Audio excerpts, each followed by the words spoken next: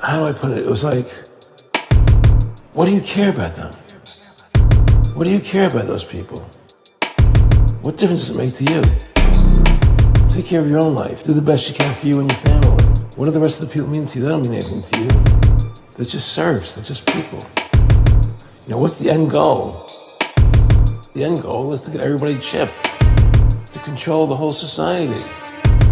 They want a one-world government controlled by them. Everybody has an RFID chip implanted in them. And if you're like me or you, and you're protesting what they're doing, they can just turn off your chip.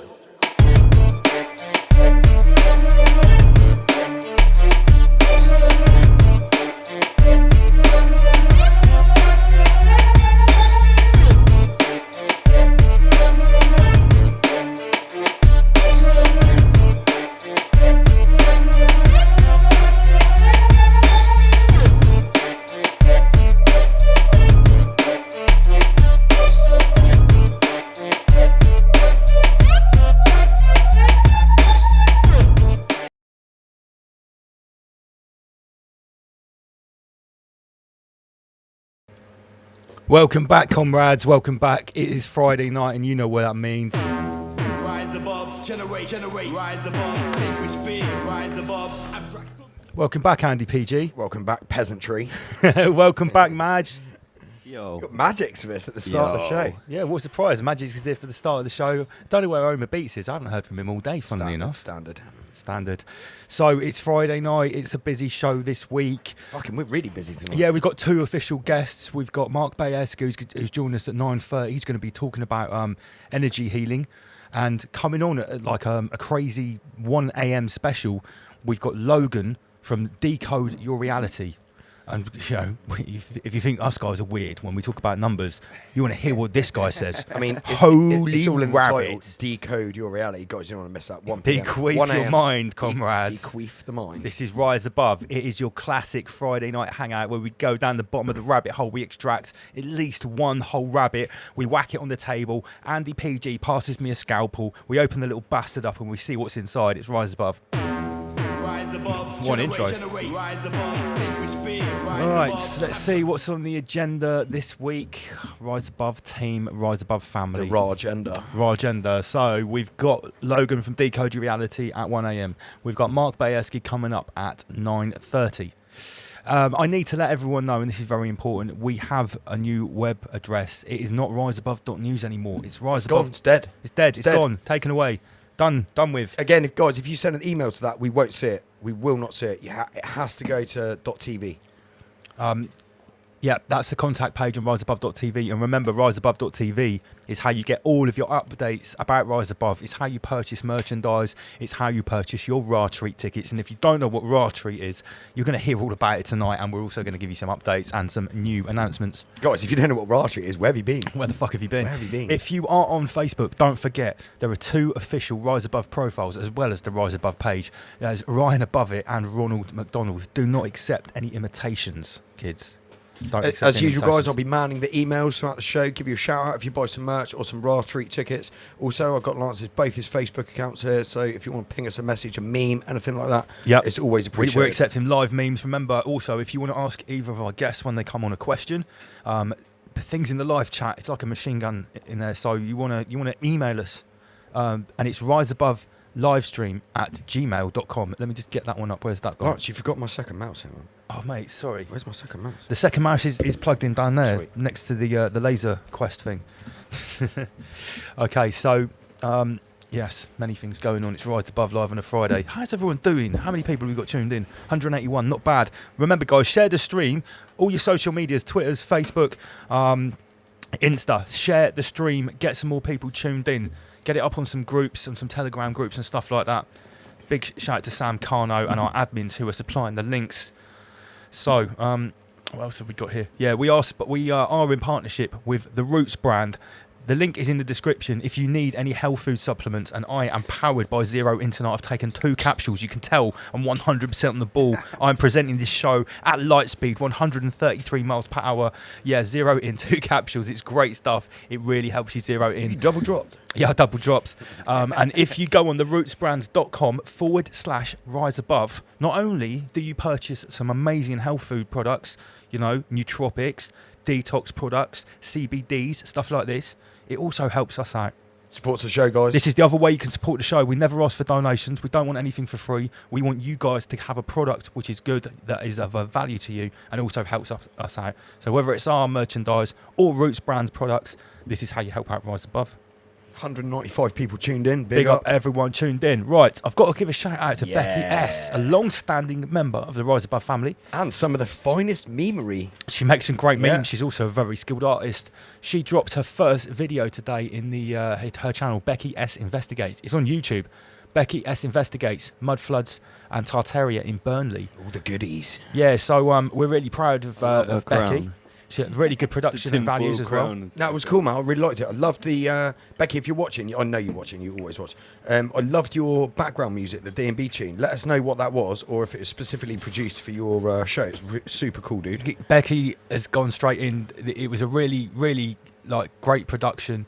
The first bite is with the eye. You know, anyone that's watched this stream knows the first bite is with the eye. Yeah, we don't only just have great information here and good chemistry because we're a little family here.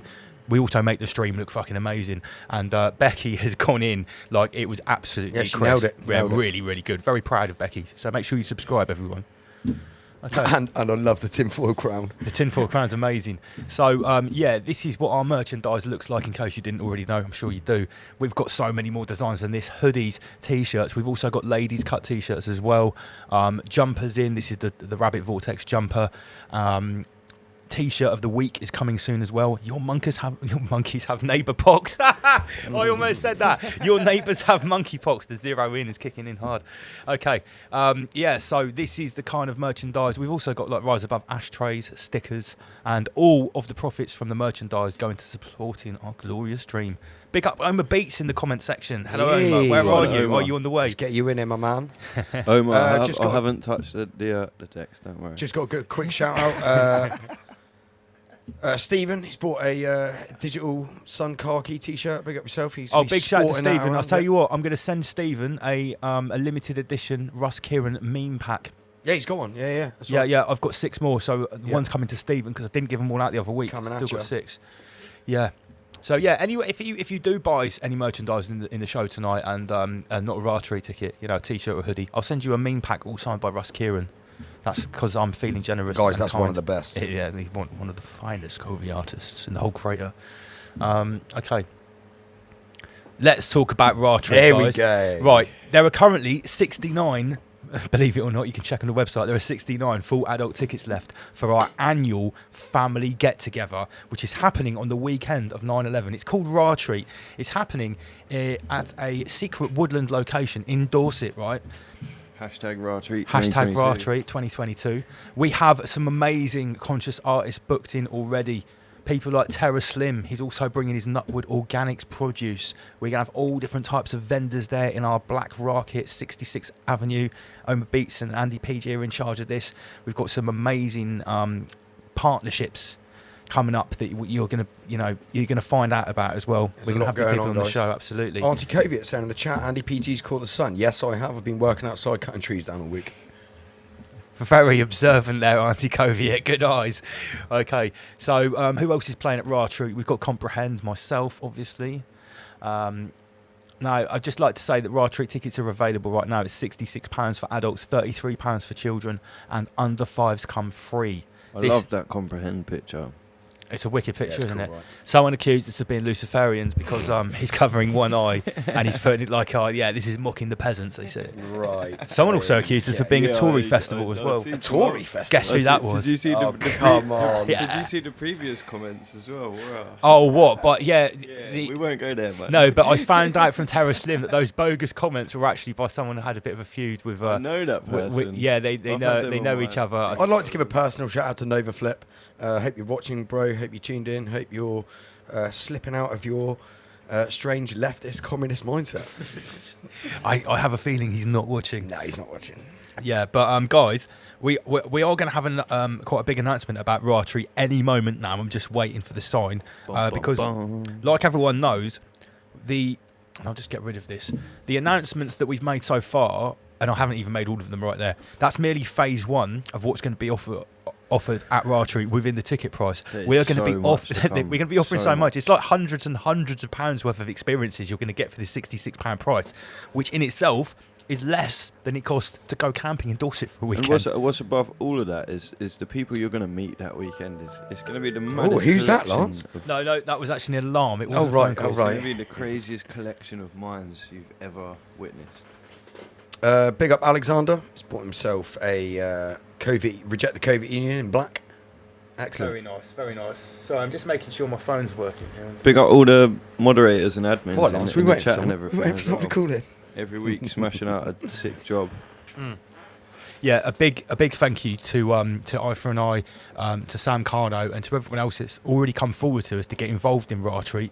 That are going to be sort of stewards, volunteers, helpers, with the build up, the setup, and obviously the clearing up as well. So a big shout to everyone. Clear up's an important one. If people want to volunteer for the clear up, we've got to leave the site as we found it, obviously. Now, I'll just talk about one of the experiences that is included in the ticket price at Ratri, which is in itself worth the ticket price. We've got Dana from Wild Wellbeing, and she's going to be providing a morning and evening ceremony to basically activate your senses and get you reconnected with nature. She uses things like cacao, sort of meditation, dance. Now, she does these ceremonies, and I think they cost like 25, 30 quid on their own. So this is a wild wellbeing forest circle she does for women. This is actually on the same site as Ratri, so you can sort of get a little vibe of what the site is like from these photos. We haven't showed any of this yet. This is the first time we've shown it. This is a picture of a nighttime fire circle. This is also included in the price of Ratri. Sure. Okay. So a massive shout out to Dana at Wild Wellbeing. And here on the left, we actually got a picture of Chloe, who's from the Woodland School. We're going to be getting her on the show in the coming weeks, and she's going to be explaining all of the extra things that are going to be on offer, like the Woodland School for the children, the apocalypse survival training that we're going to be offering. Of course, we've got Master Lee's classes. Yeah, there's so much on offer. I'm also rocking a t-shirt today. Oh right, you've got we're actually going to have 2 different foraging groups there. We've got Forage for Knowledge, and I'm going to invite someone called Bushwhacker UK. Lance, who's that just popped in the green room there? Oh, what? That's a bit weird. We've got an uninvited guest in the green room. Let me just see who that is. Let's get him on the screen. Oh my goodness! It's Mark Devlin. Is that Mark? Mark, thanks for joining us. That's a nice surprise. Well, there you go. Always nice to see a pair of proper turntables in the background there, Mark. Yeah, I clocked that. Are those Technics 1210? Of course they are. What else is he going to mix on?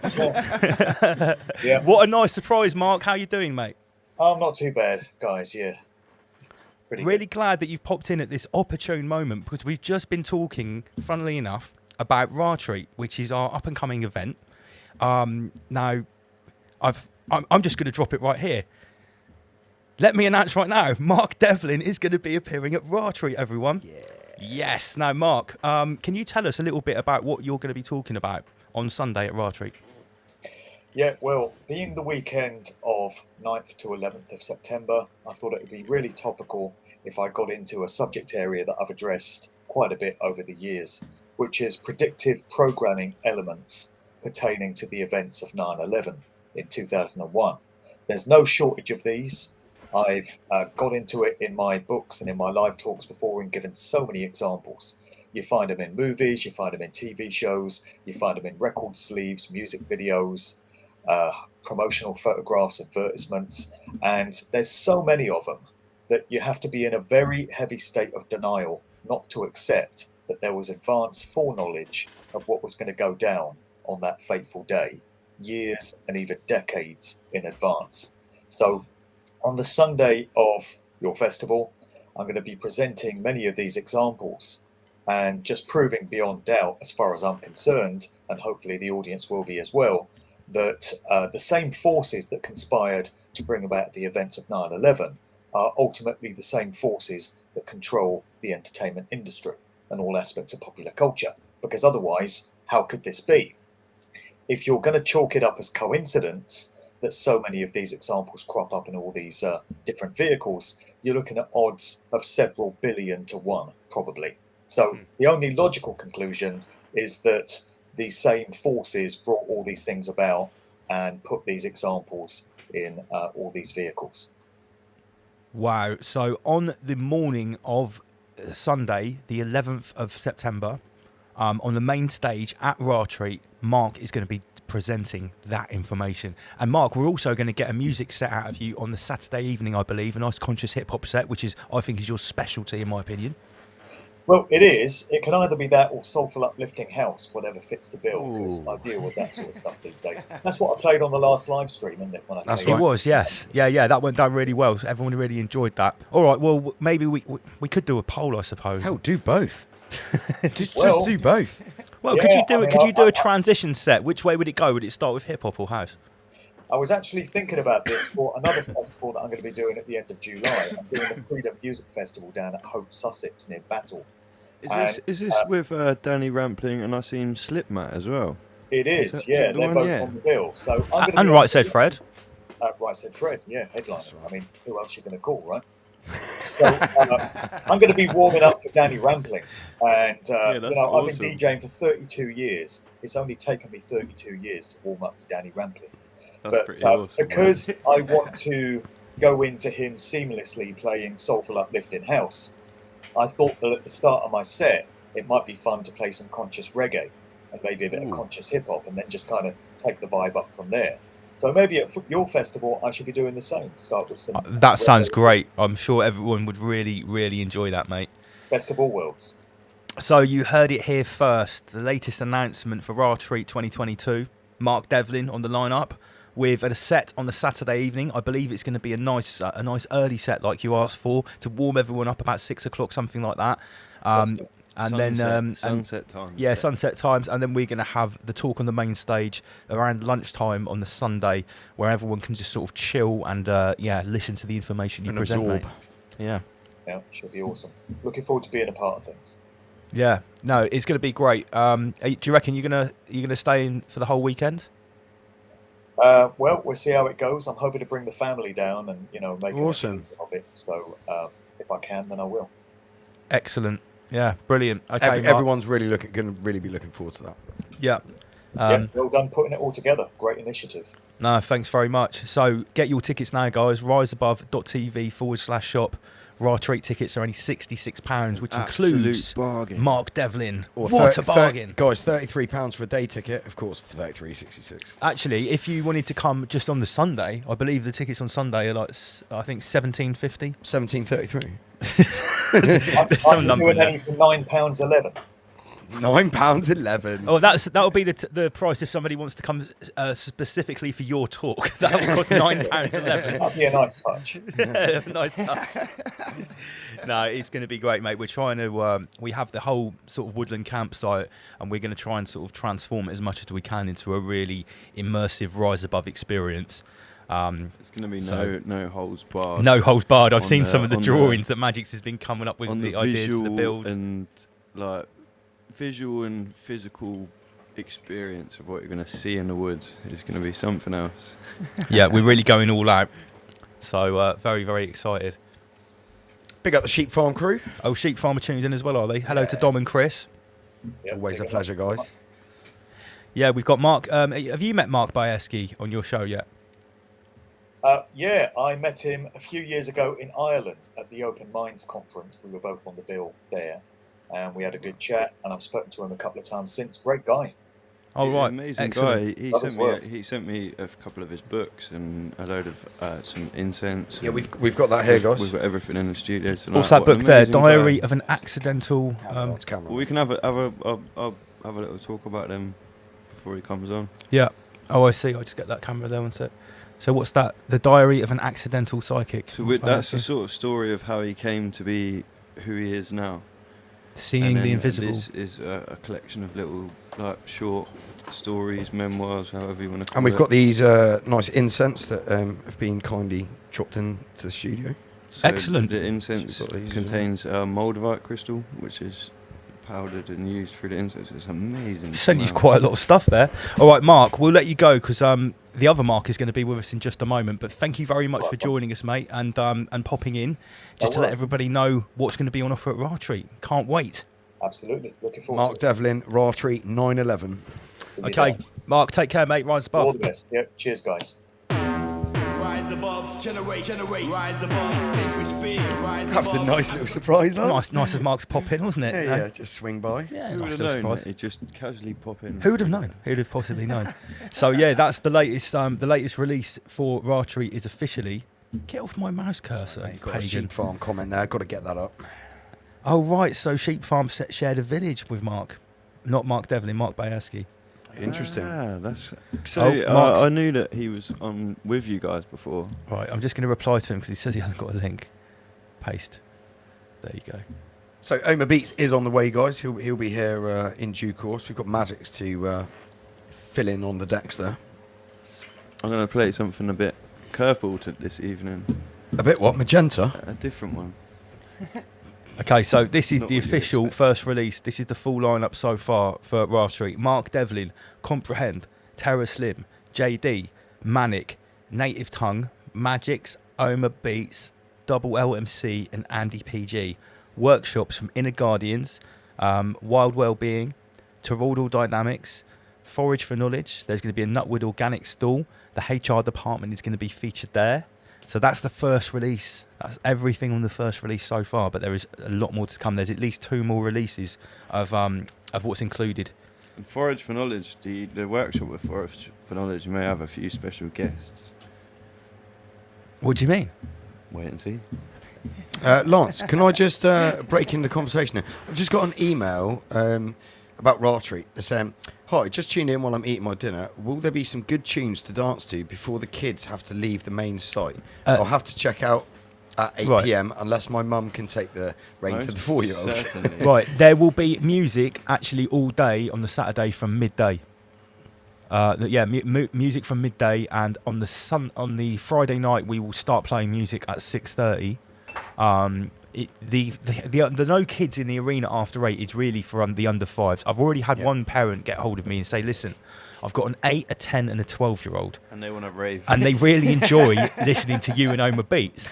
And they're very well behaved. And I'll say, listen, as long as they don't mind certain smells, or you don't mind them smelling certain smells, and you don't mind, there'll be Flashing lights. Some flashing white- lights and swear words, and they're well It's more to do behaved. with flashing lights and things. It's more to do with little kids running around. And I think any parent, So there if may they're be responsible, maybe probably people won't that let have them. had a few beverages and they might fall over and things. And There might be some wide-eyed people as well joining us at Rattree. So it's more- Yeah, if it's you're- if you- it'll be an adult. It's going to be an adult environment. So Yeah. if you have a it's kid not going that's to be strict. There's not going to be someone stood there going, "No, you may not enter."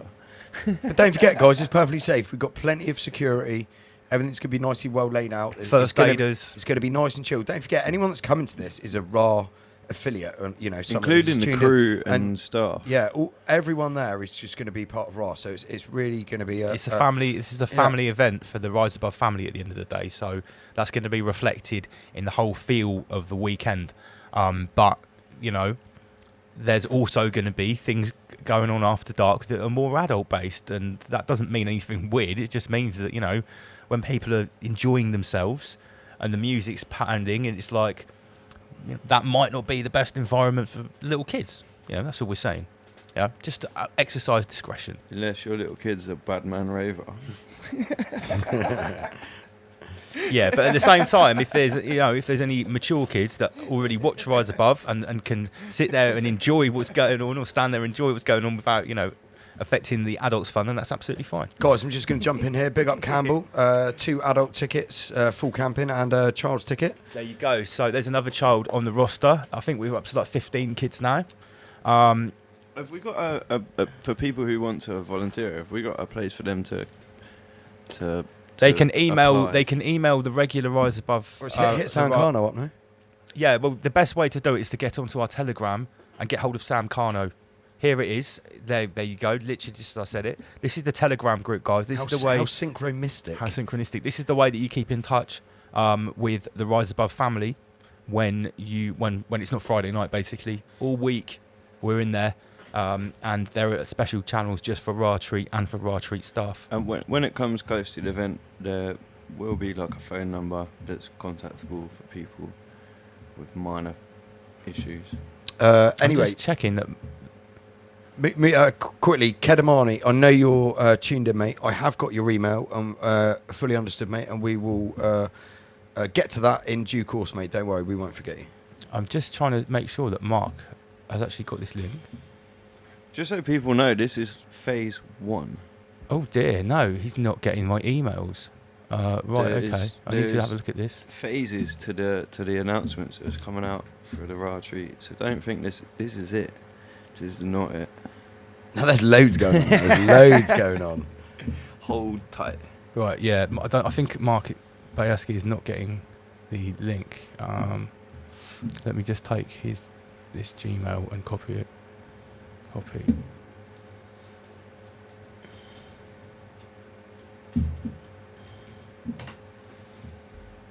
Big up, Jess Chaplin. She's tuned in. She just sent us a message saying Mark spoke so much truth and so much sense when she saw him in Yeovil a couple of weekends ago at Bushwhacker. Bushwhacker's an amazing event. So, everyone loves a bit of Mark Devlin. Right, I'm just trying to send an email to Mark Bajerski because it doesn't appear that my other email is working. So, Maddox, you're playing at Raw Treat. You got some tasty beats lined up. You going to play some of your own stuff, dude? So, yeah. Yeah. I'm not giving away anything, but I'm going to do something special. There you go, guys. Heard it here first. Very special. Homer Beats has just texted me saying who's on the decks. It's Maddox. Maddox is on the decks. He's like, who's touching my He's equipment? unplugged everything. He's moved all your scratch settings. Everything's all. Everything's gone to shit, mate. Okay. I haven't touched anything, bro. It looks like we have our guest Mark in the green room. Mark, can you give me a thumbs up if you're ready to join us? Oh, he's giving me a thumbs up, so let me just get rid of the screen. Okay, let me just give this guy a proper introduction because I need to find the appropriate slide. Where have we gone here? Okay, so he was supposed to come on last week, sadly couldn't make it, but we've got him for an hour. International healer. The Pure Energy Healing Academy is his outfit here. I would like to welcome our special guest, Mark Bajerski. Mark, welcome to Rise Above. Hi, can you hear me? Loud and clear, brother. Sounds perfect. How are you doing? Absolutely amazing. I was a bit panicking, thinking am I going to be able to get on or not because of modern technology. And if you're a healer and you work with energy, well, as many of you guys probably know, it can interfere with the electric of the computers, and sometimes it messes everything up. But I'm glad to be on, guys. I really am. Awesome. Nice to have you here, Mark. We I have just say, lovely mate, that Mark. is a striking T-shirt you're wearing, sir. I love your every video you do. You have some awesome T-shirts. May I just say that before we get any further? Yeah, I'll be known for that on my gravestone. Is that Ganesh on your T-shirt, the elephant god?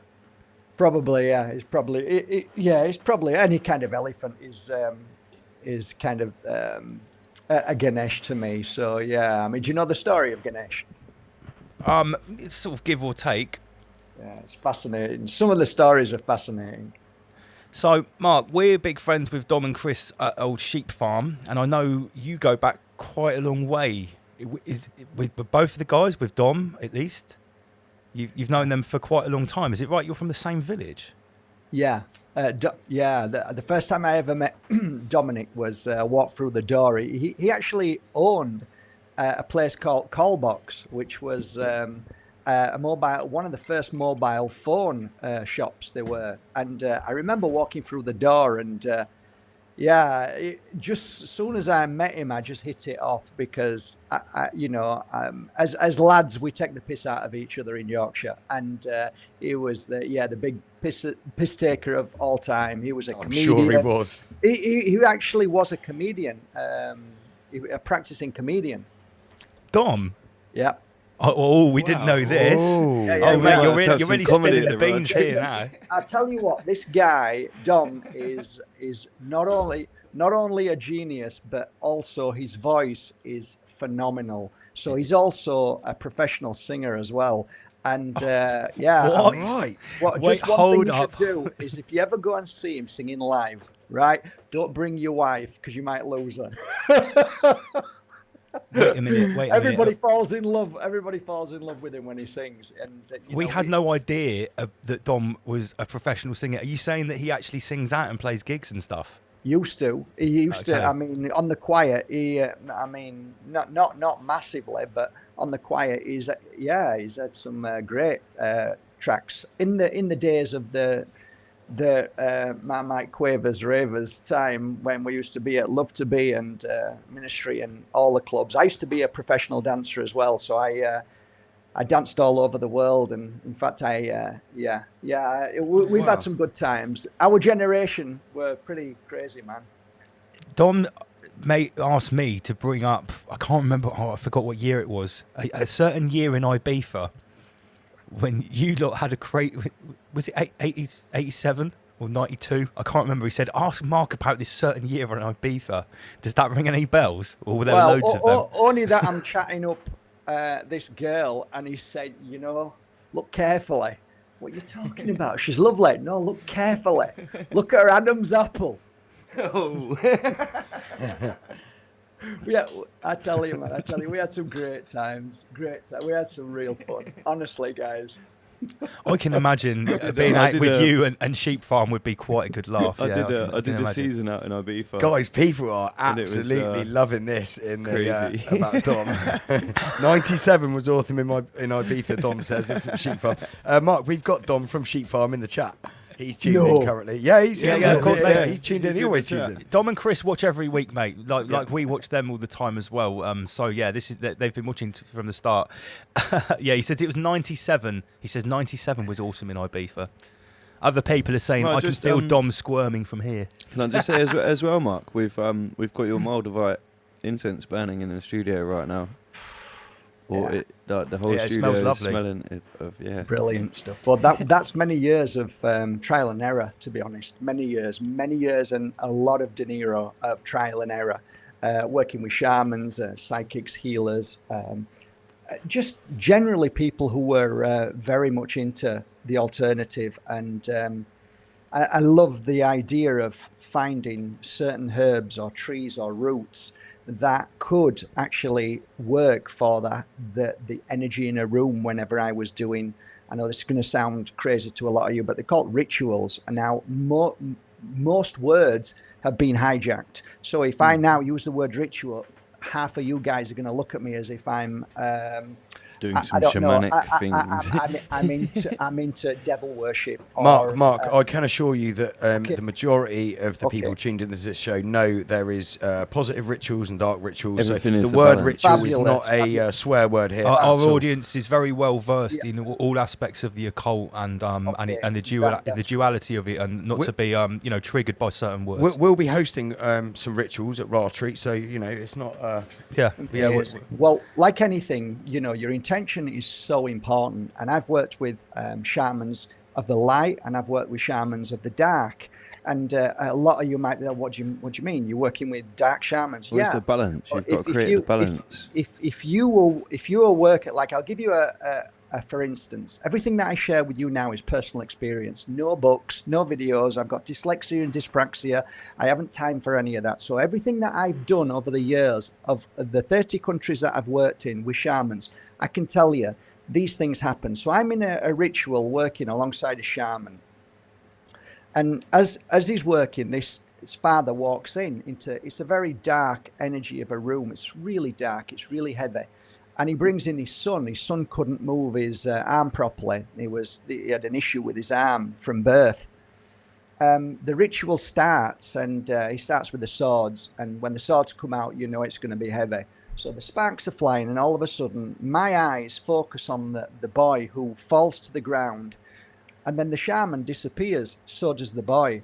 I'm stood back in awe, wondering what's going on. About 5 minutes later, the boy appears, and so does the shaman. In the darkness, they appear again. The boy gets up and moves his arm.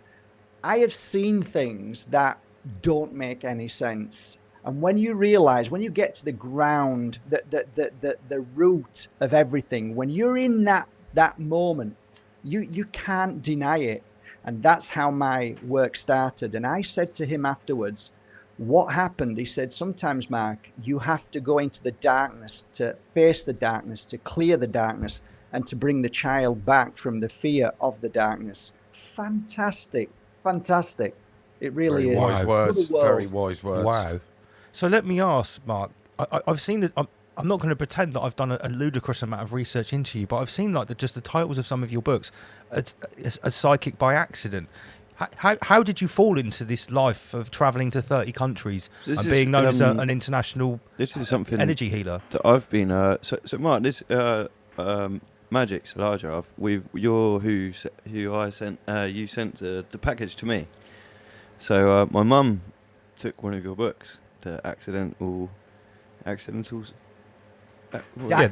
Psychic. Diary of an Accidental Psychic. So my mum stole that book the day it turned up, and she's had it in her camper van, and she's disappeared off, and she's read it all.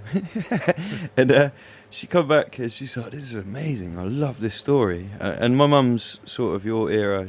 So we were part of the hippie convoy in the 90s, and we lived on the buses and stuff.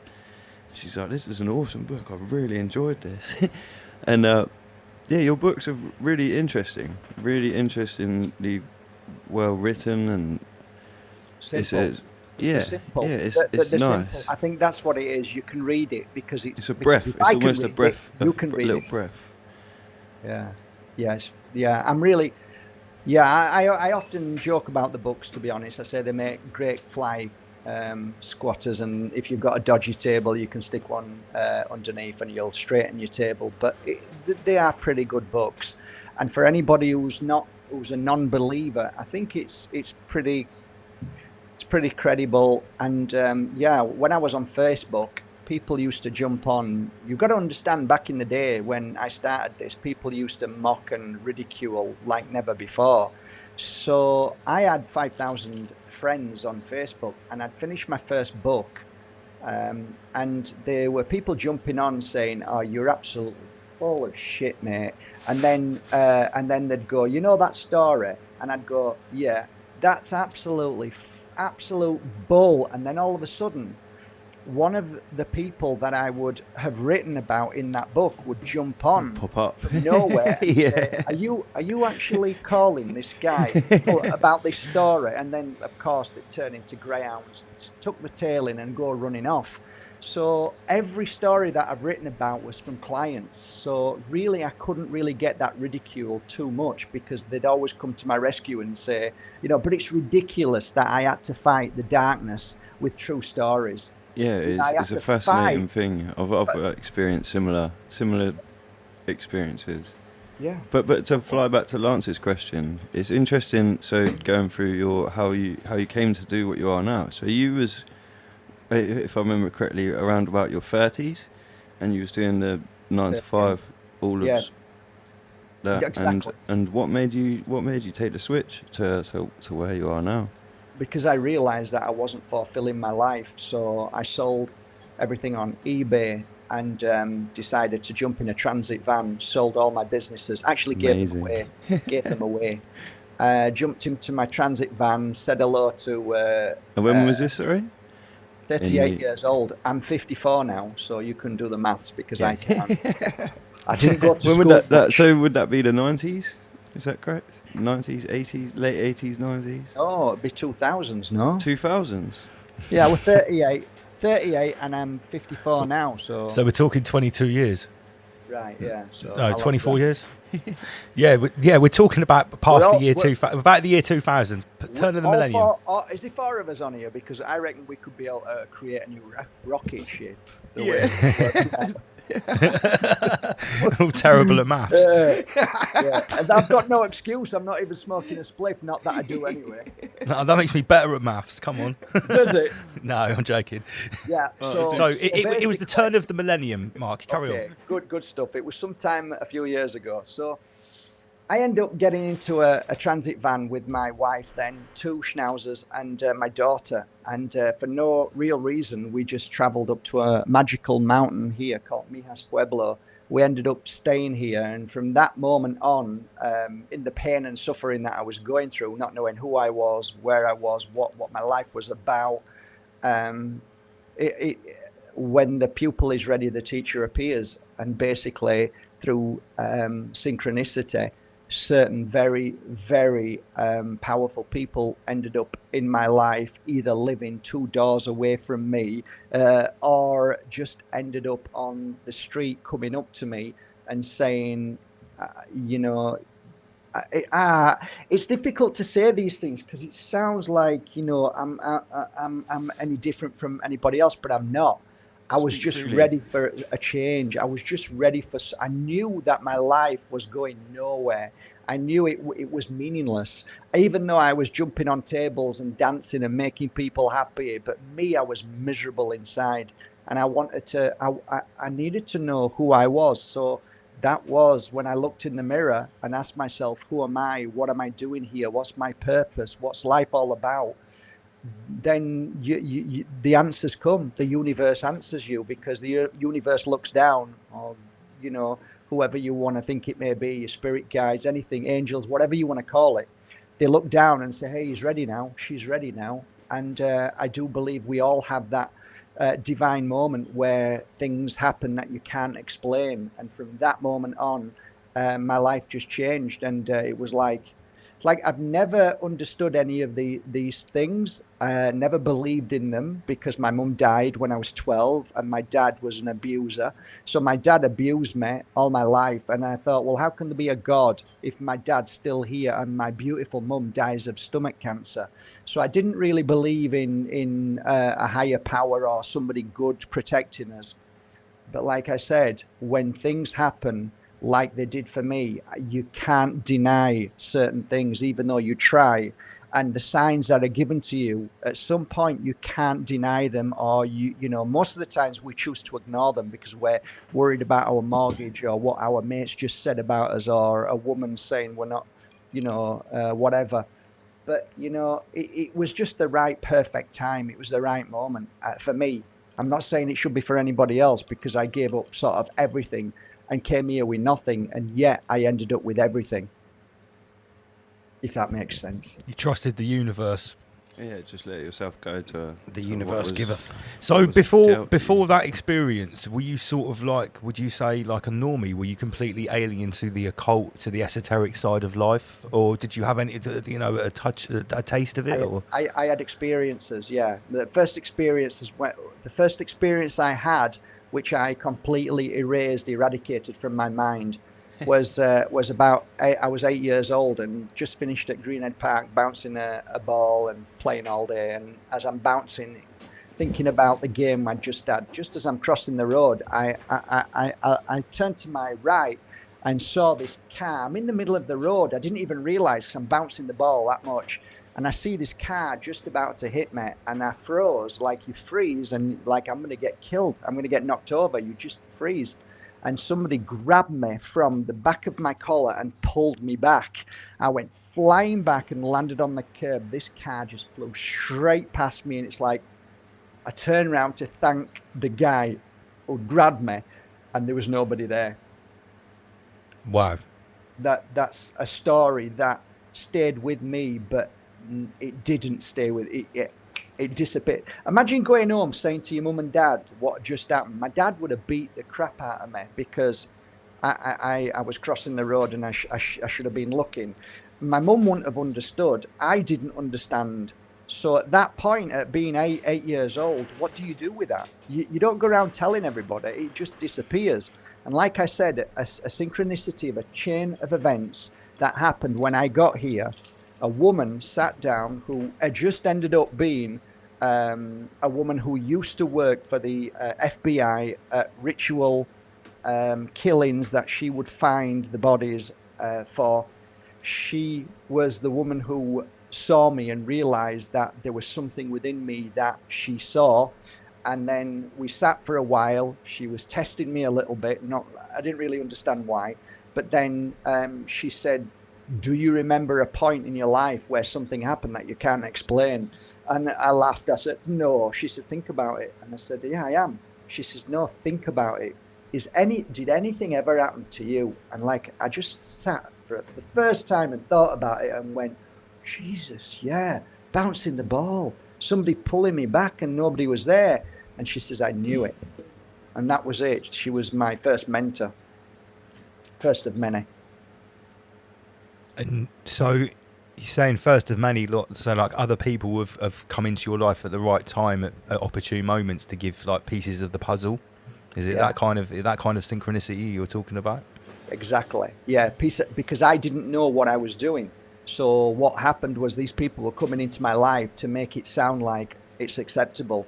Mark, no, don't worry, that's acceptable. This is normal. Let me explain why. So what I was getting was confirmation of everything that I did thereafter that was being confirmed, so I wasn't going crazy in my head. Because, you know, imagine at home, right? You're going through all this new crazy stuff, right? And all of a sudden you go to bed with your wife, and then next minute, your wife jumps up out of bed and said, what was that? I jump up out of bed, said, what was what? And then the side table moved across the room. It just moved on its own. This is when it all first started. So I looked at her, she looked at me, and we went back to sleep. There was no fear, no worry. We just went back to sleep. And all of these synchronicities, all of these things that were happening were not just like once a week. It was every day. It was constant. It was like, and I realize now the reason why all of these amazing things happened was because I'm so stubborn and I'm such a non-believer back then that I needed all of those signs to wake up. And I needed people in my life to say, it's okay, Matt. This is normal. This is energy. This is what we can do. This is spirit. This is spirit trapped in between two worlds. These are entities. This is this. So I had to learn all of these things. Sounds like you're really chucked in at the deep end. Totally. Totally. But, you know, when you look at the book, Diary of an Accidental Psychic, there's a reason why I called it an accidental, why I put that word in. That because you often hear people saying, oh, I was born with this gift. Like, yeah, we're all born with a gift, mate, all of us. It's just whether we choose to use that intuition or those gifts. So I wanted it, so I didn't want ego in my books. Seeing the invisible.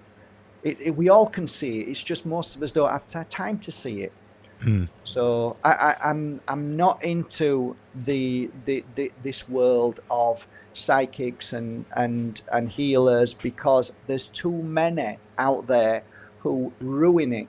So I keep myself to myself. And even today I got pulled in to that kind of scenario of getting involved in other people, and I had to slap myself and say, stop. You know, so many people try to pull me into their spiritual groups and stuff like that. And it's for me, I love humanity on an individual level. I can talk to you guys on an individual level, and you guys are going to be amazing. But if you get a group of 10 or 20 or 30 or 100 people together, they just turn into imbeciles. They turn into egoistic crazies. So I've spent most of my life from 38 till now being on my own and working on my own because it's the safest place. Yeah, I've sort of witnessed firsthand what you're talking about happen before my eyes, actually. So, yeah, I'm totally with you there. Talk to me about this this International Healer of Hearts title and the remote healing that you've been known for. How does this work? That's a bit embarrassing, really, but yeah, I guess I kept it because Arlene, who was one of the girls who works alongside me for many years, she gets maybe between 10 and 100 messages a day that says thank you for the work that I participated in. Remember, the work is not me. I'm just a conduit for what I believe is another world that is filled with love and healing. So healer of hearts was said a few times. You've healed my heart, and I've said no, you've healed your heart. So yeah, kind of a bit embarrassed about that particular. Well, you come with very high acclaim, so I don't really think you should be embarrassed about it, mate. But I don't like I don't particularly like saying it's me because it isn't. Because that would then make it sound like I am better or more important than others. I do understand to a degree where my partner has been really kind to me, and she's always encouraged me and said, "Look, Mark, how many hours have you spent healing people on an individual level?" And we worked it out over the years because I was a full-time healer for 12 years, full-time, every day, Sunday included. So we worked it out well over 10,000 to 20,000 hours. Well, there is a book out there that discuss being a master. And being a master means like a football player. If you end up being a master karate or jiu-jitsu, whatever, it basically means you've put over 10,000 hours into the 10,000 hours, I've heard this, yeah. Right? So then you become a master. I don't particularly like the word master, but I do accept the fact that I have respect for people who have put a lot of hours into what they do. And unfortunately, my field of work, many people only just say, "Oh yeah, I'm a healer." And then when you ask them, "Well, how many people do you heal a day?" "Oh, well, I haven't done a healing session for a couple of months." Well, you're not really a healer then. I totally sorry to interrupt you there. I totally get what you mean about you don't like the term master. Maybe you should use the term expert. If you've done 10,000 hours at healing one-to-one, then I would say you're pretty much an expert in your field. I can have any conversation with any healer. I can talk to any scientist about energy comfortably, very comfortably, and I don't feel as if I'm out of my depth at all. Right. So awesome. that makes me feel good, because if I talk about another subject that I'm way out of my depth, then I don't really want to talk about it, because sure. I'm more about experience than anything. That's where my comfort zones, I'm quite interested in this remote energy healing that I've heard about. Now, please tell me if I'm out of turn, but we've got a viewer of the show who's in a very bad way. Mm-hmm. His name's Stephen, or Yogi33, and in the last week he's actually been involved in a very serious fire. He's in a coma, or is under sedation at the moment, and has been having all types of skin grafts. Sort of a member of our little family, our community here, and I was wondering, could you send some healing vibes his way if I was to put a picture of him on the screen? Yeah. Would that be possible? Yeah, I've got a healing book here that he's already in, and I've been doing healing for the past couple of days now. So yeah, first of all, if we're going to touch this subject, first of all, I think what everybody needs to do is, first of all, how do I put this? It's not being unkind, but it's actually being kind by way of, first of all, don't see that person in a coma. You've got to see them well. You've got to see them up. You've got to see them happy. You've got to see them skipping. You've got to see them in a way that you want them to be. Because if not, if you're putting the vibe out and saying that they're in a coma, right? One of the things that I learned very quickly is that one of my clients many years ago called me up and said, "My daughter's in a coma." And I said, "Who have you called?" She said, "Everybody." I said, "Call them back now and tell everybody to see your daughter well up and happy and joking and laughing and skipping. Do that before you call me." As soon as she did that, she called me back. So we started doing the healing work. Within 2 days, she was fine. She was up. She was out of the coma. So without even realizing, we have the power, the energy to actually keep people suspended in a certain state if we see them that way. So the first thing I would say to everybody is, you see that person well and happy. You see them happy. You see them healed. So the healing work's being done. So right at this moment, if you're to ask me to send healing to this person, then there's a reason for that. And that reason is that we have together the ability to help this soul heal from whatever they're going through right now. Therefore, the healing work's already been done. So what we need to do now is just go through the process. So we see this person as you show me a photo of them or an image. So I see that person, and I presume that person's on the screen right now. The guy with a hat on, right? Yes, that's Stephen. That's Okay. Yogi33. So if you all want to work with me now for a few minutes, we can do this together. Okay, so got over 300 people tuned in. All right, guys, 300 people. This could make a massive impact instantly. So what I want you all to do is focus on this beautiful soul and look at him. Look at his face. Look at his eyes. Look at his mouth. Look at his nose. Look at his ears. Look at every part of his body. Then look at his chest. Look at his neck. Just look at him and keep focused on him. Look at his face and draw that face in your mind's eye, because in a second, you're now going to close your eyes and you are going to sit this beautiful soul down in front of you in a seat. So I'd like you to do that now. Close your eyes and see this beautiful man take his hand off his partner and sit down in his seat. His partner's moved to one side, and now what you're going to do is you're going to go over to him, and he's looking at you now, smiling, and you're smiling back. And now you're going to take one of those hands of your hands and you're going to put one of those hands on his chest, and you're going to hold the other hand out and you're going to call for energy of healing.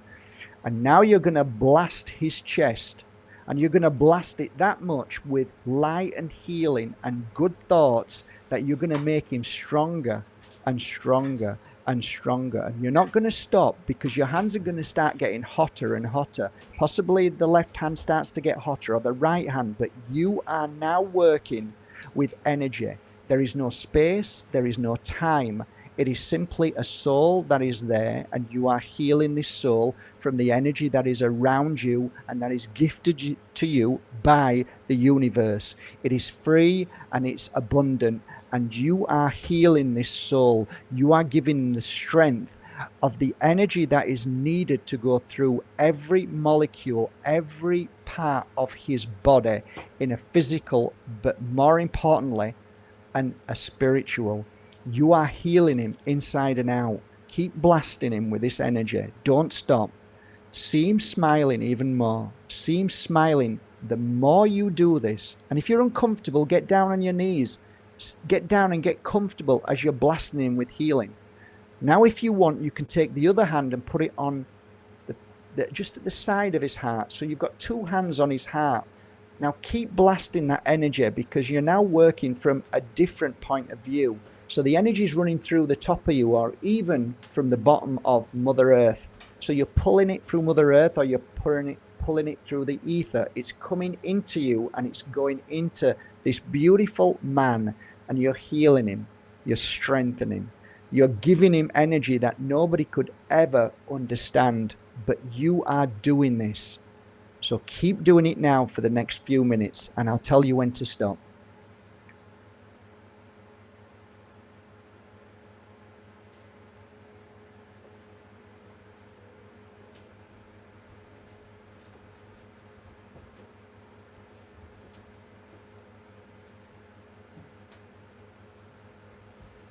Breathe in through the nose and blow out through the mouth as you do this.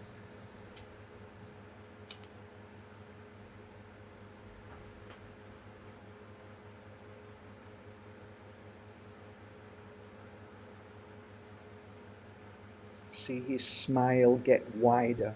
See his energy get stronger.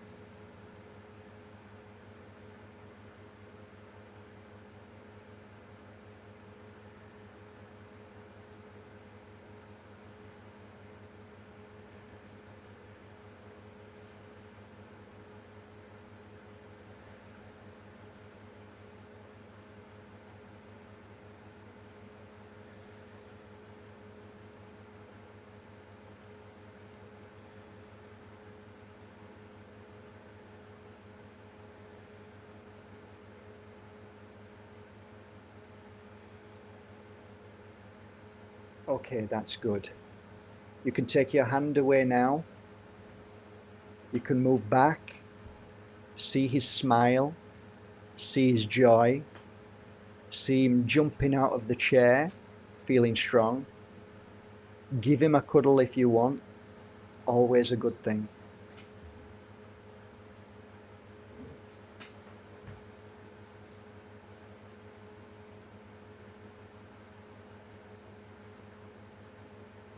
And then say goodbye and move back into your body and open your eyes.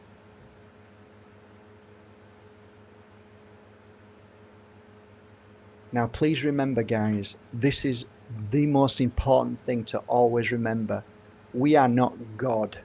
We do not have the ability to make the change in somebody's life if their path is their path. We can only help people as far as their healing path allows us. That's as much as we can do. We cannot take the responsibility for whatever happens to any of us, me, you, but what we can do is give our love and healing to those in this way that in my 20 years of working has made a massive impact in people's lives, and it's helped tremendously. So what you participated in there was an absent healing, and I thank you for doing that with me. No, Mark, thank you very much. That was very touching. I don't know if anybody else felt one of their hands heating up before the other one. I know I did. My right hand started heating up first in the middle of that. That was very, very powerful. So yeah, we can do what we can. Like Mark says, we can send as much good energy towards Steve and towards Josie. Thoughts are with all of his friends and family, and we all hope and wish for a very speedy recovery. Absolutely. No. That was awesome. Yeah, that was awesome. Thank you very much, Mark. Much appreciated. Yeah, and I'm just looking at some of the comments here in the live chat, saying that was very powerful. Some people saying their right hand, some saying their left hand started to heat up first. Just remember, guys, if anything is complicated, it's normally because somebody's trying to sell you something. Everything in life is simple, but the darkness complicates it. So if it's simple, we've been brainwashed to believe that it doesn't work, that it's not good enough, that we need to study something for 100 years for it to be credible. Whereas in actual fact, the simplest things in life, the easiest things are the most powerful. Don't ever forget that. Don't ever let somebody tell you any different. Yeah, we are much more powerful than we've been led to believe. Absolutely. And I can tell just here by the comment section again, you know, a lot of people were obviously moved quite a lot by that. Maybe they'd never had an experience like that before, and they've just had it for the first time live on this show. I felt very moved, and for sure I felt my hands heating up. That was really quite powerful. Just keep doing it. Just keep doing it. Keep doing it. You know, just keep doing it. That's Do you it. think, Mark, at another time in distant or not too distant history, we had these powers which are innately part of our structure that seem to have been switched off in some people, or at least we're told they're switched off? Do you think there might have been a time when they were more accessible to us? Oh, without a doubt. Without a doubt. There's so many people that I've met in this world who talk about family ancestors and the ancient ways of how we used to live. The healers, most of the healers were actually women, to be honest, because their senses are far more stronger than ours. They smell things where we're going, what are you talking about? You know, they've got a great sense of smell and great sense of Mother Earth. They understand how Mother Earth is a healer. They understand what to feed their child and what not to. But like the darkness, the system is such a powerful entity that it's basically shut down all our senses. It's shut down everything. It's hijacked everything. And when you enter into the world of this kind of understanding of seeing things for the first time, like I did, you know, like the first time you walk into a supermarket and you're 38 years old and you realize that there's nothing on any of the shelves which are food. It's those bomb drop moments where you realize that we've all been hijacked completely. Everything, Mark. Everything has been infiltrated and being used in some way. And the thing is, half the people that work in these institutions and industries and everything, which essentially governs everyone's lives, they half of them don't, or the vast majority of them don't even know they're being used as puppets. one way or another, especially with the police and military. Yeah, That's the absolute worst. We want to believe that they do, but the awful and simple fact is that they're clueless. Yeah. It's true. It's true. It's, you know, I used to read for a lot of scientists. I used to read for a lot of policemen, and they're clueless, absolutely clueless, because they've been brainwashed, as all of us did. I've studied cult techniques in depth, like really in depth, and all of these people in these institutions, police and military, it's all cult techniques. They are literally indoctrinated with actual cult techniques. And that's why they're segregated from the rest of society. And fucking, that must be horrible for them when they look in the mirror when they're all alone at night. Yeah, I mean, that again, like anything else, we all have our awakening. We all have our moment of self-realization, for sure. But then that's our own journey. We can't force it. We can't push it. We can't tell people what to think, what to believe. You know, it doesn't matter what you do. You can take a horse to water, but it's an individual thing. And I think as you get older, you start to, I guess, lose your energy a little bit, and realize, you know what, people are what people are and what they do, and there's not much you can do until they're ready to awaken. So Sure. Yeah, there's no forcing an awakening. You can't force it. No, absolutely not. I always said, you know, you can offer someone a glass of water to help wash down the red pill. But at the end of the day, if they don't want your glass of water, they'll end up taking it dry anyway. I've just got to let you know, we have a big thing with memes on this show, and we sort of like talk about mimetic magic and sorcery quite a lot. Since you've dropped the bomb about Dom from Sheep Farm being a singer, someone watching has just come up with this. Can you see that? Big up Dom from Sheep Farm. Rise and Shine, Jake, is one of our top mimetic magi, right? And he's just conjured this one up. We've got an event coming up in September, a camping weekend for our viewers, Mark. It's called Ra Treats, because, you know, Rise Above Ra. And apparently now Dom Jones is going to be appearing at Ra Treat. You've heard it first. In live time, Mark, in the time that you've tuned in, this has been coined. I feel really bad now. I wish I No, had said please No, it's don't. fantastic. Please don't. Big up Dom Jones. Yeah, big up Dom Jones. I tell you what, his voice in his singing is incredible. He's such a good singer. I can't wait to hear him. And yeah, for everyone that's asking, we have invited Dom and Chris to the weekend, and as far as I know, they said they're coming. We want them to have a little sheep farm stall so you can sort of sit down there and have a chat with them. And obviously Chris will be slinging some of his ashtrays. He must be. And Mark, are you in the UK or are you overseas? Yeah, I live in Spain. I've lived in Spain right. for 20 years on the Costa del Sol. Very nice. Yeah, so it's very hot here. It's very hot. It's quite hot here today. Yeah, it's very hot We're it's 33 degrees, I think. Really? Yeah, something like that. 33.3. 33.3 degrees. Yeah, No, it's an absolutely scorching. We're down on the south coast in Poole. It was absolute El Scorchio today. Mate, it's really, hotter really in the hot. forest. Oh yeah, it's better. Yeah, absolutely. It's going to be hotter in the absolutely forest. scorching where I live in the forest. Wow, brilliant. I mean, I love a bit of hot weather. That's why I'm a sun chaser. I'm a sun gazer. I'm a sun seeker. Because Sun worshipper. Yeah, because it's as we that all kind should of, be. you know, yeah, we should. Unfortunately, most of us worship things that we don't even realize we're worshiping these days. False Yeah, gods. no, funny you should say that. No, the current situation that we're all facing at the moment, I don't want to sort of talk about the nitty gritty of it, but let's talk about the spiritual aspect and what's being done to people, especially in the last 2 years. Have you seen an increase of people needing healing from the psychological attack that they've been under? Well, this is a really interesting subject. One of the most fascinating things that ever happened to me, and many things did, was a lady that many years ago came to see me, and a lot of people used to come to see me about a dog or a cat or my dog's gone missing, and I'm not really into that, but some people would come and say, my member of family's gone missing, is there any chance you can help and have a look? And sometimes I'd say, oh yeah, the cat's next to a green bin with another black and white cat, and then the following day they might say, oh, we found the cat, it was next to a green bin with it. Okay, so this kind of does work then. Okay, but then I got like, where's my keys? I lost my keys, and I was like, oh, this is pathetic. I'm not doing this no more. Right, so I stopped doing it, but there was one really interesting thing that happened to me that still to this day fascinates me in my thought. And it was a lady who came to see me who worked for a company called CERN. Have you ever heard of CERN?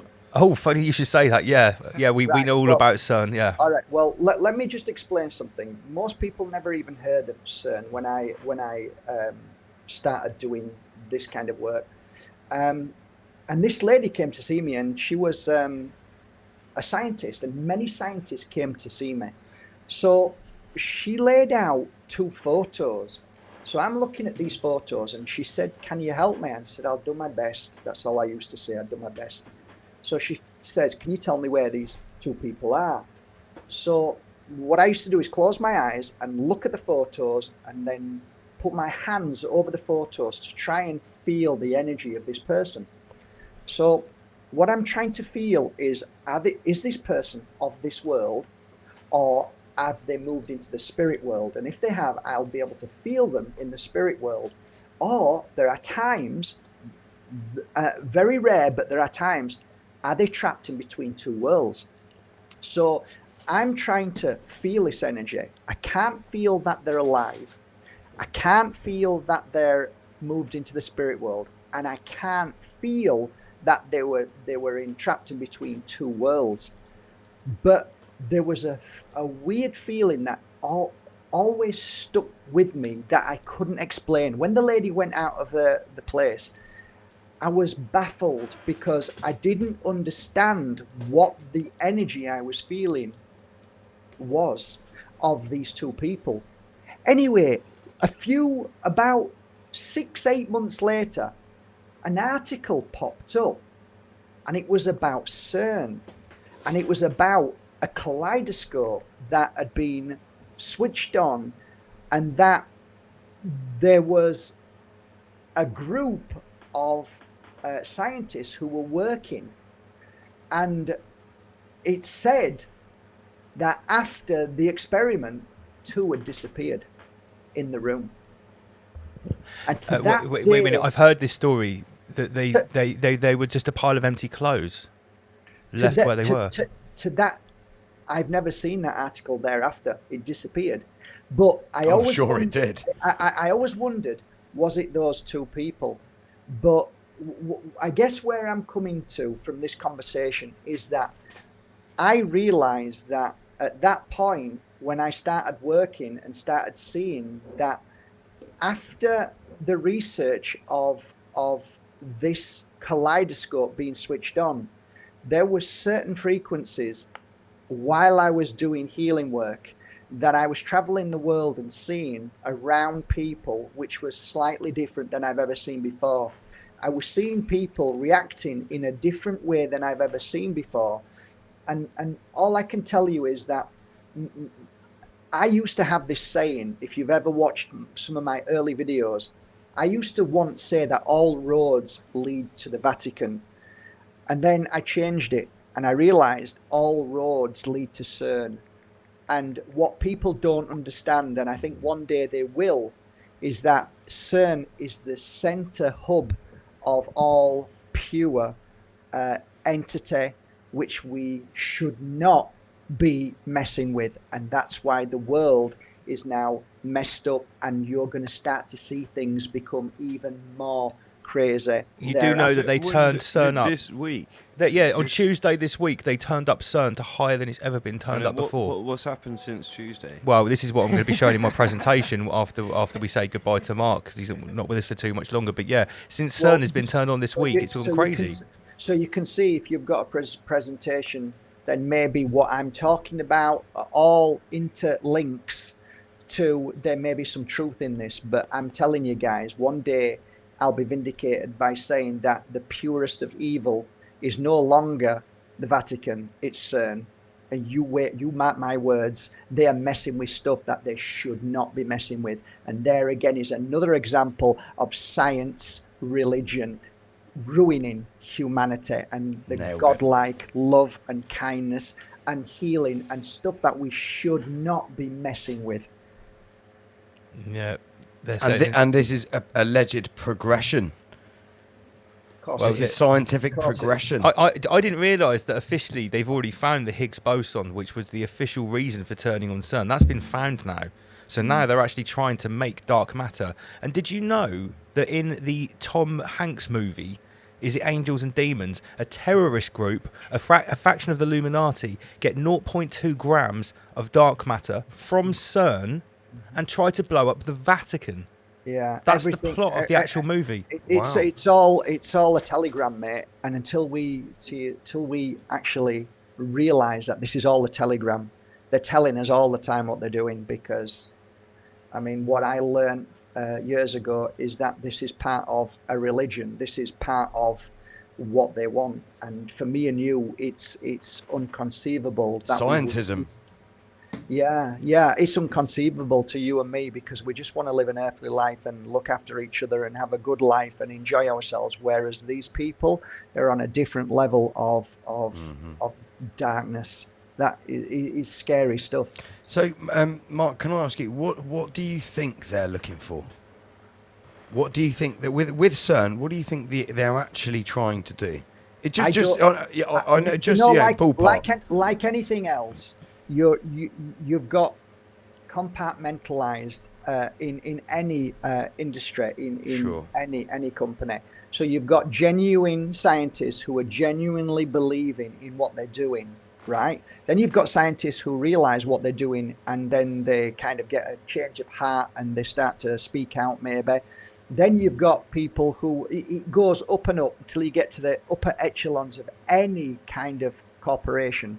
And at the top of any corporation, the very top, they're the ones that basically want to change this cosmos. They don't want what they have. They want to change it.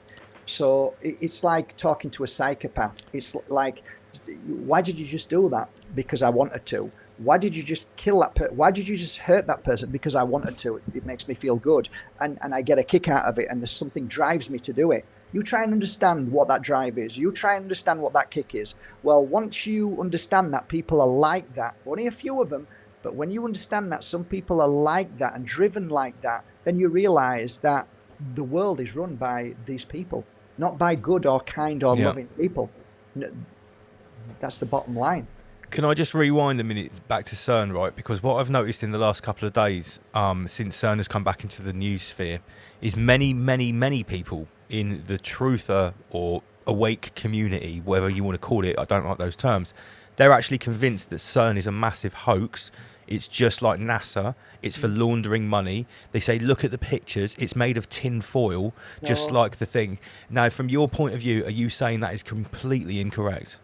I am 100%, because I read for at least 4 scientists who work there. So, no, sorry. So what you're saying is not only do you feel from your intuition that it's a seriously evil operation, because you've actually done readings for people that work there, and they were totally off the scale, like nothing you've seen before. Well, I didn't tell you all the stories, but one of the stories was one particular. I read for 2 ladies who worked there. One of the ladies that I read for had genuine concerns, and I could see it in her demeanor, in everything about her. And she left. She worked there and then left. She couldn't cope being there anymore because of the things that she was seeing, politics and all the other things that were going on. So it was a genuine working environment where she worked, and they were genuinely looking at particle and all of the other stuff that there's so many things. Were many of them having like supernatural, paranormal experiences? Loads of them were getting paranormal experiences. That's why they came to me.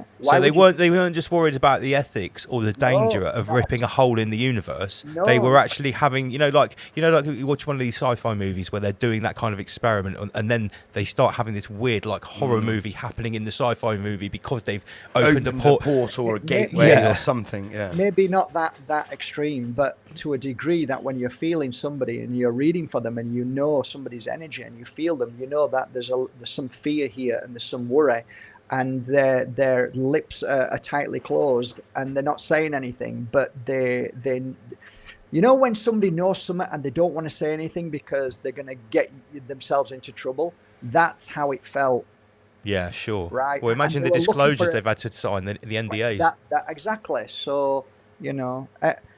Anyway, it will be revealed in as and when, if it's meant to. If it's not, then it continues, and our path, our journey as spiritual beings have to get even stronger. We have to look after ourselves.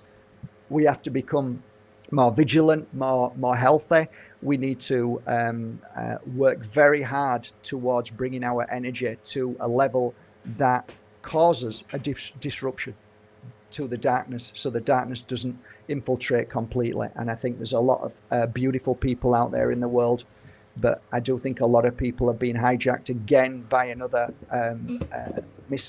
misleading poison that has caused great harm to people, or will do. So it's a never-ending battle, and if you can't see what's going on now, then it might be a bit too late. You're probably already a victim of it. That's what I say. I mean, it's sad to say, if you haven't worked it out by now, if you're not at least questioning everything, then it's probably, the chances are you might have already done yourself in, or you thought you were helping yourself. You know, I know that you're fully versed in what you can and can't say on YouTube, so I don't need to give you the lowdown about code words for the older special serum and stuff like that. I sometimes forget, but yeah, you're right. It's just, if anyone says the V word, we digitally slap them around the face around here, Mark.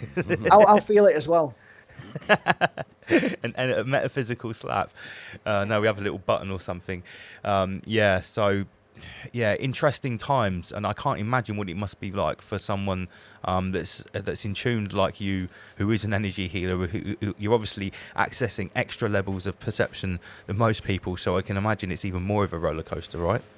Yeah, I mean, if all you do all day is work with energy, then it's going to affect you a lot more. So my entire world fell apart because I used to be a healer full time, and I used to work on energy. So I'd be able to tell you if your left arm was in pain. I could tell you if you've got a headache. I could say to you there might be an issue. You might have maybe the beginning of cancer if you're not careful. I could feel these energies. I could feel whether you were depression. I could feel, which is bullshit, but I could feel if you've been traumatized by a father-in-law or whatever. I can feel those energies because I used to work on those energies. I used to understand them by working with them every day. Now, when you understand that and feel that, and all of a sudden you go out of the door and everybody has had something that they've never had before, and their energy goes off scale, it just goes crazy. It's like walking outside with energies that are brand new, that I've never seen in my life, and people were trying to come up to me and try to hijack or to suck my energy because their energy needed replenishing because their body was struggling like crazy. So I had 2 years of trying to figure out what I can do. So I went on a mission for them 2 years because I'd retired. I went on a mission and started working on 103 people who had done something that they wished they hadn't. And I came to a conclusion that there wasn't that much I could do as an energy healer for them if they've done something that they shouldn't have done. And that was a real heartbreaking moment in my life, because I run an academy called the Pure Energy Healing Academy. We have thousands of practitioners all over the world. And can you imagine, for the first time, I'm saying to everybody that energy healing isn't really helping. It might help for a 5 or 10 or 15 minutes, but then they go back into chaos again because the body is constantly going into chaos because of whatever's inside them. Imagine a mechanic turning around saying, I can't fix your car, I can't fix any cars anymore. This is how it felt. So I went through a really painful situation 2 years ago, but now I'm over that and I'm stronger than I ever am, and I've accepted what's happened, and I'm just moving forward in the ways that I know best to try and help people. And when I tell you this, my phone pings every 5 seconds with somebody else either keeling over or child falling asleep and not waking up, and it's an epidemic that has been covered up monumentally right now. Yeah, as we've been reporting on since it's been starting. That's really why we started Rise Above. Yeah, we knew what was going to happen. As many other people, probably before the first injection happened, on December 1st, 2020, it was going to cause ongoing pandemics of chronic sickness. But yeah, here we are. And like you say, there's not much you can do for the damage that's already been done. We can only try our best to sort of mop up the damage and mop up the mess that's left after it, I guess. Exactly. That's all we can do. And what, I mean, like at this moment in time, I'm drinking here. It's mugwort tea. And I forage mugwort. Right. So you know what it is. So it's got many uses. I'm always working on trying to heal the body, not only from parasites, but I use sage a lot. So I drink sage a lot. I burn sage a lot because it has great effect. So I'm always working on my body and trying to help people through my experience, through this brand new kind of energy world that we live in, through the darkness, people being in fear, and all the energetic frequencies like 5G and all the other stuff that's being bombarded on humanity every single day, plus the non-foods. So I think right now, if I could say anything to your beautiful audience, is most of us don't listen to our body, and that is the honest to God's truth. When you tell yourself that every day, you then start to listen to your body a little bit more. And when you start to listen to your body, you realize that it's the only body you've got. So without that body, you're useless, you're rendered useless. Therefore, everything that you should be doing now should be focused on your body. Because if your body's healthy, then you're able to help others. You're able to work for the rest of your life, or you're able to do something that you love for the rest of your life and be happy. You're able to make love. You're able to go on holiday. You're able to do, dig the garden. You're able to do. But if you are constantly going to a supermarket eating non-foods, your body's going to turn into some kind of cancer eventually, and then you're not good for anything. So everything right now stems to one thing: your spiritual awareness and your physical awareness. So all of those things, body balance, all of those things, there's aspects of the principles, the 7 principles of life, or all the principles of life: health, well-being, going for a walk, your environment, the people who surround you. All of these things need to be a healer in your life. And if not, get rid of them fast. Absolutely, Mark. I mean, we've really got it coming at us sort of from every angle. We've got polluted air, polluted food, polluted water. Everyone eats chemicals. Everyone, the chemicals in people's toothpaste and mouthwash, literally chemicals to wash your hands with. And now this hand sanitizer, dishwashing stuff. Hand satanizer, as we like to call it. Chemicals that we wash our clothes in. We're just literally being bombarded from every angle with unhealthiness. Things like chemtrails, whether some people on this channel believe in them or not, is irrelevant. I mean, our air is seriously polluted, especially in sort of denser populated regions of the planet. So it's massively important for people to keep their physical body healthy, because like you said, if you can't help yourself, if you can't keep yourself healthy, you can't help anyone else. Do you know how many times people used to come to me as multi-millionaires, and they used to sit in front of me and ask me how they were doing, and they'd leave their Red Bull and their or whatever it is they're smoking, and they'd just sit there and they just want to have an understanding. And I'd put my hands over theirs and feel them, and I'd say, look, you've probably got about 3 years. In those 3 years, if you don't change your lifestyle, you're going to end up in a psychiatric ward, or you're going to end up broken down and you're not going to be able to do anything. Some 1% would take notice and listen. 99% wouldn't even bat an eyelid, until their wives would call me and say he's been admitted into hospital, and these things happen. This was a very normal kind of working year for me, as many people just don't listen. They just chase something that is not there. They chase money, they chase fame, they chase fortune, they chase new cars, they chase everything which is absolutely meaningless if you end up on a bed, lying down, and you can't do nothing. Then what? And that's what I used to try and get through to people. Without that body of yours, you're nothing. You're nobody. So that was one of the things that I used to try and help these people with. But unfortunately, like I said, I came to this understanding that it's very, very difficult to help somebody change their path, their journey. Only a few percent will do that. Most, just like the conversation, or just like paying, a couple of €100 or €100 for a session and talking about it that night gives them something to talk about. You know what I mean? Sure. Absolutely. I've gone off on one, eh? No. That's absolutely fine here on Rise Above. That's what we like. Yeah. And from your point of view, you were saying earlier on that you don't like to be associated with a lot of other people in the energy healing game. You said, a lot of people just like to spend money. Would you agree that there's also a lot of charlatans in that sort of industry as well? Same as I guess as any industry. It's been infiltrated. Yeah. You've just answered it, but I'll give you a perfect example. There was a book written, and I was in that book, and what it was this lady was about 38 years old. I think she had two kids and a husband, and one day she woke up and the only thing she could move was her eyelids. That was it. So she was, it was called trapped body syndrome. Okay. So I had a message from a healer, and the healer said to me, Mark, would there be any chance, would you like to come with it? Would you like to come with us to do healing on this beautiful lady who's been trapped in a body? And I was young and naive, and it was at the very beginning of my healing work. And of course I want to help.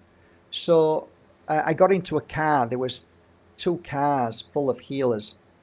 And we got there, and I've never felt as sick in my life.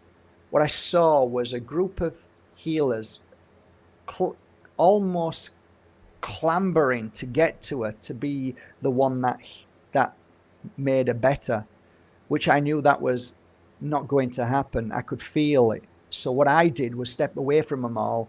I turned to the husband, and I gave her husband a full hour healing, because I realized that it was a husband that needed most of the healing and the energy to be able to get up in the morning and take care of his wife and children. And that was the first and only time I would ever work with a group of healers. And what I heard from them, I had to sit and witness their conversation in the car, saying that she's going to be able to walk in July, and one saying no, in August. And I'm just shaking my head thinking, why have I been brought into this field of work with people like this? Horrible.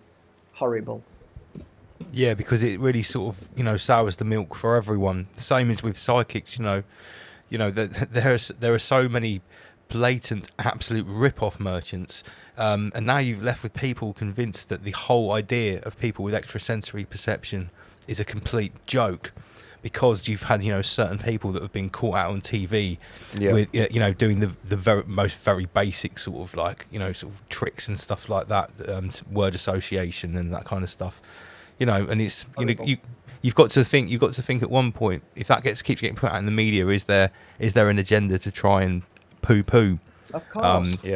Of course, because that's how they do it. And there's always going to be scallywags in every industry. So it's a perfect thing when a scallywag comes into the field of work of the psychic. I don't particularly like that word either, but for me, I was really careful, and being careful means that you've got integrity. It means that you care about your client. And I used to sit next to other psychics at fairs and see how they would bully their client, bully them, telling them, and the client would go, no, that's not right, and they'd say, yes, it is. And I'd think, oh, this is awful. This is awful. These people are horrible. So I really became very much introvert and kept away from all other healers and psychics, and I just kept myself to myself. I had my clientele, and I was fully booked for nearly a year. And the day I said, I can't do this no more, I have to stop, it was too much. It took me about 4 years to even, stop with the messages coming in saying, please, I need a session. I'd love to see you again. So I was pretty good at my job, meaning that I would look for help within any situation. So any psychic can tell you a problem, but it's finding a solution which makes a good healer psychic. It's finding a solution to be able to help that client ride through the storm and get to the shores and feel safe. And that's what I did. I wasn't claiming anything. I would never let anybody tell me their name. I would just close my eyes and read for them for 1 hour and then open my eyes, and that was the information I gave them. That was a reading. That's how I did it. I wouldn't allow them to give me their name. I would not allow them to look at me as I close my eyes and then read. But like I say, I don't read like other tarot readers because my cards are not actually like tarot cards. They're nothing like it, and I don't read like tarot cards. I read completely different. I pick up a single color. I pick up a single symbol. I pick up a thought, and that thought will then move into a whole story. So somebody will say, I thought you were going to read the cards, and I won't have even picked one up because I'm already reading and already feeling what needs to be said and done. So yeah, sometimes. At the end of the day, the cards are just a medium. They're just a method of transmission. Exactly, and exactly. But the thing is, everything's been hijacked. Everybody's it's all evil. Everything that you do comes from the devil. Yeah, okay, mate. But that's from a lack of study. That's unread people who think that. Quite That's frankly. normally a religious and dogma based. It's all but that it didn't really bother me so much because, to be honest, I was busy doing my thing, so I wasn't really. I didn't have time for any of that anyway. Let me just expand on that thought for a moment. Cut the religious zealots out of it. Would it be fair to say that if somebody starts opening themselves up, starts working with energies, maybe starts doing rituals, maybe starts invoking certain things, that there is a possibility that they could start dabbling with some dark energies, they could invoke a negative entity. So is there some truth in the cautionary tale that if you are going to start dabbling with the occult, you do need to know to a certain extent what you're doing, because you do open yourself up to potential threats? Is that a fair comment? It is, because you can say the same thing about children growing up and, when they get to puberty, all of a sudden they can start picking up on spirit or negative energies and things like that. So it depending on how our antenna is functioning and working to whether we attract certain energetic frequencies or negative energies or spirit trapped in between two worlds and so on. So the problem with this conversation is it goes down 1,000 avenues and people want everything cut and dry, and it isn't that way.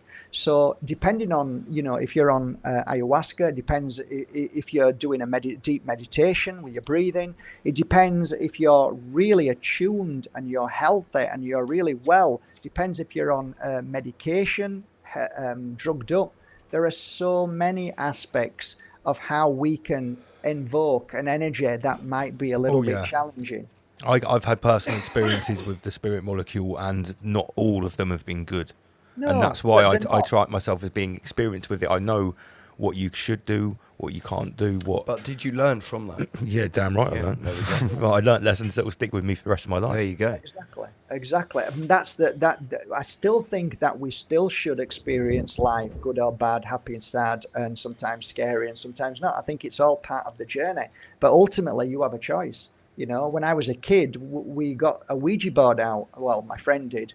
And I was the first one to run out because I knew something was very wrong. And my friend hung himself. So I knew, even as a kid, there's certain things. Your spirit, doesn't matter how young you are, your spirit knows certain things. And when I was growing up as a kid, I used to wake up at 2:00 every morning. I knew there was something at the bottom of my bed what wasn't happy, that wasn't nice, that wasn't there to make me feel good. So we have that inherent ability to feel things around us, but because we've been told that if you can't see something, it's not real, then we've got this terrible gap in the world of not understanding energy, not understanding spirit, not understanding spirit trapped in between two worlds. Wow. I think deep. Yeah, nailed it there. Deep. Now, Mark, I'm quite conscious that you only said you had time to come on for an hour. Yeah, I'm hoping that I've done okay for you guys. Oh, well, listen, I fantastic think talk we to gave you the caveat that you can go straight in with our audience, and you really did. I just want to thank you once again for that healing work that we did in the middle of the little chat there. We won't stop. No, we won't stop until this beautiful soul strengthens and we see them happy. And, you know, we just, all we can do is our best, and that's all we're doing every day. Yeah, I want to thank you once again, Mark Bajerski. You've been an amazing guest, and yeah, don't be a stranger. I'd love to get you back on. The show, yeah. And hopefully we'll have more time. Yeah. So yeah, thank you once again. And we've had links on the screen, links in the description. If you want to get to Mark's work and his website, Sam Carno will help you out with that. He's got all of the links. Here we go, bang, bang, bang on the screen right now. So Mark, thank you once again, and yeah, rise above, brother. Yeah, thanks for doing some great work as well. Thanks for sharing the truths, and thanks for being who you are, guys. You're amazing. Thank you very much. Much appreciated. We'll see you again. Rise above, generate, rise above, distinguish fear, rise above, abstract. What an amazing guest. Yeah, How mate. lucky are we to have amazing guests like this each and every week. Awesome guest. And we're really spoiling you guys tonight, yeah, because that was actually sort of like a guest we were supposed to have last week. Sadly, we couldn't get him on, so we fit him in for 1 hour. But coming up at 1 a.m, due to the time difference over in the US of A, we've got Logan from Decode Your Reality. And if you think we go whole rabbit on the simulated clown world, wait until you hear what this guy's got to say. We cannot wait. We cannot wait. Madge, should we have a musical interlude from you? Yeah, drum some bangers. Are you ready? We'll take some bangers over here, yeah. We were going to do something different. Something a little bit different, weren't we? Something like what was it? Deep House. Let me just turn up magic. So yeah, this is Rise Above, everyone. Oh, he's not quite ready. Rise above, generate, rise above, distinguish fear, rise above. I'll just give you one meme. This one's called "Things Just Ain't the Same for Gangsters." Look, So we've got the general. On there. Eminem. We've got the general. 50 Cent in the middle is Terror Slim, and on the right, Dr. Dre. There we go. It should be. It's not playing. It was playing earlier on. What are you doing? Oh, Magic's. Magic's, you're really letting us slide Let's hit down another there. meme up. Let's hit another meme up. Okay, so remember last week we were talking about the final solution? Yes, the final solution. Yeah, Sagehead put it into practice right here. So we've got Chris Whitty loading up his cannon with Pfizer shots ready to blast into the ether. Wow. Big up, Sagehead. Absolutely legendary as always. What's going on with the tune, sir? The tune's playing, but they're not coming through to the Quizmaster Pro. Oh, there we go. That's better. Magic's in the house. Remember, tickets for archery are available. £66 for adults, £33 for children. 9 to 11th of September. Getcha.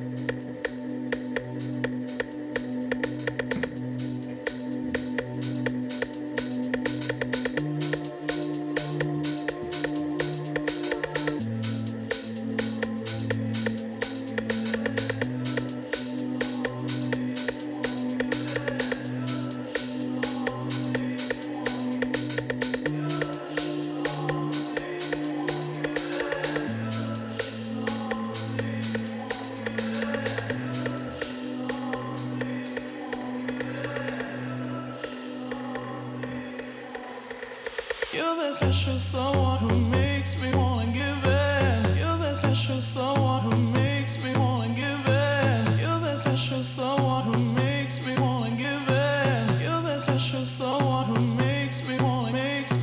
You're the special someone who makes me wanna give in. You're the special someone who makes me wanna give in. You're the special someone who makes me wanna give in. You're the special someone who makes me wanna.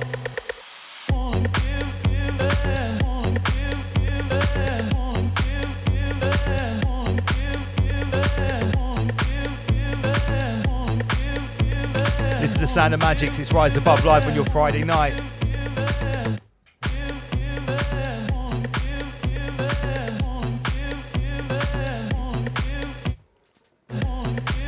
Remember, tonight's a late night special. We've got a guest from the USA at 1 a.m. Logan, Decode Your Reality.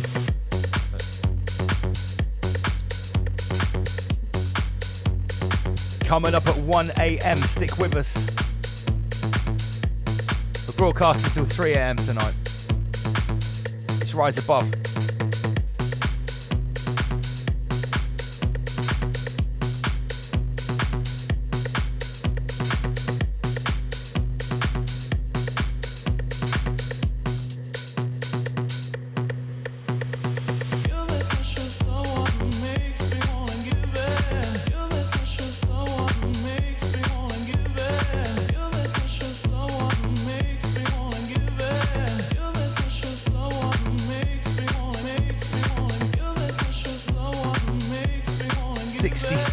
Tickets left for the weekend of Raw Treat At £66. at £66 each. Terra Slim, Comprehend, JD, Native Tongue, MC Manic, Inner Guardians, Wild Wellbeing. Mark Devlin is appearing.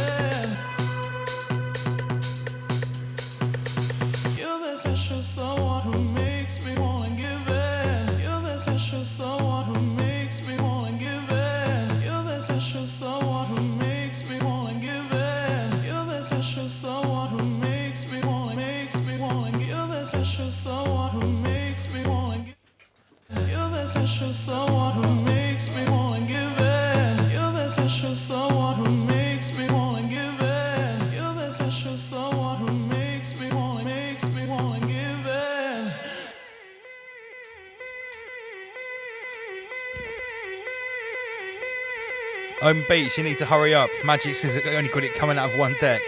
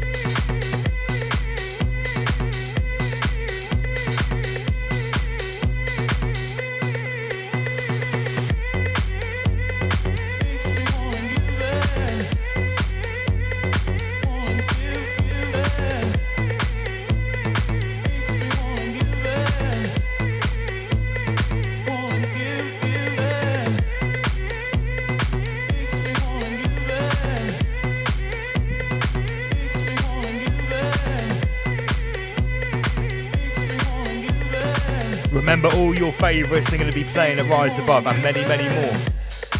We are just hitting the first release of artists and workshops. 2 more releases at least to come. Some of the headliners are going to make you absolutely cream your pants.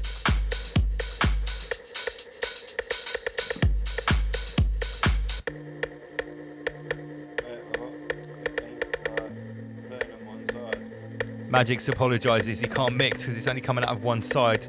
Homer Beats can't get a taxi. Everyone has gone out for the weekend. It's Bournemouth. They've been at the beach all day. Now they've gone out drinking. He can't get a taxi over here.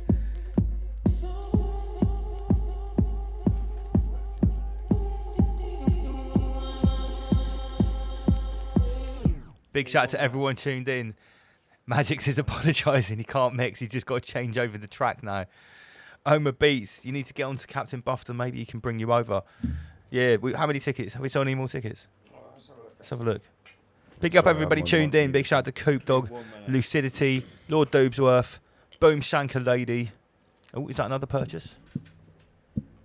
No, I think it's Is that one second. I think it's a question. So, is that access for campervan rather than tent? If you haven't seen it already, check out on the YouTube channel. There's a little site tour and everything about van access, disabled access. We're gonna have space for vans. Yeah. Once we've sold these like 60 tickets and we've sold 200 weekend tickets, then I'm gonna release van passes. They'll be like 20 quid, something reasonable. But there is limited amount of van passes. And don't forget, guys, we need some space for if people have got disabled members of their party. So we've got to offer those to disabled people first. But there Guys, are van passes. We talked about this. Was it last week or the week before? Yeah. Guys, you want to be in a tent. Like, that's where you want to be. You don't want to be segregated in your van. But the good news is, and this is quite important, even if you don't get a van pass, you are able to drive your. If you only have a van, you are able to drive your van to Rattree and park it in the car park. But then you've got to camp in the woods. Yeah. So it means that, like, before we thought we would have limited access for vans at all, but we've secured this new car park, which is massive. So even if there was a chance that we had too many vans to fit in the woodlands camping spots, there's plenty of room. well, yeah, you can drive there, but you can't camp in the car park. No, that's it. No, you've got to have a tent and then be in the woods. But guys, trust me, you want to be around the campfire. You know, you want to be. But look, van Where it people, from how many van inquiries I've had so far, I've got a feeling, don't quote me on it, that we're going to be able to cater for all the vans from the inquiries I've had so far. Because most people in vans have actually got stalls and they're going to be parked in the market anyway. They're not going to be in the camping spots. No. So, yeah, let's just get some more graphics up and just talk about Rattree. Maybe we. Are you not going to like play some more tunes? Is that actually one tune, Magic? I thought you were going to put another tune on. We've got some. Oh, he's working out how to fix it. We'll leave him to it. Oh, so here's a good one, right? On Sunday, I am what? He can't get a taxi, man. He can't get a taxi. There aren't any taxis apparently. So right, yeah. On Sunday, I'm going on this foraging walk with this guy called Bushwhacker Tours UK. You can get him on Facebook. His Facebook's on the screen now. It's in Dorset, and we're going walking to the highest point, doing some foraging, getting some midsummer plants that you can eat straight off the land. Trust me, guys, there's loads around here. I am going to take the old GoPro to this, so I'll make a video of it, and I'll put it up on the channel early next week. If you want to check it out, but I'm going to invite this guy along to Rattree as well. So basically, at Rattree, we've got Forage for Knowledge, and we can have Bushwhacker Tours UK, which means that there's 2 different foraging tours to go on, included in your ticket price. There you go. And it'll be two different people, 2 different points of view. Let me just turn those flashing lights off. Sorry, okay, that's better. Yeah, so I'm really looking forward to that one on Sunday. Myself and the wife are going to go and check that one out. Should be really good. Right, what else have we got here? So let's have some memes. Okay. Right. On the left, I think that this was actually on the left is Anti-Coviet, but it's actually inspired by Messerschmitt, Marco Polio, and the Silk Road. Yeah, absolutely. Not the Silk Road, comrade, the Silk Road. That's dope. And this is one of many really good Health Chancellor Gates memes by old Keith Messerschmitt. Build death do us part. Absolutely. Love it. And they're not ending, right? Mate, he pumps them out, honestly. Mate, and they're so good. So many of these memes. Jabberynth. Look at that, Jabberynth. Sheepless in Seattle. Look at Health Chancellor Gates looking into the eyes of Fauci. Faucini. Amazing. How many people we got tuned in? 278. Yeah, we're just appreciating some memes. These are made by a guy called Keith Messerschmitt. And yeah. Honestly, you follow him on social media, he's pumping like 10 out a day, easy. Yeah, easily. Oh, easily 10 memes a day. Like a shotgun. No problem. 10 a day. Every time. Do you know what I really love since all this has happened? Obviously we've got our whole meme stable, and now because I went out of my way to contact this Keith guy after I saw his memes. Dude, we've got an army. Yeah. We've got an army of memeticians. But the thing is, they get more powerful when they work together. Now I see them on Facebook, they're chatting with each other and they're inspiring each other. And he's like, oh yeah, Andy Covey, it was see that Messerschmitt meme? I came up with that and I messaged him you should make this one. And that's what we do here, guys. We try to bring people together. Yeah, this is about connecting consciousness. Absolutely. It makes us more powerful. Trust me. It makes us more powerful. Sheepless in Seattle and Jabberynth. Brilliant. Canon work. Simply rid. Look at Pepe in the syringe. Oh, nice, yeah. Down there. Lovely. And I particularly like this one on the right here. Stop on by and give the afterlife a try. Vax work. More fun than a barrel of mummies. That looks like one of those sort of It was 80s horror movie, wasn't it? Yeah, sort of like the, what's it called? A body horror. Yeah. David Cronenberg style with all the practical effects, PFX it's called, where everything is made out of rubber. Yeah, and like everything- Hellraiser. Yeah, everything's constantly oozing with gunge. That was just like special effects back in the 80s. Everything's like really shiny, constantly oozing with gunge. Really captured it there. Messerschmitt, you're a bad man. Okay, should we get on to like... Well, Magix is messing around with the cables. Ready, 1 minute. Oh, you ready? Yeah, because we need a music break. 1 minute, he said 1 minute. All right, 1 minute. Well, yeah, just as we step inside the midnight hour, big up to everyone tuned in. This is Rise Above. Myself, Double LMC. My co-host, Andy PG. Rise above, generate, rise above, extinguish fear, rise above, abstract. So earlier on, we were blessed by a call. Oh, hello, Madge. It's both sides. What did you just have to plug in your forbidden piece of equipment? Earlier on, we were blessed by a call from Mark Devlin informing us that he is performing at Raw Treat, both a DJ set and a talk. Very pleased about that. Then we have Mark Bajerski, Great. wicked energy healer, amazing guy. What an interesting guy. Got to talk to him more. Coming up later, Logan from Decode Your Reality. This is Rise Above, and we're in tune to the sound of Magix.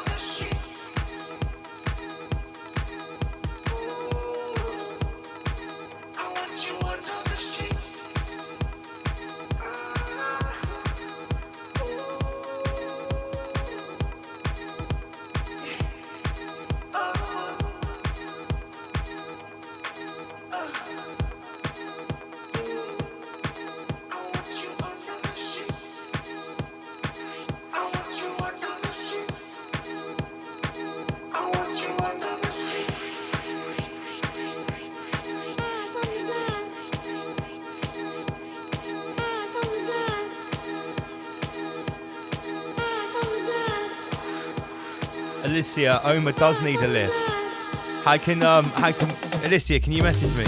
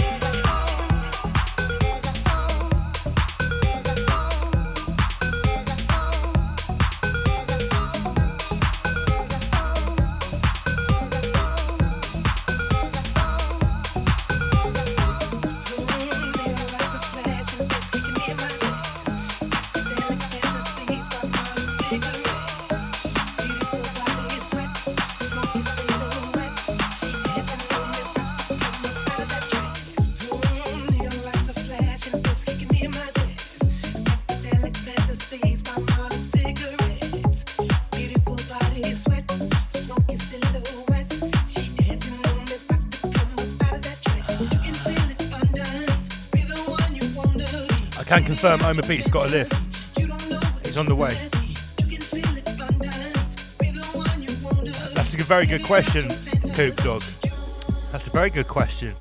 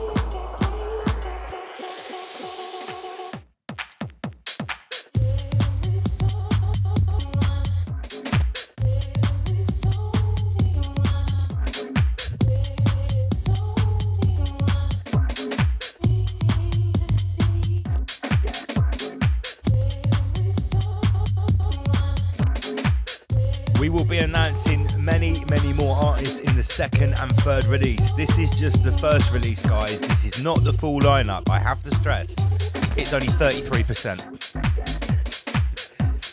0.3. This is, you heard it here first. It's only 33%. Rise above. Extinguish a fear. Yeah. Where we generate love. Yo, Magic's Rise Above. This is deep rabbit hole house, Gary Elliott. Deep down at the bottom of the rabbit hole. Deep down at the bottom of the rabbit hole.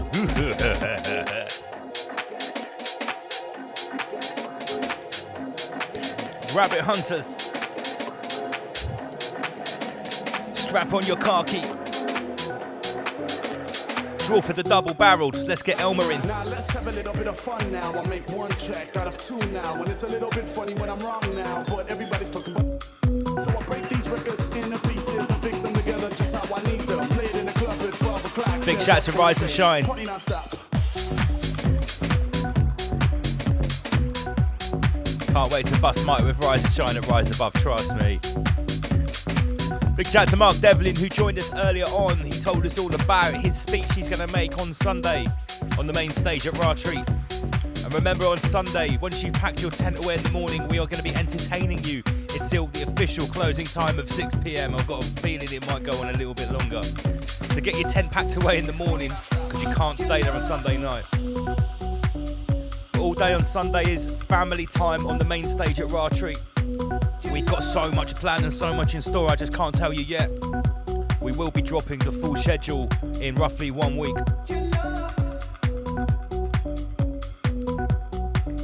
And then we'll be adding more stuff on top of that as well, trust me.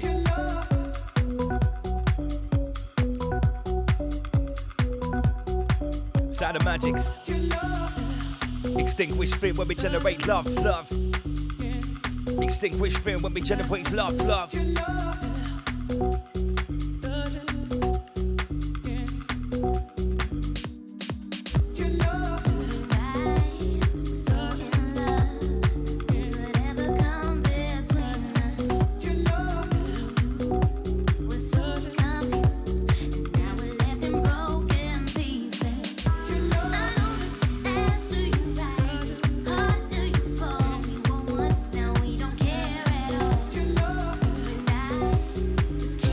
bugs on the menu at Raw Treat Dougie. We will have the full spectrum. 3 different vendors catering for everyone.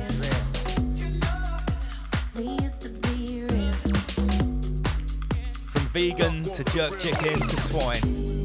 You and I were far too young. Thought we knew what we were feeling. But me and you, we had no clue. And now we're lost and have no meaning. We know that we need to let go. It's the end of the road. Don't hold back. We can get by on our own. You and I just can't be free. All I know is that we used to be real. We used to be real. We used to be real. We used to be real. We used to be real.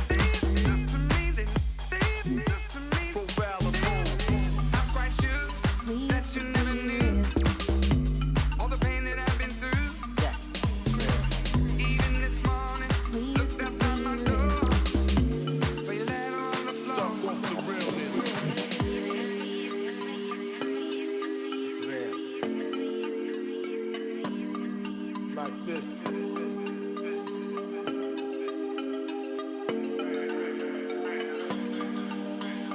Ain't no happy ending when we're living life pretending, yeah. No answer to our questions, we're just too far gone. Remember, we had everything. We were so healthy, but now we're nothing like we used to be. Did I fail you? Did I curse it all along? I know tomorrow you'll be gone. Did I love you? Did you ever tell me more? I wasn't sure. I'll take you with me wherever I go. I'll keep you company, but what do I know? You take no bullet for me, but I know that I still care.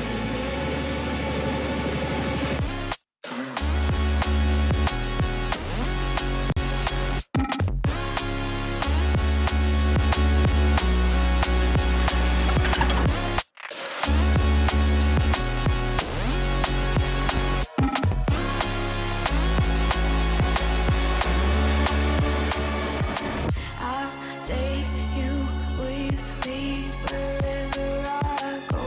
I'll keep you company, but what do I know? You take no bullet for me, but I know that I still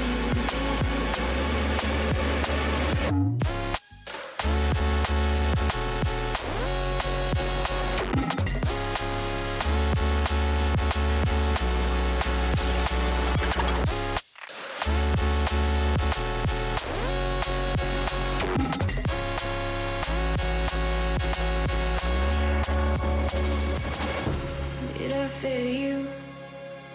Did I curse it all along? I know tomorrow you'll be gone. Did I love you? Did you ever tell me more? I wasn't sure. I'll take you with me wherever I keep. I know you can't get enough of my sound. It's like both eyes to hear me coming through your speakers. You see me blacking up in hours. I know you can't get enough of my sound. I don't know where you were from, but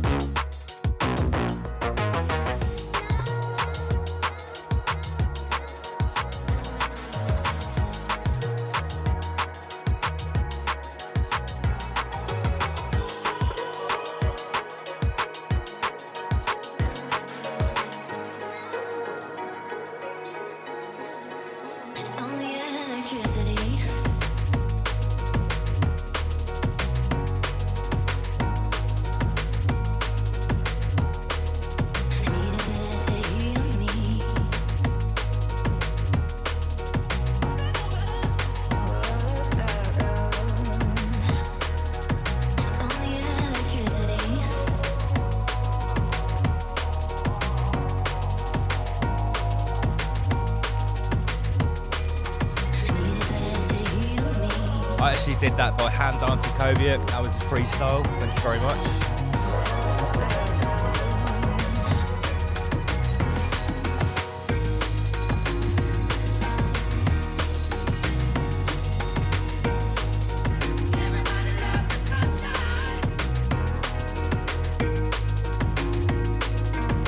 I can see you silent discoing in your front room, Rise and Shine.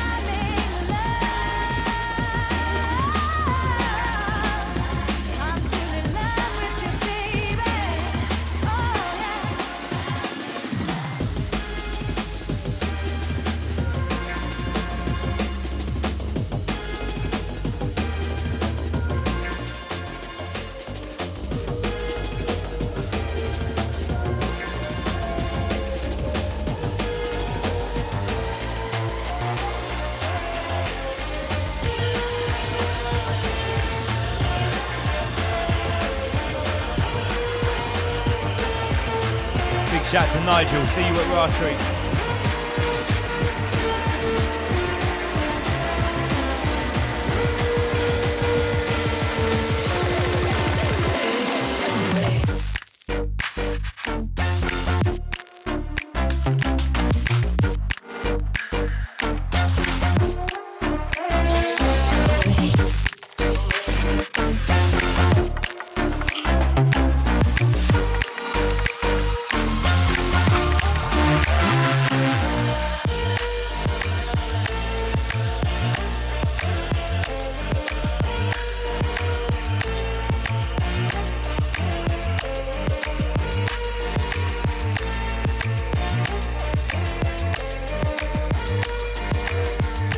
Chop the Dog, I can't see, like, what's your real name?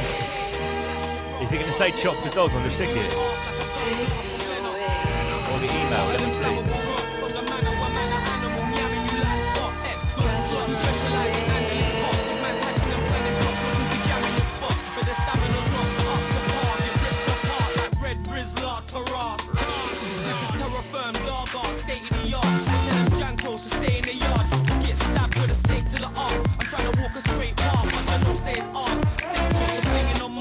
I haven't seen that one, Chop. Let me look again.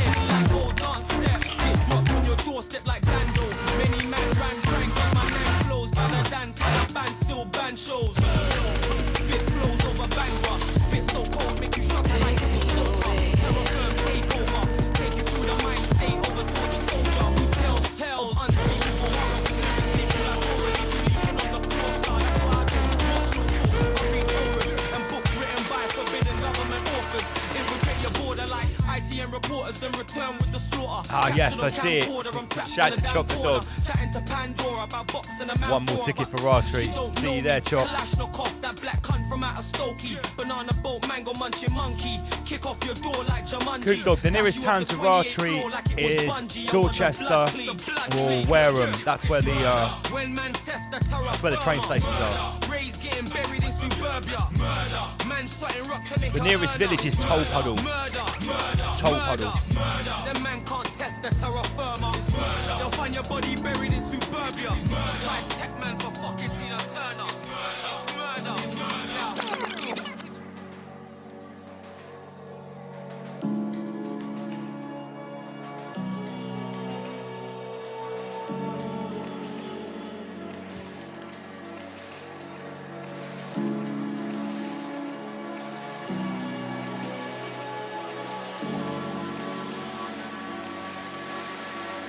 Big shout out to Paul Cross, well tuned in. He's just chatting to me on Facebook. Massive shout out to all the Raw family. I hope you be buying your tickets for Raw Treat so you can come and meet us all in person.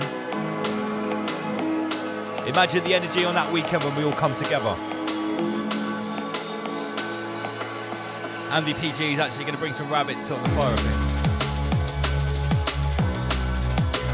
Some rabbit cooking. Why not? Yeah, so the nearest train stations are Wareham or Dorchester. The nearest village is Toll Puddle. That's all you're going to get to know right now. Don't forget, guys, there's loads more stuff coming up to be released. We've only released 33% of the artists and the activities. Big shout out to the Wild Wanderer.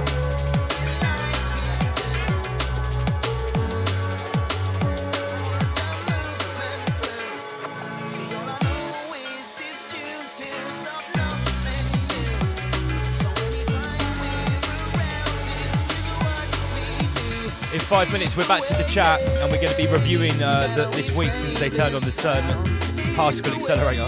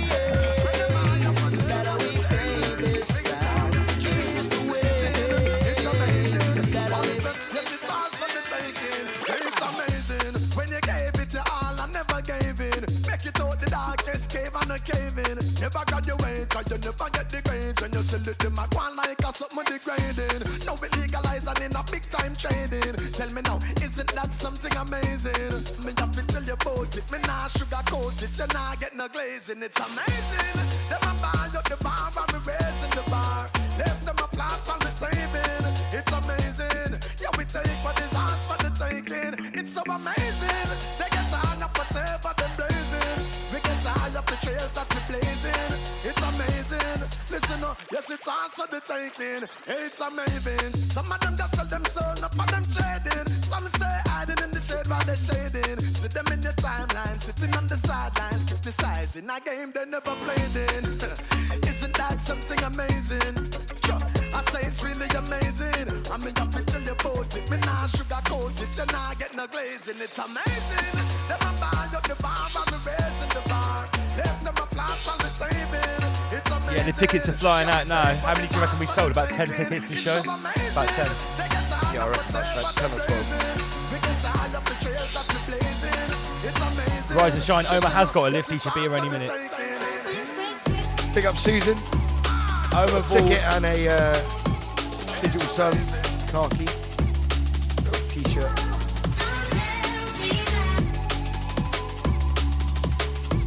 Big up Crisis Actor, or Chris S Actor. Mate, every time I look at the clock, it's 33. Every time I look at my watch, it's 33. Like 33. Every time I look at my phone, it's 33%.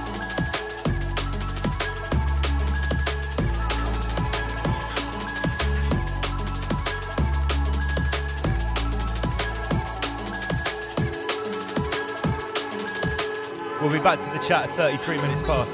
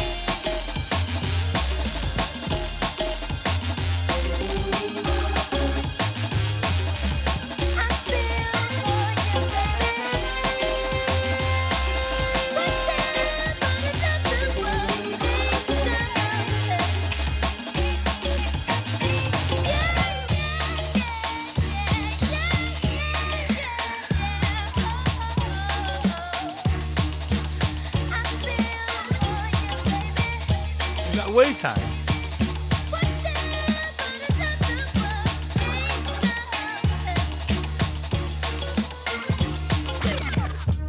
I knew that was a Wu-Tang beat. Magics.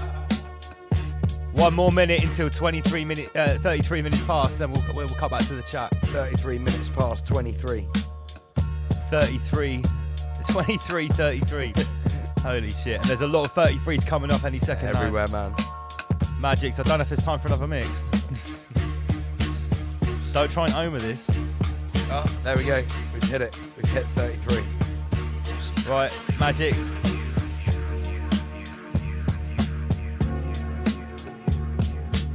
Just gonna have to get faded out. Let's give him another 33 seconds.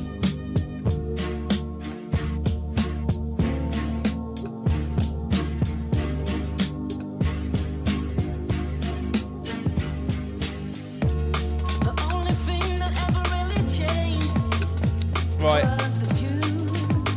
Magics. We have to end in 30 this minute. Bring him down. Bring him down. Madge, I'm pulling you down. I've got to do it. That's it. I said we cut it at 33 minutes. Quickly. There we go. Pull it. I let him get the mix in. Right, okay. Right. Welcome back. This is Rise Above. He's starting to overbeats it. This is the problem. Come round, start early, start overbeats it. Contagious. It's fucking contagious, it is. Let me see, I can control the flashing lights from my phone now. What's this? Yeah, you know how it is. Something like this. I bet it won't work now. Oh, Bluetooth is disabled. Come on. Yeah. Mate, awesome tunes, Madge, mate. Yeah, Magic's 6 set. Let me just turn off those flashing lights like this. Yeah, nice. See? Okay, we're back. It's Rise Above. Now, I am really, really glad that Mark Bajerski mentioned the CERN Large Hadron Collider, Large Particle Collider, whatever it's called. Nice the segue. LHC. Very nice segue. Very synchronistic, shall we say. Now, everyone's watching. I'm assuming you know what happened this week. You might have noticed some strange goings on. Maybe they turned it up to 33, didn't they? I think they turned up to 33. So we'll get past these memes. Here we go. So the Large Hadron Collider switches on at the highest power level ever to look for dark matter.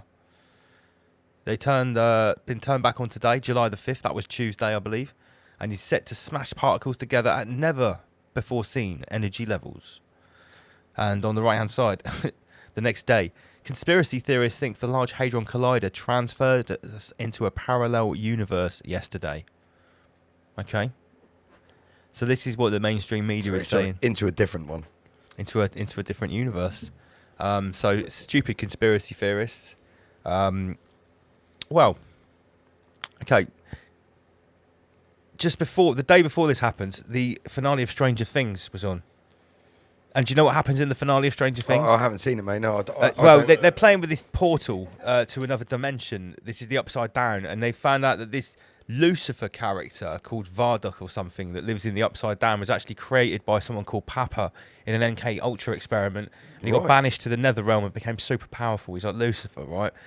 And in the latest episode, basically, it all comes to a head, and the portal opens, and the whole of the town turns into the Upside Down world, which is like the other side. Right. So it's like basically a portal to hell opening. Yeah. A portal to another dimension opening. Vecna, this guy's called here. I bet, is there anyone that can look into that word while we're online, see what that means? So Stranger Things 4 ending explained. Where do we go from here? The Upside Down has been turned into a holiday destination. The portal is opened. The day before they turn on the Hadron Collider. Coincidence? I think not. Okay. So obviously, the Large Hadron Collider was sort of really dominating the meme sphere early in the week. However, there was pictures of obviously these geeks here. All these super duper scientists following the science. They're smashing all the particles together to get the dark matter. Look at us, yay! Let's take selfies, yay! Okay, and obviously, straight away, no one really noticed anything weird going on. Nothing at all. There weren't any sort of like Mandela effects or anything like that. Nothing was amiss. All right. Okay, so I'm playing with this photo here, but because let's face it, I've said it before. I said I wonder if the Mandela effect is an effect because I said it was not recorded or not talked about before 2012. Roughly when they turned it on. Roughly when Tom Hanks turned on the Large Hadron Collider the first time. Now I know that some people watching, and like I said earlier on, some people on Facebook, some of my friends actually, said they think that the Large Hadron Collider is basically just a big stupid hoax. It's like NASA. It's just for laundering money. It's just to scare people. It's not doing anything. Mark Bajerski thinks different. I think I'm in Mark Bajerski's camp, to be honest. I think the Large Hadron Collider is ripping holes into another universe. So anyway, let's see what actually did happen this week. A bit weird. Well, the Georgia Guidestones got blown up. Yeah, allegedly. Allegedly. Well, there's a video of it. We've got video, actually. I'll show it in just a second. So the Georgia Guidestones were basically we woke up. I don't know what morning it was. I think it was like the same morning the day after they switched on the Large Hadron Collider. Woke up and they had been blown up in the middle of the night. Yep, that's right. And then they were demolished. Okay, so there's loads of memes about who could have smashed. Oh, mate, there was loads all over who social could have media. smashed down the Georgia Guidestones. I'm sure everybody watching the show knows exactly what the Georgia Guidestone is. Now, some amazing memes. This is from Messerschmitt, obviously. Faulty towers. Amazing. I don't know. Oh, right. So he changed the U in faulty because it's spelled with a W. With Yeah. Yeah, right. Okay, now. There's some quite interesting stuff here, right? Now, obviously, the Georgia Guidestones have now come down. They're gone. Look at the top picture of the Georgia Guidestones compared to the UN building, right? Now, I'm just going to blow this up. I'm going to admit I haven't double-checked this, but every time I do check these things, they're always true. The Georgia Guidestones was 666 miles from the UN headquarters, sitting on what? The 33rd parallel. Sitting on the guys. 33rd parallel. And obviously there were 66 comments. That's just a coincidence, clearly. Right, so yeah, we've already got some sort of simulated fuckeries going on here. Because everyone's saying, oh yeah, was this an act of God that struck down the Georgia Guidestones? Was it a truther? Was it a terrorist? Well, let's have a think about it. This is from Auntie Koviet. Some more sterling work here. Let me just get the right graphics so you can see what's going on. Bringing PSYOPs to life, Serco and G4S demolition team going on the Georgia Guidestones. But I've got some good news, right? We have actually got some exclusive. Let me just make sure I've got this right. This is some exclusive footage of who actually was seen at the scene of the Georgia Guidestones. Absolutely. Rock formation, it's known as America's Stonehenge. Granite slab has been standing.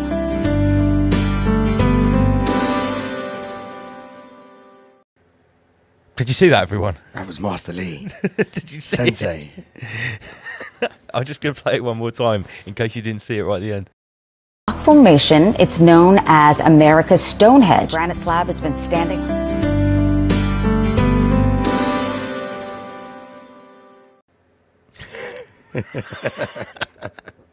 Quality. Right, back to the Schwab show. So, let's have a little different view here. Let's do that one. Okay. Now, that's not what. Yeah, that's how we want to see it. Okay. I've seen the video of when they actually do come down. Would you care to look at the top right hand of the screen? This is a screenshot that I took myself of the exact moment that the Georgia Guidestones exploded. 3:33. It's 4:03 in the morning, but it was 4:03. exactly 3:33. 4:03:33. At the second the clock strikes 33 seconds, the Georgia Guidestones blew up. Wow. Literally. I should have downloaded the video. This is the screenshot I took, but I swear to anyone, if you go and find this video, which is the official CCTV of the Georgia Guidestones exploding at 4 o'clock in the morning, I don't think people were saying this happened on the 7th of the 7th, but it's not. It's the 6th. Yeah, it is the 6th. It happened, the 6th of the 7th. But yeah, at 3 minutes, at 3 minutes 33 seconds past, is when they exactly blew up. And at 3 minutes 34 seconds is when Master Lee was seen driving away in a 1998 like Nissan fucking Bluebird or something.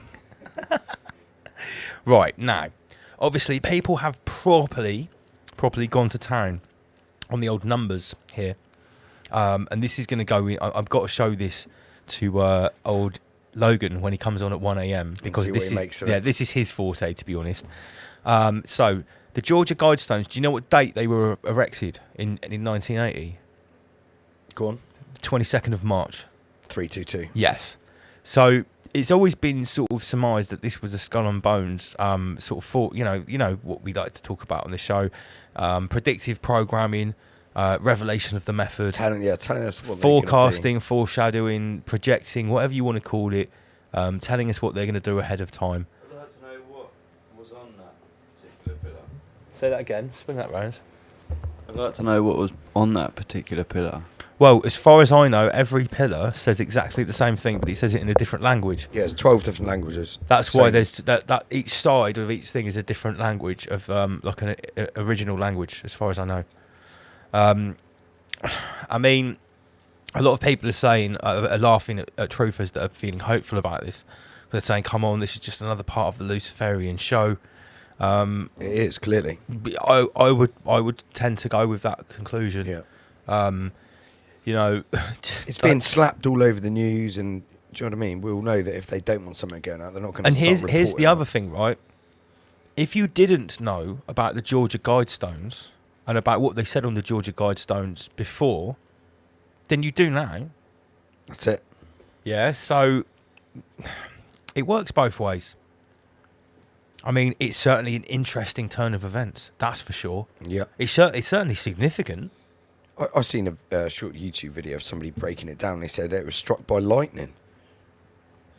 Well, like an act of God. I'm not so sure about that. I don't think so. To me, don't get me wrong. I'm not no explosions expert, but that doesn't look to me like it's a lightning strike. It looked like controlled demolition, like some explosives were placed there. So funny to say that. We've got this one here. The remainder of the damaged Georgia Guidestones has been demolished by construction crews. Me, yeah, that's self-explanatory. On the right-hand side is a tweet which I saw someone had screenshotted, and the reply to the tweet. So this is from June the 11th, roughly, give or take 4 or 5 days, roughly a month before the stones exploded. Giant granite slabs in Georgia Field are called the Stonehenge of America. People are still trying to figure out what they mean. It's obvious what they mean if you read them. Now, it says below, Righteous Mang says, whatever you do, do not destroy them with carefully placed explosives. That would be just awful. And he replied that the same day. Interesting. Maybe that is just a coincidence, but it's quite eerie. Who is that Righteous Mang? I don't know, but I bet his house is getting raided. By the Schwabian forces. Yeah, so I mean, what else can we say about this? Oh, here's a good one. Sleepy Joe crashing into it on his bicycle. I like that. That's really nice. And Messerschmitt came with this one. Nice. Vladis Knight at midnight playing to Georgia. He's very quick at these. He's absolutely churning them out. Now, deep bait memes on the left, really good. So you got like Trump with a big sledgehammer smashing down the Georgia Guidestones. Now, this one on the right, this is from Vlad Talks. Big up Vlad Talks. This is a Venn diagram of people who have never heard of the Georgia Guidestones, people who took the Britney Spears concert, and people who don't get this joke. They're all together, all on top of each other. I showed this on Facebook. I said, does everyone get this? And someone said, this goes straight over my head. I was like, well, had you ever heard of the Georgia Guidestones before today? They didn't reply. I guess that's a no. Yeah.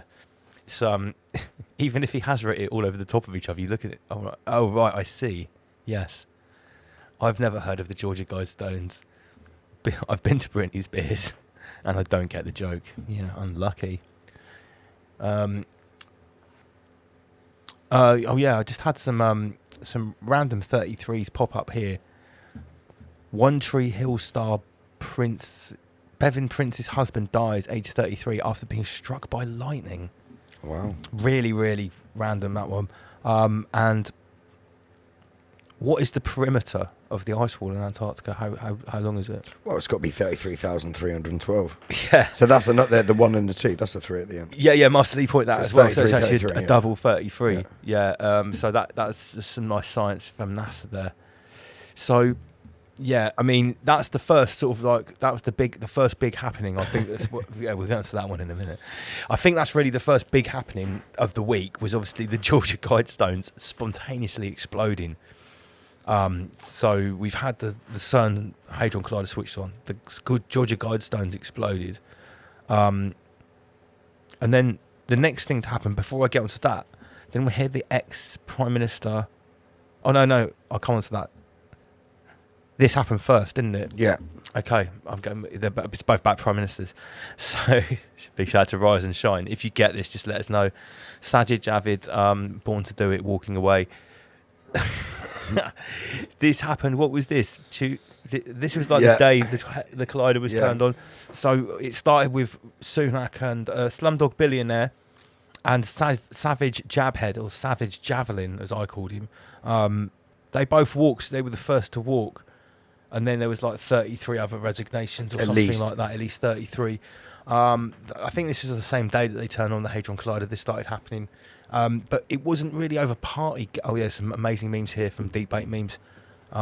This is the cabinet sort of starting to fall apart here. Gary Lineker. Yep, Deep Bait Meme strikes again. The Gary Lineker memes are not going anywhere. I swear I haven't actually got these in properly the right order. No, maybe I have. Let's have a look at this one.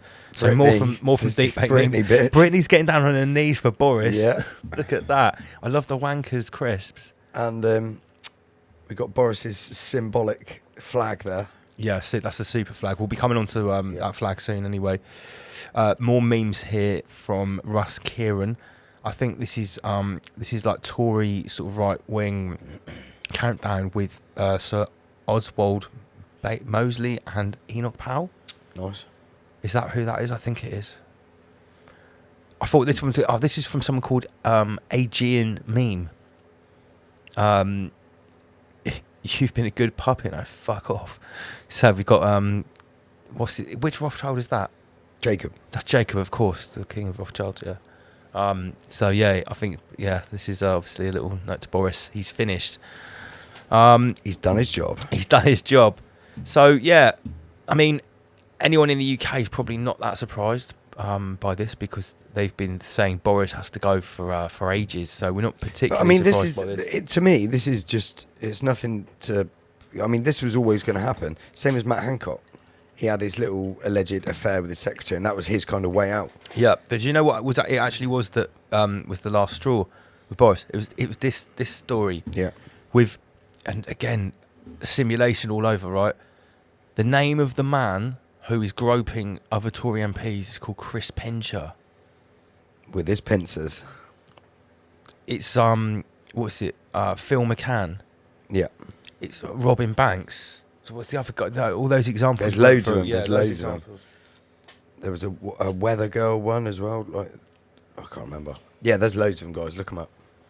And this is a subject that the scripted reality simulated clown world subject that we're going to actually be covering in the Twilight Zone, which is like 1 a.m. onwards, with Logan from Decode Your Reality. This is his speciality. He reckons he can actually prove using the numbers that we are running in a coded simulation. Quite a funny one, isn't it? Well, whoever wrote this code has got very a very good sense of imaginative, humour. aren't they? Well, I don't know. Social engineers. Yeah, I mean, we always talk about the evil ones having no level of creation, no level of imagination, but behind this, Yeah, well, it's mockery, isn't it? That's what that's what it is. The infinite content creator definitely has a hand in some of these stories, because there is some creation in some of this. I can feel it. Like, to come up with these jokes, like Chris Pincher, who's the guy that goes around groping people, that takes something. I don't know if Al Gore could come up with that himself.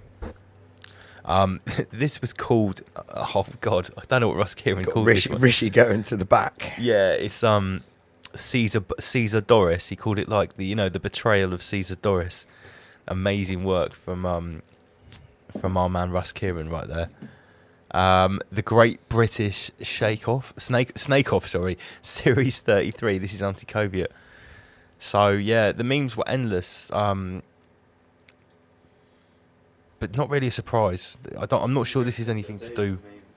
What's that? It's been a good couple of days for me. Oh yeah, hey, every day is a good day for memes when it's when we're running the clown simulation.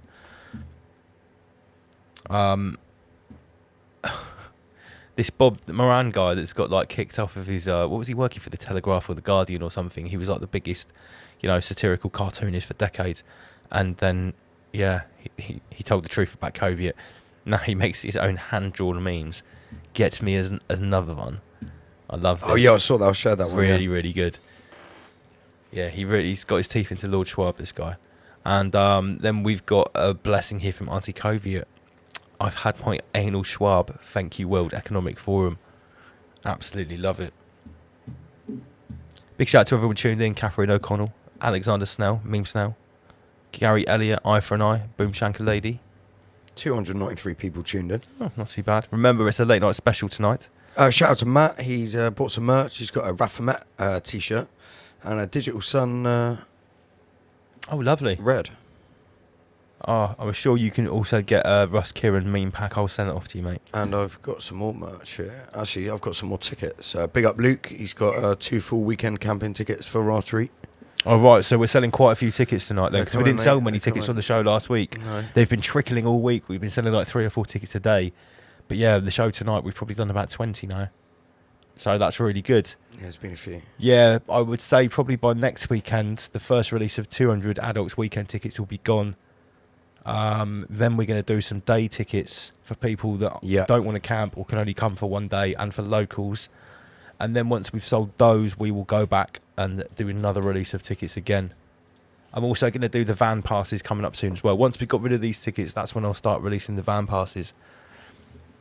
Right, back to what's been happening this week. Now, there were some numbers at play here with the old Boris story too, as always. So the 77th Prime Minister steps down on the 17th anniversary of 7/7. Oh, right, so 17 years after the 7/7 bombings, the 77th Prime Minister steps down. It's a lot of sevens, guys. A lot of sevens. A lot of sevens. Big up Lizzie Milner for pointing that one out. And obviously 17 is half of 33 as well. Just like to point that out. At 3 minutes. At 3. And 3 likes. 3 minutes. I didn't see that one. Whoa, that's good. Here's the thing, right? People used to take the piss out of me for this until everyone else started getting it as well. Do you know how many messages I get every day now? Mate, I'm of sure. people screenshotting things where it's just like, look, 33 likes. Look, it's happening again. I was like, yes, I'm just used to it now. It's a seal of approval. And I can see why some people think we're like, there's this new guy, he keeps popping up and calling us Thelemites. Like Aleister Crowley worshippers. Not an Aleister Crowley work. There's a difference between a Thelemite and an Aleister Crowley The thing worshipper. is, right, They're though, fucking completely two different things. If you had not been watching us from the start, and you hadn't seen the journey that we've been on, and you hadn't seen all this stuff organically happen around us, and you just tuned in, heard the stuff that we say, then you hear Master Lee, and then you see, and you followed, like, for instance, if you followed me on social media, and you saw all of the 33s happening, you would probably think there was something up. You would probably think these guys are Freemasons or something. Something. Or something, yeah. Well, we are. We are something. We're Masons. Everyone's a Mason. Everyone's a This is builder. an open source mystery school, in case you haven't noticed. Just build with the light, not the dark. Right above is an open source internet mystery school where anyone can join and anyone can access the information. We're not occultists, we're de-occultists. We give you the info. I'm not a cult leader, I'm a leading de-occultist. There's a big difference. No, we can tell you how cults work. It's easy. Yeah, we do actually the polar opposite of a cult. Yeah, we tell you how the cult works. Yeah. Repetition. Indoctrination through repetition. Isolation. Shaming of non-believers. Does any of this sound familiar from the last 2 years? Yeah. We're actually giving out open source information to stop people from being inducted into the most dangerous cult of all. What was it the medical fascists kept saying? Hands, face, space. Hands, face, space. Hands, face, that was space. a good one. Indoctrination through repetition. That was a good one. So, yeah, there's definitely some sorcery going on this week. Definitely. Is it because they've turned on the Large Hadron Collider? We don't know. We're postulating. We're just chewing the rabbit and savouring the flavour. Boom. Schwab. Boom. Everyone's like, who's coming at you? Who's going to be the next Prime Minister? It's like, who's got the most brownie points at the WEF? It will be them. And here's a picture of Lord Schwab holding up some sort of tactical Kalashnikov to the new NPC Prime Minister, who's sponsored by Meta Biota Pfizer. He stands with the Ukraine. With this armband, right, it started appearing in its memes, visit Rwanda. Amazing. Yeah. Deep Bait Memes, you are one of our top memeticians. It's official. You're going to go into the Hall of Fame, I swear. Got the UN symbol on him there as well. This one here is also by Deep 8 Memes, and this is a vision of an average normie / NPC in 2022 getting their good news daily hit of dopamine from the information screen, which is also sponsored by Metabiota, standing with Ukraine, Pfizer. He's drinking bio milk. I'm going to assume that this is 3D printed KFC here. Got the pedo symbol there as well. Spinning around. I think that pedo symbol is actually, funnily enough, just the watermark on the stock photo that he's used. Right. It's just a coincidence that the pedo symbol's actually there. That's not intentional. I clocked that as well. How the universe talks to us. Yeah. That was just. Oh my god. Yeah. So okay. Right. Oh come on. Yeah, I know. The 33 hours that brought Boris Johnson down in 3 minutes with 33,000 views. Oh, come on, it's pathetic at this Obviously, point. this is kind of stuff that people send me on a daily basis. This was sent to me, a screenshot by someone, I can't remember who. Look, you can actually see them on the sofa in the reflection. You can see the person who took the photo in the reflection of the TV. You've exposed yourself lying in your sofa, I think he's holding his dog. On the right, 33 resignation in 24 hours. Now, I've got to be honest, I looked this up straight away and I could find something saying 35, 40 resignations, 32. But it was just funny. This is the first one I saw. 33 resignations in 24 hours. Never been seen before in politics until they had 34 resignations. Do you know what I mean? But then there's in 3 minutes with the 33,000 likes. Come on, this isn't. Oh yeah, this one here is quite special. We're not fucking about on this one here on the left. That's quite special. Yeah. The 33 hours. Why did it start 33 hours before? Like, really? Just stop. Just please stop. Deep 8 Memes has been at work on this one as well. Ukraine saddened by Boris Johnson resignation, says Zelensky. I think he said this is like just a hologram of Zelensky. The Zelensky hologram with the Queen hologram with Paddington Bear is like wishing you well. Oh look, there's a 33 on that as well. Yeah, on the subscribers for the Sun. 33. Fuck off. Right, I think that's enough 33s for the moment.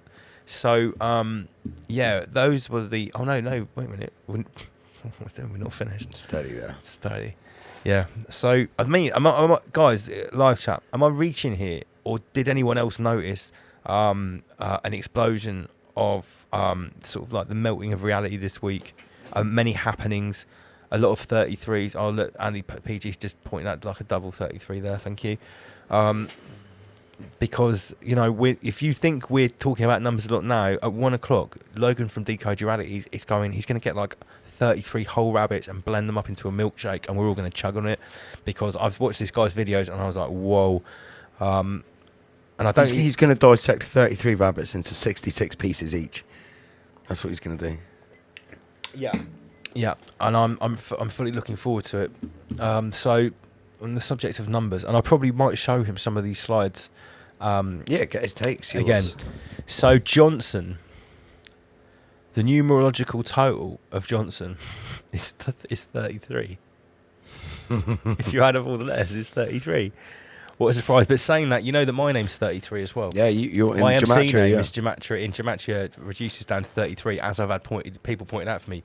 Now, I can honestly tell you on my life and on everyone's life, I had no idea about any of this stuff when my MC name was chosen many years ago, probably 33 years ago. At least. No, not that long ago.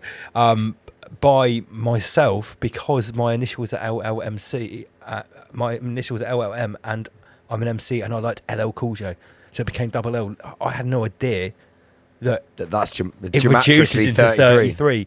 But obviously, I'm a Freemason and stuff like that, and white supremacist. Here we are, and a white supremacist, general hate monger. So yeah, Johnson reduces to 33. Okay.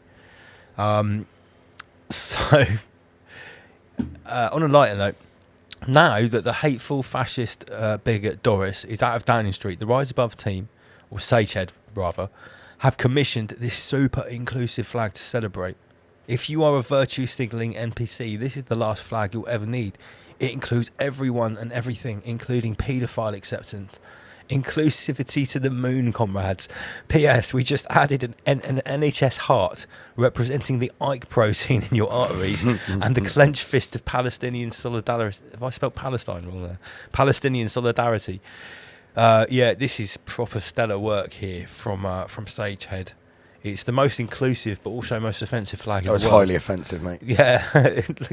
It's got like paedophile symbols, Black Lives Matter, pedo symbol over Israel. Yeah. The Israeli flag. Yeah, perfect. We've got Ukraine there as well. Yeah. Oh, yeah. Ukraine in the middle. With the UN.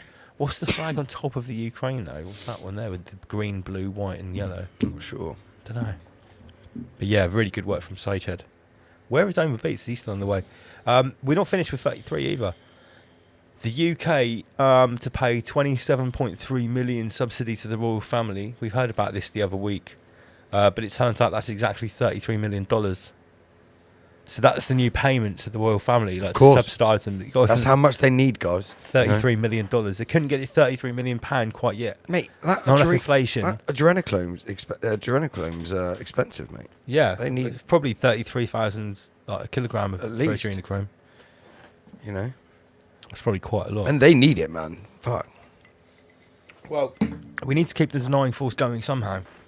But there is some respite here, because millions to get a £330 extra in their bank account tomorrow from Boris Johnson. Wow. So Boris Johnson reducing to 33, is now putting 33 extra back into everyone's bank. 330. Yeah, 330. I just see 33. Yeah. But he's putting £330. Does that mean we're actually getting £330 put into our bank? I don't know, mate. This Or is this a saving from some tax that he was already stealing from us? Yeah. I think that's going to be more likely. They're going to reduce the peasantry is going to get reimbursed. Yeah, the theft level will reduce by 33 units to the decimal point. Do you reckon that's like per person, per citizen in the UK? Do you think he did £330 worth of cocaine through the COVID 1984 parties in the lockdowns, and that's he's got to reimburse it to everyone, and he's just split it to £330. Do you reckon they sit around in Tory parties doing like 33 lines of cocaine, trying to put out 33? 3 inches long. Get out the ruler. Each line of coke must be 33 centimetres. Amazing. But all of them, mate. That's it now. Like Rishi's out. What's his name's out. Boris is out. They're all out. Yeah, but when this is their way out. But when we say out, like, don't you think that Rishi Sunak and all that are going to come back? And yeah, like Matt Hancock, mate. He's just what do they call it? A backbencher. They just fucking sort of sit there, take the money, and just sort of spout off every now and again on their social media and turn up for photo ops in their local constituency. That's it. They're just fucking puppets, all of them. But this is their way to get out the limelight. He's just stepping down. Like what happened to Matt Hancock for all the Matt Daslam stuff? Why hasn't someone gone and done something to that motherfucker? Matt Hancock's back in his job, though, isn't he? Yeah, that's what. No, I don't think it's health minister. Yeah, but it's probably not like digital enslavement minister. Oh, yeah, that's what I mean. But he's just been schwabbed away to do something else. But yeah, why not? He's went and euthanised loads of old people. I reckon that Rishi Sunak will get schwabbed into being prime minister still. Do you reckon? Yeah, because obviously Boris is going to take the rap for everything. Or do you reckon Mr. Trilateral Commission's going to jump in? I don't know. Maybe, yeah, he has to be rewarded for his services to Master Ginny. Yeah, 100%, mate. Yeah, because you don't, like, obviously he put his career and his life on the line for the Grandmaster Ginny. You've got to be rewarded for that either in this life or the next. And I tell you what, my old Starmer that wouldn't be a good. Do you know what I mean? We said this before, like, better the devil you know. Like, Boris, we were happy with Boris. We liked Boris. Yeah, you know exactly where you are with Boris Johnson. Yeah. He's a greedy bastard. He'll take the piss out of you all day. He'll have parties when he shouldn't be. Yeah, it's like, the thing is, right, with someone like Boris Johnson, you would know if there was something actually wrong, because obviously there wasn't anything wrong because of the way he was behaving. No. Everyone should be thankful for those Tory parties. Yeah, 100%. Not only did they wake up millions of peasants, it also showed you there was nothing wrong. It was actually like concerting. It was sort of like reassuring. Confirmation. Yeah, it was confirmation that we were right. We should be thankful. It's part of the process, comrades. That was part of the greatest apocalypse ever. Literally having your leaders showing you in your face, like sticking their fingers up in your face, you stupid peasants. Look, it's obviously bullshit. Look at us. Look at what we're doing. But you stupid peasants, you're still doing that. Because you watch the news and read the news. I think next time I'm in a situation with normies, maybe even members of my family, where I have to sort of try to go over again the mechanisms of how all of this has happened. But how could that, you know, those... Why would anyone want to do that? I'm just going to probably let it down to them. It's like this. The architects of what's happening are literally programming you to create around it. And I'm just going to say, I'm just going to do it like those ones, you know, that meme. It's like the only reason that a pandemic happened is because you ingested it through the programming box and then you projected it. You acted it out. Through a much more powerful projector. If people had any idea their own power of creation, they would have never have created the Soviet Union around themselves. That's it. You just ignore that shit. That's what I mean. Slick in a way, Rick, it's that's everyone's a short. own What fault. I just said there, that was a short. That's a 1 minute short. Remember that bit. There we go. But it's true. It would have never happened if people hadn't have absorbed the Divok programming and then built the Divok world around them. That's what happened. It's true. And all the meanwhile, everyone else who knows about it is pissing themselves. All the politicians, all the Schwabians, all that, everything. Yeah, but luckily we're pissing ourselves as well. Oh, yeah. So we have to be thankful for that. So let's have a little dip into clown world. The clown narratives haven't gone anywhere since the Hadron Collider has been turned on. In fact, they have been turned up. These two stories are from just before the Collider was turned on again, so we can be pretty sure that it was probably switched on before the 5th. Urgent warning to gardeners. Soil increases the risk of coinciditis and instant, like, Brittany death. Soil? Yeah? Yeah, soil. In your gardening. Right. So Western people like gardening and like getting down in soil. Everything that Western people like doing has been targeted. Even the socks that you wear around your ankles could be early sock lines. Sock lines around the ankles could be early signs of heart disease. So we've all seen the targeted COVID propaganda to normalise instant death syndrome and coinciditis, right? However, if you look at this Andy PG, the Taipei Times. What do Asian people like doing? They like cooking rice and sitting around hot pots. Eating hot pot could raise heart attack risk. Oh, this is just... I've spent a lot of time around, especially Southeast Asian people, and they love nothing more than having a hot pot and sitting around and talking and cooking things in a hot pot. They spend hours around that hot pot. I'm sure these social engineers bet with each other about who can put out the most stupid shit and get people to swallow it. I reckon they literally must try to outdo each other, like on a collegial level. Do you know what I mean? They must put out the most ridiculous shit and be like, I bet we can get them to swallow this. And like the best one, whoever won that was the motherfucker who thought of putting the masks on. That's the one who won that because there's people still doing it. Yeah. They won the game. I have a feeling that the competition's not over because if you can convince people that changes in body temperature caused by eating a hot pot and the food's high salt content could increase the risk of heart attacks, so that's like saying don't eat hot food. We've all heard that apparently salt gives you heart attacks. I bet it doesn't. I bet it's the opposite. I bet having salt probably prevents heart attacks. Salt's from the sea. Yeah, it's natural. I mean, it's a natural product. But most salt that people have isn't natural though because it's all been processed. So maybe. Who's this just come in the studio? What happened? A tree fell down. I had a tree fell down. Wow. Okay. Homer Beast just came over shouting, "I've got evidence a tree fell down." Yeah, I'm not even kidding you. I couldn't believe it. A tree fell down. All right, I'll check it out in a minute. Oh right, shit. Is it windy? No. Is that you with the chainsaw? He's chainsawing a tree in the middle of the road. It up on the road. Okay. Oh my god. Okay. Right. So yeah, soil pollutant could raise the risk of heart disease among gardeners. Study suggests. Really? Wow. What's up next here? Do I think all rich countries should move to 100% synthetic beef? I bet you do. Eventually, the green premium is modest enough so you can sort off the changed behaviour of people Oh, blah, blah, blah. Help Again, to the gates. I don't know how this fucker's still walking around. Right, the I point honestly is don't. that Russ Kieran here has said the Dutch police are now firing live rounds at unarmed farmers. Wow. The Dutch minister who pushed the nitrogen law that grants the government the power to expropriate the farmer's land has a brother who owned online supermarket at Picnic, who invested 600 million in that company, Bill Fake Meat Gates. This is what corruption looks like. Dr. John Coleman was correct in his assessment of the NWO agenda back in 1994. Where's my tinfoil fedora gone? So, It's actually not Russ Kieran, it's Chew Dumb Fuck. That is Russ Kieran. Yeah, I know. Yeah, sorry. I actually had. There was another slide about this. Yeah, here's the other slide. So, what is this story? The Dutch minister who pushed the nitrogen law that grants the power, the government the power to expropriate the farmer's land, has a brother who owns online supermarket Picnic, and that is 600 million deep from Gates. And Picnic are obviously going to be promoting synthetic beef, and oh yeah, okay. So the nitrogen law, that's all to do with beef farmers, isn't it? That's all beef farmers, yeah.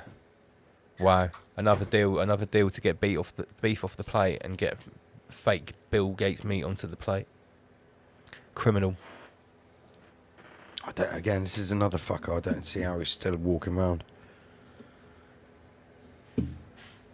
He's going to take out Bill Gates. It's everyone's favourite. Come on, it's one of the best characters we've got. So I'll just go back to this. On the right-hand side, Deep Bait Memes posted this to me. The concession of the first ever women's Masonic temple took place in Westminster in September, in when? 1933. Of course. Grandmaster Elizabeth Bow. So yeah, you just load the 33s tonight. I apologise. This was sent to me. I was totally unaware of this. It actually happened last year, and it's from around here. It's in Christchurch. This is Christchurch Priory. This is a very famous building that goes back to like the 12th century. Very famous, very old, super old. Well, some parts of it. So had some work done on it recently. A lot of work, and part of the work here is replacing one of the gargoyles with what? Oh, nice! Look at that. An NHS worker with a mask on. So for with the PPE. So for the next 500 years, that's going to be up there, reminding everyone of the time when the saviours wore masks. Wow. Yeah, that'll come down. Yeah, I wouldn't be surprised if it comes down. Come down. Yeah, I hope it does. So here, what have we got here? This seems to be like some kind of rebranding. Tomato flu. What? Tomato flu outbreak sparks panic as children suffer monkeypox-like symptoms. Didn't they talk about rebranding monkeypox because it was discriminatory or something like that? I don't know. I didn't. Yeah, this was getting talked about a couple of weeks ago. The UN was saying monkeypox has got so many negative connotations, so they need to rebrand it. I'm gonna take a flying guess. Tomato flu. That tomato flu is the new name for monkeypox. So it's just like a bad reaction to the nanotech. Mystery tomato flu outbreak sparks panic as children suffer monkeypox-like symptoms. So tomato flu has monkeypox-like symptoms. We can assume that. And then over here in Queensland, right, in Australia, which was hit fucking hard by the COVID union. Yeah, they only had like 10,000 COVID deaths, but it was hit hard by the union. Queensland under attack from deadly multidemic. So not a pandemic, it's just a multidemic. So I guess that means like loads of different illnesses all happening at once, like multi-demonic. Oh, well, look at that. It says that after restrictions that kept COVID at bay, lowered society's natural immunity to other respiratory viruses. Oh, what a surprise. And what's all the tinfoil hats saying? Who could have ever predicted that? One of Australia's top infectious disease experts has warned. Mate, Becky S is right. You wear that tinfoil crown.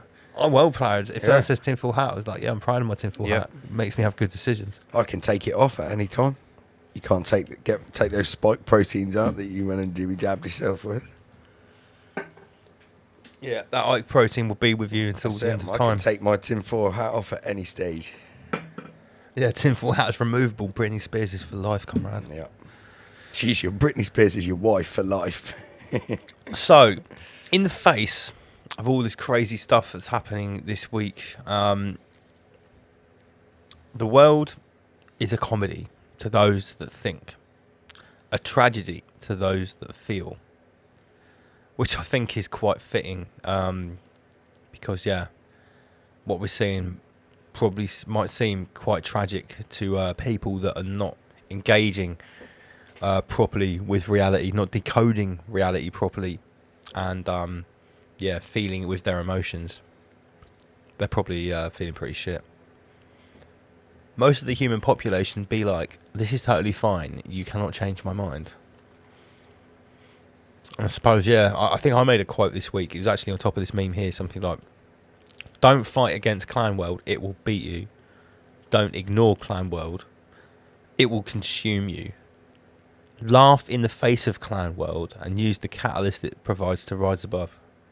That's it. That's all you post. Yeah, that's it. Quote me, 2022. So I think that's the important message when things are like speeding up and there's like a multi-demonic going on, you know, like monuments are exploding. That was actually a really good point about the Georgia Guidestones, which I obviously failed to put in the slideshow. I thought I had it, clearly not. It was a quote from Human Vibration, and it was something like maybe the Georgia. I don't know. No, I've got it. I sent it. Yeah. No, it's actually, we can have her quote as well. But someone else that was on the Archaics page says this looks like the Georgia Guidestones are being knocked down because they've served their purpose. They have foretold something that's going to happen, and now it started happening. Here we go. That's the Human Vibration. This is Human Vibration. So she said, I've long suspected the Georgia Guidestones to be a public stunt, a long con designed to instill fear and suspicion in the hearts and minds of the public. With the controlled demolition, the final act before the curtain call, being illuminated in the full-on purples is just the icing on the cake. So she obviously saw some purples in the video there. Magenta. And the other quote I saw, and they were talking about the Phoenix event that Archaics goes on about, which he says is coming in 2040, like the proper reset event. He's saying it's like they're getting rid of the monument before the coming Phoenix event, so that people after the Phoenix event won't know that an event that would wipe out most of the population was being foretold, predicted, and actually looked forward to. Maybe a reset? Yeah, a reset, exactly. Right. That's what the Phoenix event, Jason from Archaic says is. It's like a fire in the sky. Have you noticed how fucking hot the sun is these days? Yeah, it's pretty hot. It's quite hot tonight as well. Yeah, but I mean, like, when you're standing in the sun, it's like a lot fiercer than it used to be. So maybe the sun's sort of, you know, getting cooking, if you will, before the event. Yeah, I think the solar event. I think we're going through or building up to some sort of solar event. John Levi talks about this often. Yeah, people have talked in the last year that they've seen the sun like change colour, like it has a different glow. I think Master Lee mentioned it. It used to be yellow. It's white. Very interesting. Where do we get to here? See how much more I've got. Oh yeah, here's a fucking interesting story, right? I don't know how I came across this, but it seems that in Germany, at least, there's actually the border lines appearing on a map of the Soviet Union. Now this shows the infection rates of the new strains, which are this Omicron multi-Schwab bar 5, right? Omicron bar 5. Now, what they're saying is here, obviously the red or the dark blue areas show the high infection levels.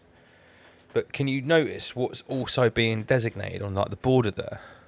That's where the Berlin Wall used to be. Of course. Right? So this is so weird and so, like, I swear this shows that we're living in a simulation as well. The borderline between the capitalistic West and the old Soviet Union used to run along exactly that line which goes through Berlin. So on the right-hand side of it is the East, and on the left-hand side is the West. Now, this line now has actually been inverted because the Soviet Union is on the West, because the people in those areas were much, much, much higher Brittany than those in the old ex-Soviet states. For whatever reason, the people in the ex-Soviet states of East Berlin and Eastern Germany have not taken up the Britney Spears at anywhere near the same rate. Right. As the far more still, although the Berlin Wall came down in 89 or whatever it was, 89, they still are slightly different. East Right. and West Germany are still different, politically, culturally. I think it's so mental that you can actually see the old Soviet Union on that map, and it's not a part of the Soviet Union. Do you know what I mean? It's, how crazy is this? And that's why I had to look into this a little bit more, and you know, this is all accurate. And they said, yeah, the hyper-Britneyed population in Western Germany are obviously getting hit much worse, surprise, surprise, by these new so-called variants. And yeah, you can see that actually Berlin is red, and it's in the middle of the old. Could you remember the Godvag video? Oh, you're going away, aren't you? All right, yeah, the Godvag video that talked about how Berlin had the east and west split, going through the middle of it. So the red is in the blue, and the blue is in the red, and the inversion. Very, very, very poignant, I think, to look at this. Have you seen this, Madge? This map of the actual Soviet Union. This is the infection rate in Germany. And you can actually see the old Soviet states on the left. They have the lower infection because they didn't take the Britney Spears so much as the western part of Germany. That's mental. Yeah, so it's actually an inverted Soviet map. This is a Soviet map. I would say this is the first ever map that has actually shown the Soviet Union on a map. Very interesting. Is our own Beats going to play in a minute? Because he's only got half an hour before we get Logan on. Oh, you just reconnected it so Omer doesn't get annoyed at you. Comes in, what have you done?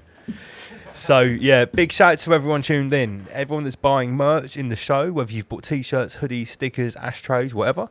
And obviously people that are purchasing their Raw Treat tickets. We have sold a lot of tickets tonight. I think it's about 20, something like that. I'm just going to remind everyone that we are all having a physical meet-up on the weekend of 9/11 at a beautiful wooded camping location in Dorset, which hasn't been disclosed yet. We've got a whole slew of artists, activities, stalls, speakers, teachers, loads of stuff going on. This is only the first release here. This is only 33% of the lineup. There are 2 more announcements coming soon. Tickets are £66 for adults, £33 for children. Under 5s are free. And there's a whole lot included in that ticket, not just your camping and your music, a whole lot more. Food and drink is on site. We have some amazing vendors, and there's a lot of activities included in the ticket, so it's a lot of fun for everyone. And children are welcome too. They're going to be catered for. Woodland survival skills, lots. Big up Omer Beats in the house. Oh, yeah. He's going to spin some tunes in 5 minutes. Just let Magic take away that little toy he's got up there. Cool, because you've got half an hour before Logan from Decode Dequeef Your Reality comes on. So I've had a bit of an interesting evening. So you've been cutting down a tree in the middle of the road. Yeah, I didn't expect to. I was just lucky I had the chainsaw. You just couldn't wait to get that chainsaw out in the middle of the road and start chopping that tree up, could you?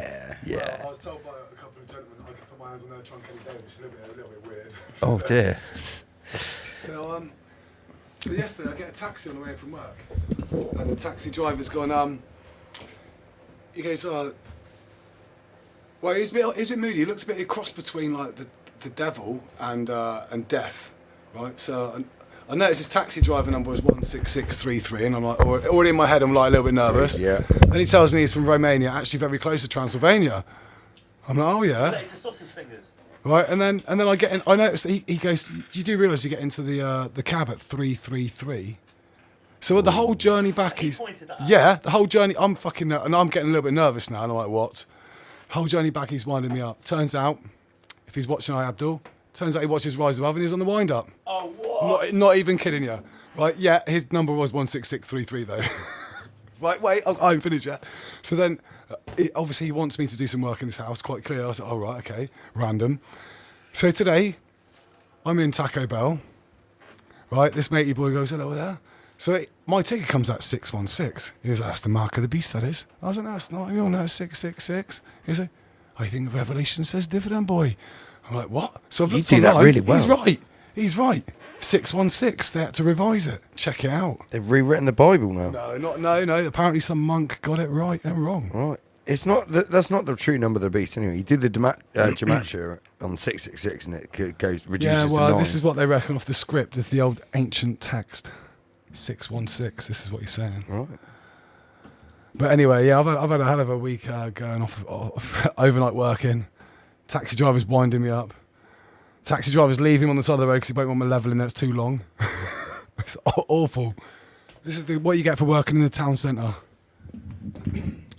So, Omar Beats has been through trials and tribulations. By the way, Omar, we've had Mark Devlin calling the show earlier. He's told us all about what he's going to be doing at Ratry. I saw. I was watching. You were watching. Nice. I've got my new tops, man. This is the new. Feel that. Very soft. Yeah. Oh, that's quite nice. Embroidered. We're almost done with the crossover. All right, so in a moment we're going to have half an hour of Omar Beats. Before we have our special late night guest, which is Logan, Decode Your Reality, and we're going to be going full proper rabbit with this guy. I could tell you, I've been watching some of his videos earlier on, and he goes into decoding reality through numerology. But I want to talk to him really about like the crux of it, like why, what is, you want to get what into is it. this? We want to go whole rabbit. We want to proper go whole rabbit with this guy. Yeah, big shout out to everyone tuned in. Auntie Covia, Catherine O'Connell, Sam Carno, NWO, Lord Doobsworth, Eye for an Eye, Andy Pandy 33. Who else have we got? William Donahue, Cheech McDuck, Suze. Anyone else in here? Who else is new? Let me see. 284 people tuned in. It's Rise Above live on a Friday night. Rise above, generate, rise above, extinguish fear, rise above, abstract. So, Andy PG, I've said that you're going to be in charge of the Route 66, the market, Route 66, or the Black Rocket, as I like to call it. Black Rocket's a good name for it. Black Rocket is the best name. not Peasant Avenue, Peasant Road. Peasant Road. Yeah, so this week I'm going to be having a little meeting with you, going through the market inspector roles. Yeah. So everyone that applies to be to have like a stall or run a little workshop or give out information at Ratry will be coming through you. You'll be organising them all, telling them, you know, what's needed on the day, and making sure it all runs smoothly, basically, because we want to have a proper like little marketplace where we have artisan craftspeople. Hello, Omar Beats. So you've also got to make sure everybody's got the correct paperwork. Come on. Yeah, he's gonna. We're gonna dress him up. Show me your papers, comrade. We're gonna dress him up as a Coviet market inspector. He's gonna have like a vintage clipboard and everything going around, like and a Sharpie. Yeah, and a Sharpie, like the market inspector in EastEnders. You ready to spin some tunes? Oh, not quite yet, fellas. I'm sure you can manage to chat away. You normally do. Oh, no. I'm normally angst. You're going to be cutting into your half an hour slot. We already are, mate. I'm already going to cut into everyone else's slot, so let's face it. He always does. Yeah, so obviously you can catch Omar Beats at Ratry, Magix, Andy PG on the decks as well. We've got myself, MC Manic, JD, Terra Slim, Comprehend. The first band we've announced is Native Tongue. We're going to be catering. Mark Devlin is going to be DJing as well. But we've got loads more, guys. Loads more. That's only 33% of the lineup. Remember also, if you would like to help out Rise Above, the stream is always free, but it does cost money for us to produce. You can buy a piece of merchandise, even if it's just a few stickers for a few quid. It all helps us out. All of the profits go back into the stream to cover our costs and help us to keep moving forward and producing more content, more ideas, more rabbit on the table. You know, and if it wasn't for selling the merchandise, we wouldn't have had enough money to put deposits down on the land for Ratry, you know, to buy the insurance. We spent £1,000 on Ratry before we sold a single ticket. And without you guys buying merchandise from www.riseabove.tv, we simply wouldn't be able to do what we do. So yeah, it's really important, and we really appreciate it. Apart from that, we've got some amazing designs, t-shirts, hoodies, jumpers, stickers, and we've got ashtrays as well. Check out the designs on the website. Why did no volume come through then? I don't know why no volume's coming through. Magix couldn't get it to work either. That was the problem. Rise Above TV. We will have some music in a minute, I promise.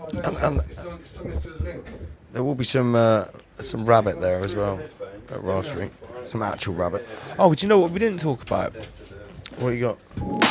Oh, there we go. I'm Beats in the house.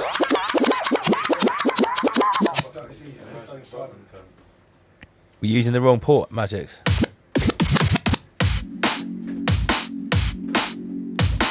George using the wrong arm magic quiz.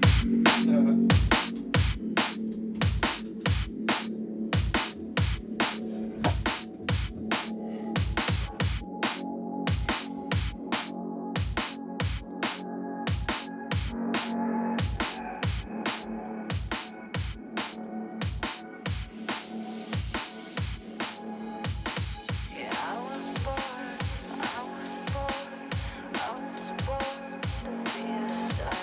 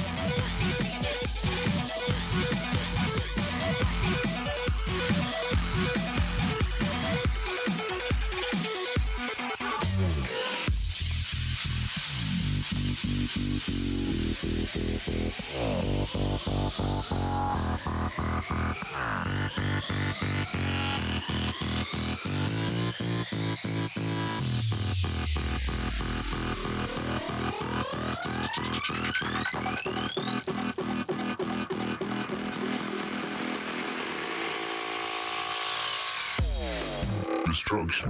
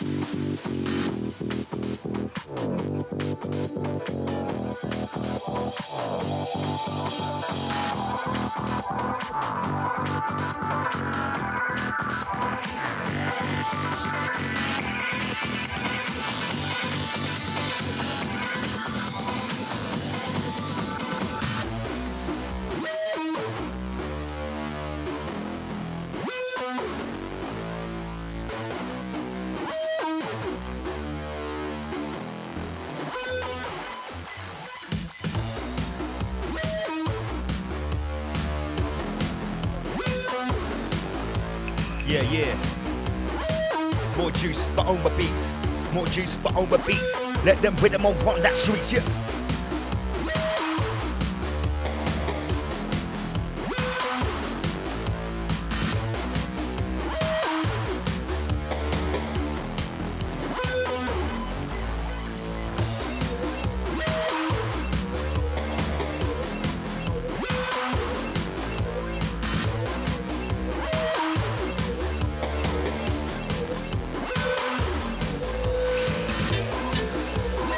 Lifelong student.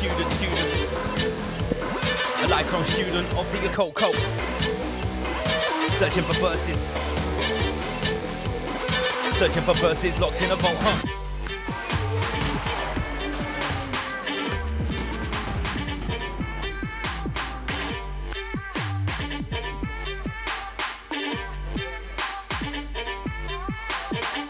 Hold on with a draw for the force, like a Jedi, rebel Star Wars. And then slay metaphors while fools just lay down foes in 10-page draws. Bringing out flows in the lyrical wars. But that's old quick draw, McGraw, I fuck that back to the force. The power that binds us together, of course, is why the massive rave together in hordes. Feed off the energy source. Crowd of people, move to the music in sync. Emit sonora beyond what you think. The body is a vehicle, more than flesh. Just the first stage of the next step. Don't be afraid to pass the last test, cause life is another part of death and I'm done. I can't spill the rest. After this is a mad complex. Quantum mechanics and a shaman flex. Physicists don't know where the spirit is. Scanning brains, running tests, no explanation from mainstream section or any religious sector. I'm never gonna lie, that's a big concept. From the grave to the cradle, willing and able, won't conform to the norm of a label. Gotta be the genuine article, every single molecular particle. Omar. Drill for the syringe, inject the blood clot, force the melanoma. Wickedest hits, not bogus. The heaviest shit, no floaters. A vibe provider with a tight rhyme cipher. Direct with the speed of a lotus. No middlemen or no brokers. Never destitute or no hopeless. Big up Cheech. Big up Auntie C. Big up Eye for an Eye. Yo, I'm a repeat offender. Revealing elitist agenda. Still at large, delete the data, success or defeat, no retreat or surrender. And I can't let go. A killer artist Charlie Hebdo. A false flag act is in tow and they blame Islam for the media show. It's double L, you've heard of me. The flow's poisonous, liquid mercury. Hear my voice when I curse the beat, I let it moisten up and then it's surgery. Guilty as charged, I'm a repeat offender. Revealing elitist agenda. Still at large, delete the data, success or defeat, no retreat or surrender. and I can't let go. A killer heart is Charlie Hebdo. False flag with actors in tow, and they blame Islam for the media show. Like 2 weeks later, Copenhagen. Could it be beta? These global pagans, these traitors feed off people hating. That's why nothing's changing. Guilty is charged, repeat offence. Once again, my ass is back on the bench. The prosecution speaks my offensive views on my former defence. So hence, sort the wheat from the chaff. Covert conflicts, rearrange maps. Government funded, hidden bloodbaths. Misinformation is way off the graph. So seek out multiple forces. Yeah, shit. Seek out multiple sources. Be beware of malevolent forces. They steer clear minds off horses. Yo, hold your aura strong like a fortress. I oppose all covert forces. They could come with their tanks and horses, driving 33 of Phil Gates Porsches. Rise above, that's a mental fortress. The most deep and the walls are enormous. Built with knowledge of multiple sources. They couldn't storm us, not climbing the high of glorious corpses. Don't come with the eye of horrors. You still couldn't test our auras. We cross the borders with the vertical rise enforcers. The third forced installers control our Torah inside the Taurus. Don't test my team, we're scorchers. We are the metaphysical ballers.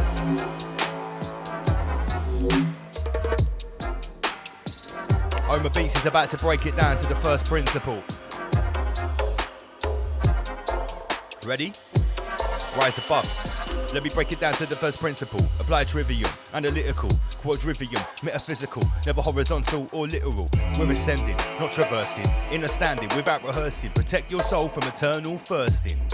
Why is that? Cause brand new earth is emerging. While the evil energy surging, the demiurge is determined to drown your soul with burden. Cruel nursing, no reversing, a sack of moon fertilizer bursting. You've got to put the work in away from the message MCs are shirking. Nowadays everybody wanna chat. Nowadays everybody wanna spit. Nowadays everybody bum wagged. Nowadays everybody wanna mix. Nowadays everybody wanna chat that they got story to tell. It's the same old crap. When they touch the mic they all sound like shite. These motherfuckers act like they forget about L. Yo, we're just warming up. Warming in. Homer Beats.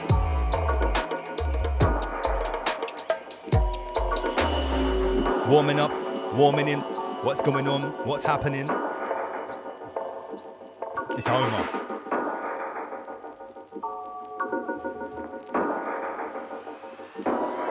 Yo, no need for a power up. Discharge my aura, climb a mountain, cross a border, Psychonaut in a mind explorer, hyper thoughts killer lines cause torture. In a out of order, ready for the message, reach for your recorder. Yo, it's big, you know how we wave, man. You can't play if you got no game plan. That's just how we go on, fam. It's double L, not my nature to harm, man. The mic's gotta do this justice. In my clutches, got to bust this. Double L is so raw with the roughness, not even MC Hammer could touch this. Yes, not even MC Hammer could touch this. Raw with the roughness, take you down to the dungeon. You get bludgeon.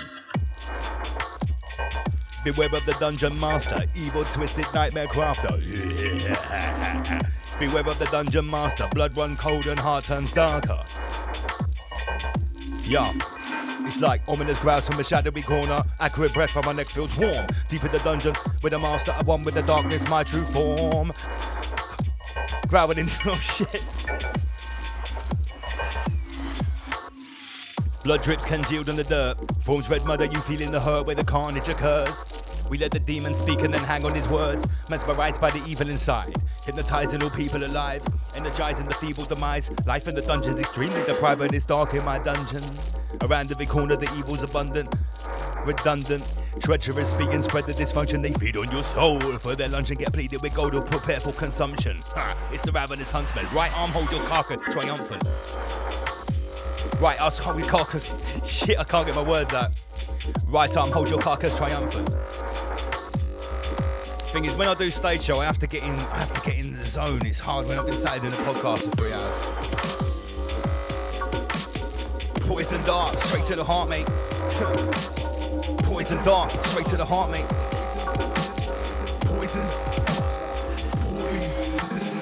Poison dart, straight to the heart, mate. Now a sound boy, never wanna partake. It's not a game, you know, arcade shoot like a cupid. I'm causing them heartache, cry me a river.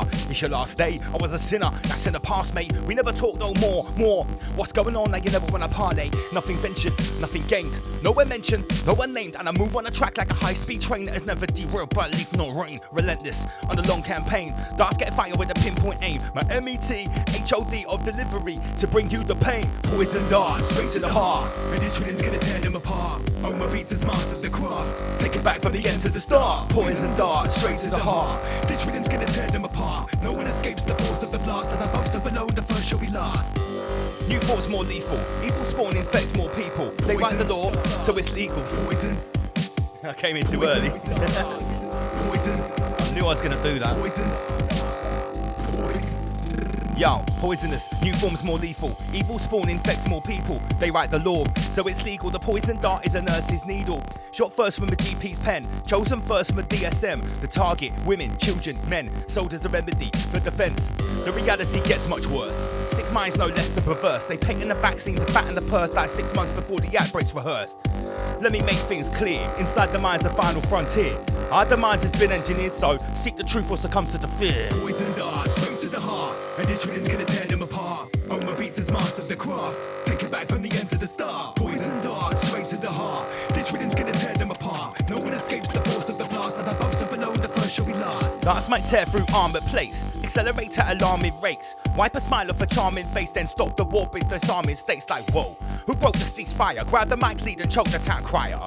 No matter what transpire, I slice through beef like cheese wire. Rain on them with a heavy artillery. Painstaking wordplay, sick as delivery. I leave an MC with a seizure. Bulging veins, bust up capillaries. Enter the bloodstream intravenously. No rhyme schemes infect you seamlessly. No vaccine conveniently. Fatalities are occurring frequently. Poison dart, straight to the heart. And this rhythm's gonna tear them apart. Oma Beats has mastered the craft. Take it back from the end to the start. Poison dart, straight to the heart. This rhythm's gonna tear them apart. No one escapes the force of the blast. And above so below, the first shall be last. Big up No Cap Popeye. Says this. Oh, what's that? You're switching up.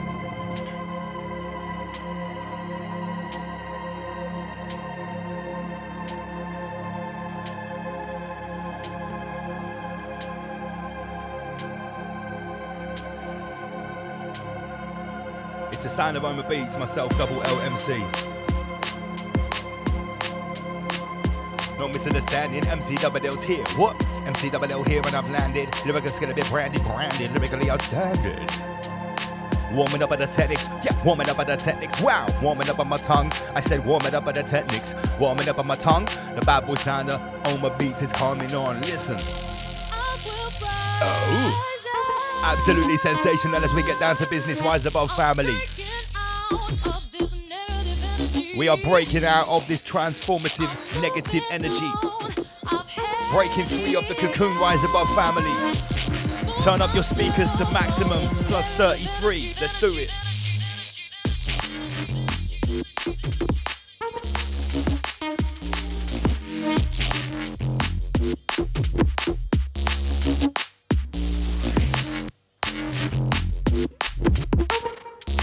Who is the architect, tech? Who is the architect of all creation? The all-seeing eye can't see the change in this vibration. Breaking through the surface, doing it purposely. I'm breaking out of this negative energy. I'm moving on. I'm heading out to remove myself from this negative energy. Like Mark said earlier on, expel the negative energy.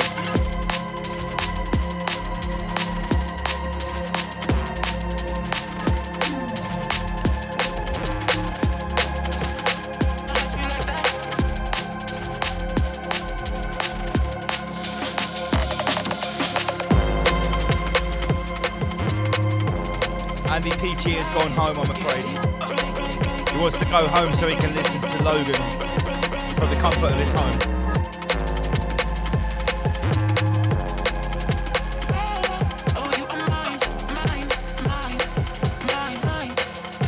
Didn't mean to hurt you like that.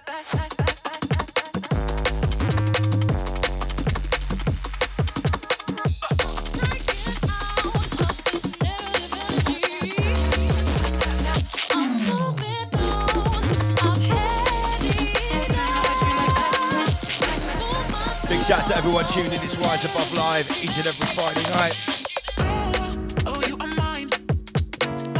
I can see Logan sat in the green room. I see ya.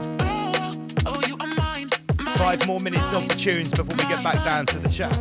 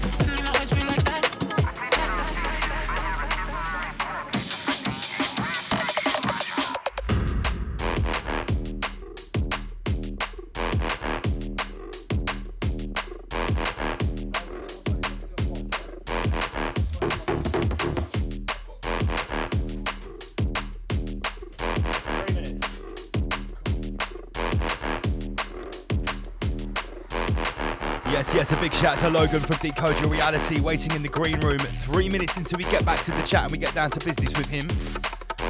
This is Oma Beats live on a Friday night. Nothing less than savage. The damage that we're causing. The impact is tragic. The crowd is still applauding. The audio's marauding. Sign one with the frauding. Time for drastic measures. Babylon is falling.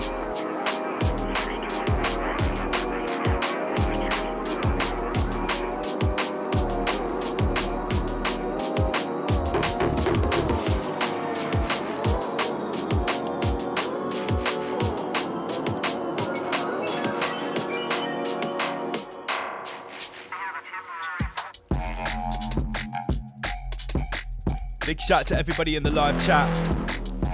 We've got about 220 people still tuned in live right now from all over the realm. Each and every Friday at 9 PM we get down to business. It's Rise Above Live.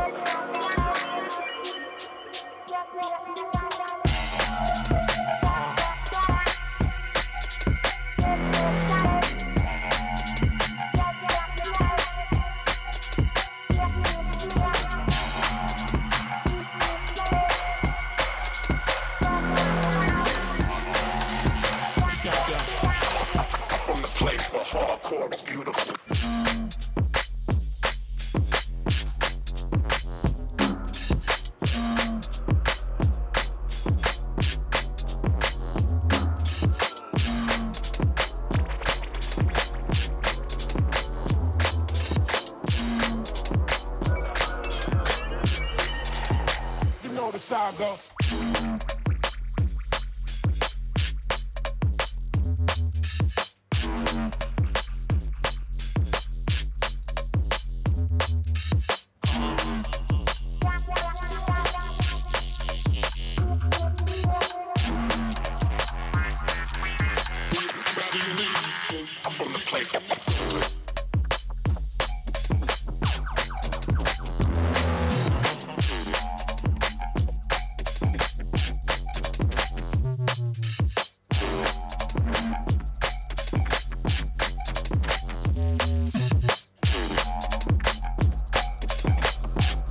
Yeah, Omar, it's 1 o'clock. You're going to come and join me in the hot seat to question this amazing guest we got coming up. Yeah, you better do. You better do. Now that Andy PG has deserted me, Magix has gone to get a takeaway. I'll be there, baby. Don't you worry about that. You better be. It's now 1 o'clock, and yeah, as the graphic here dictates, we've got a very special guest, Logan from Decode Your Reality. I've been watching some of this guy's videos. Holy shit! If you think we talk about numbers, wait until you chat to this guy. Let's invite him onto the show right about now. 1212, Logan, welcome. What's going on, everybody? Great to hear from you. All right, we've got some video as well. Fantastic. Yeah, man. Hello there, mate. Welcome to Shout Rise out Above. to everybody. Yeah, all my great friends in the UK, man. Love you guys and gals. So you're in the USA. What part of the US are you? I'm actually in Mexico, man. Oh, right. Okay. Yep. Okay. I visited Mexico over the Christmas period. Me and my wife, we travelled for about a month from Port, sort of Tulum area, all the way down to Mexico City over 4 weeks. Where I'm at. Yeah, I'm just north of Tulum. Yeah, just north of Playa del Carmen. Okay. Oh, yeah. Awesome. It was also actually Puerto Morales that I stayed at first. That's where I'm at. I'm in Puerto Morelos right now. Oh, okay. So are you near to where Santos Bonacci was staying? Santos lives right 5 minutes down the street from me. Okay, I didn't get to meet him when I was out there, but I was actually at the same little sort of retreat where they were doing Tezmacao with a guy called David. Santos had been there previously, and I stayed there with a guy called Sam. We were doing some rituals and stuff. It was fantastic, to be honest. So I'm very pleased to have you on the show, mate. Thanks for having me, man. I've heard a lot of things about you, and I'm going to be totally honest. I tried to binge on some of your videos earlier on, okay? Okay. For anyone that is not familiar with your work, give us a little bite-sized intro into What is Decode Your Reality? Who is Logan? Well, I am. My official title is a metaphysician, which is somebody who deals in the metaphysical arts and helps people. You know, I'm like more of a tour guide than anything else, and I have kind of stood in that placement now for a very long time. I kind of took that title on as a tour guide after I did a reading for a very special person who said, you know, Logan, you're kind of more like a tour guide, and I kind of just felt natural to take on that title. And the tours that I take people on are, you know, doing personal readings through multiple mystical art platforms, astrology, both Vedic and Western, human design, the cards of illumination, the tarot, you know, numerology, all these layers. We can kind of bring them all together and really figure out what the hell you're doing here. Why are you here as a person? And are you on the path that you're really supposed to be on, right? You're always going to be on the right path, but are you on the path that you really feel is the ultimate experience for you? And we live inside the game of life. It's an amusement park, and my job is to show you the rides, your rides, because your rides are not my rides.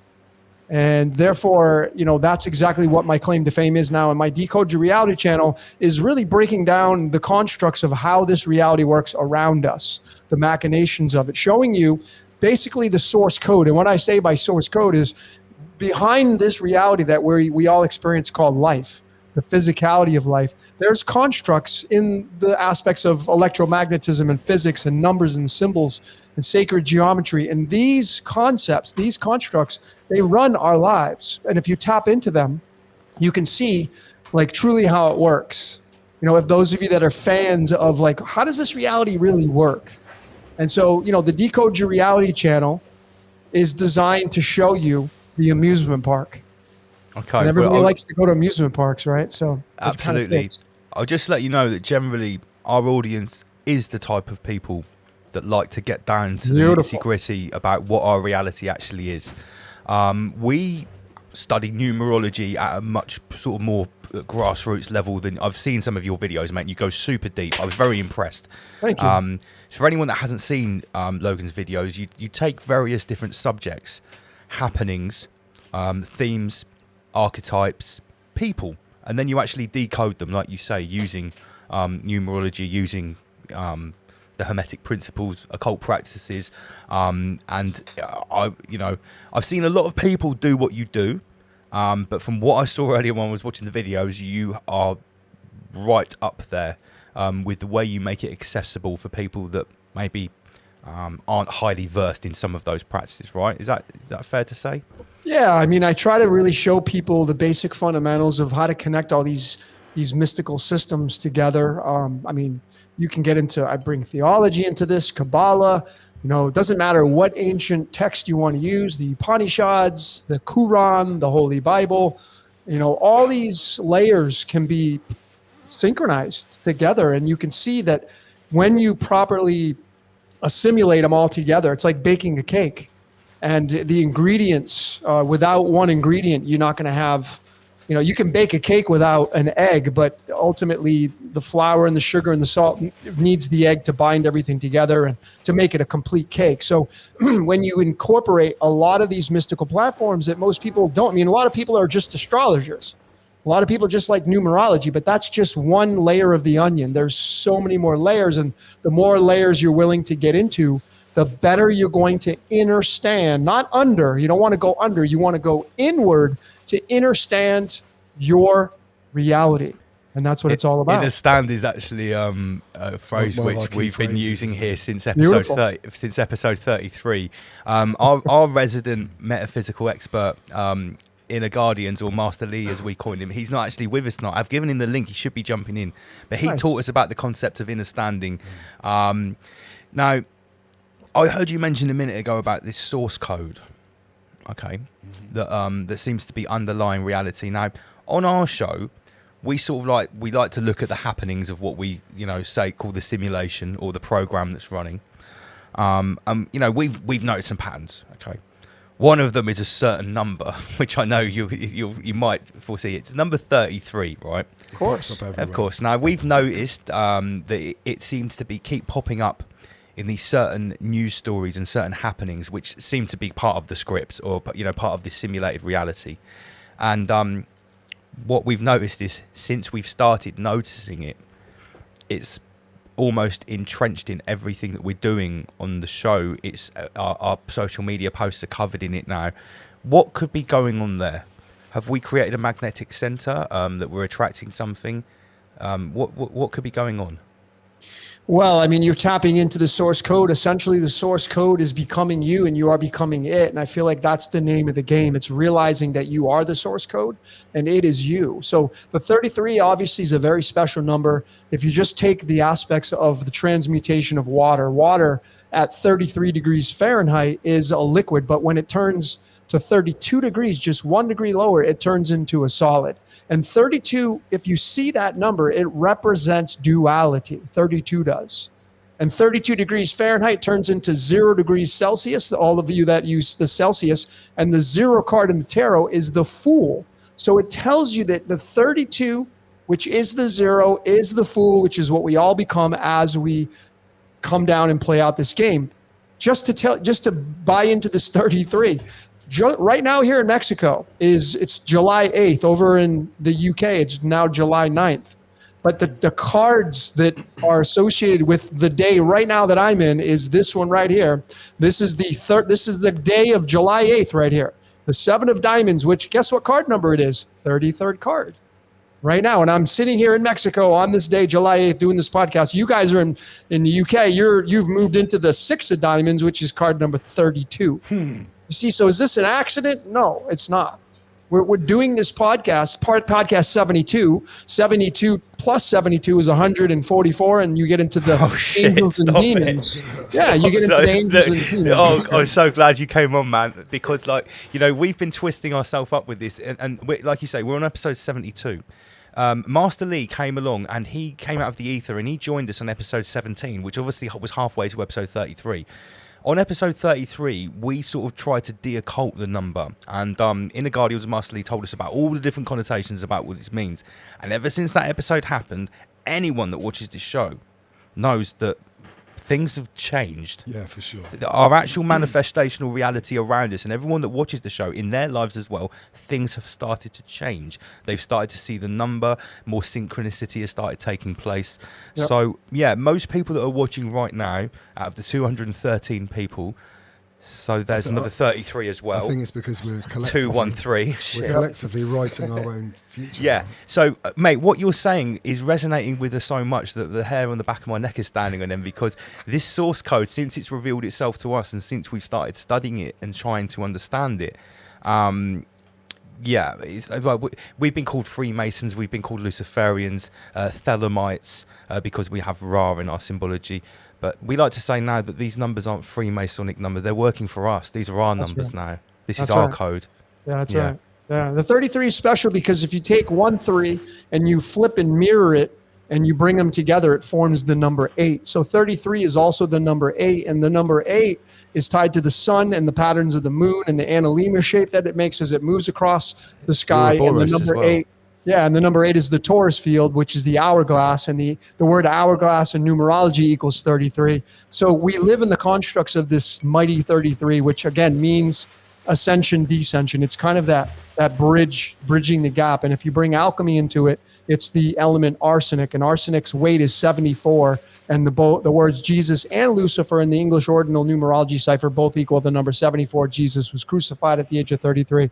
There's just so much symbology that you can go back and forth and into all this stuff and really start to see the source code playing out. And, this reality to me is a big joke. I think of it as the architect, whatever built this reality, is an absolute stand-up comedian, because I see the comedy playing out in my life all the time. I don't have to pick specific dates on when to do things. I don't have to choose specific times to do any kind of things. I don't have to try to edit my videos. Everything is done improv style, and no matter what, doing these things improv, I go back, I do these behind the scenes decodes, and I show people the comedy in my own personal life and the code expressing itself through me. And it's just wonderful when you can surrender to that. We like to refer to this as the clown world. Yeah. That's great. Well, whatever way you want to look at it. We had the concept of because we say we're all content creators, and part of our show is we're actually commenting on the crazy content that we're seeing in front of our eyes, and we've joked that it's speeding up exponentially. You know, sometimes we make jokes or memes, and then in like 6 months they happen. So we had this concept of the infinite content creator, this architect.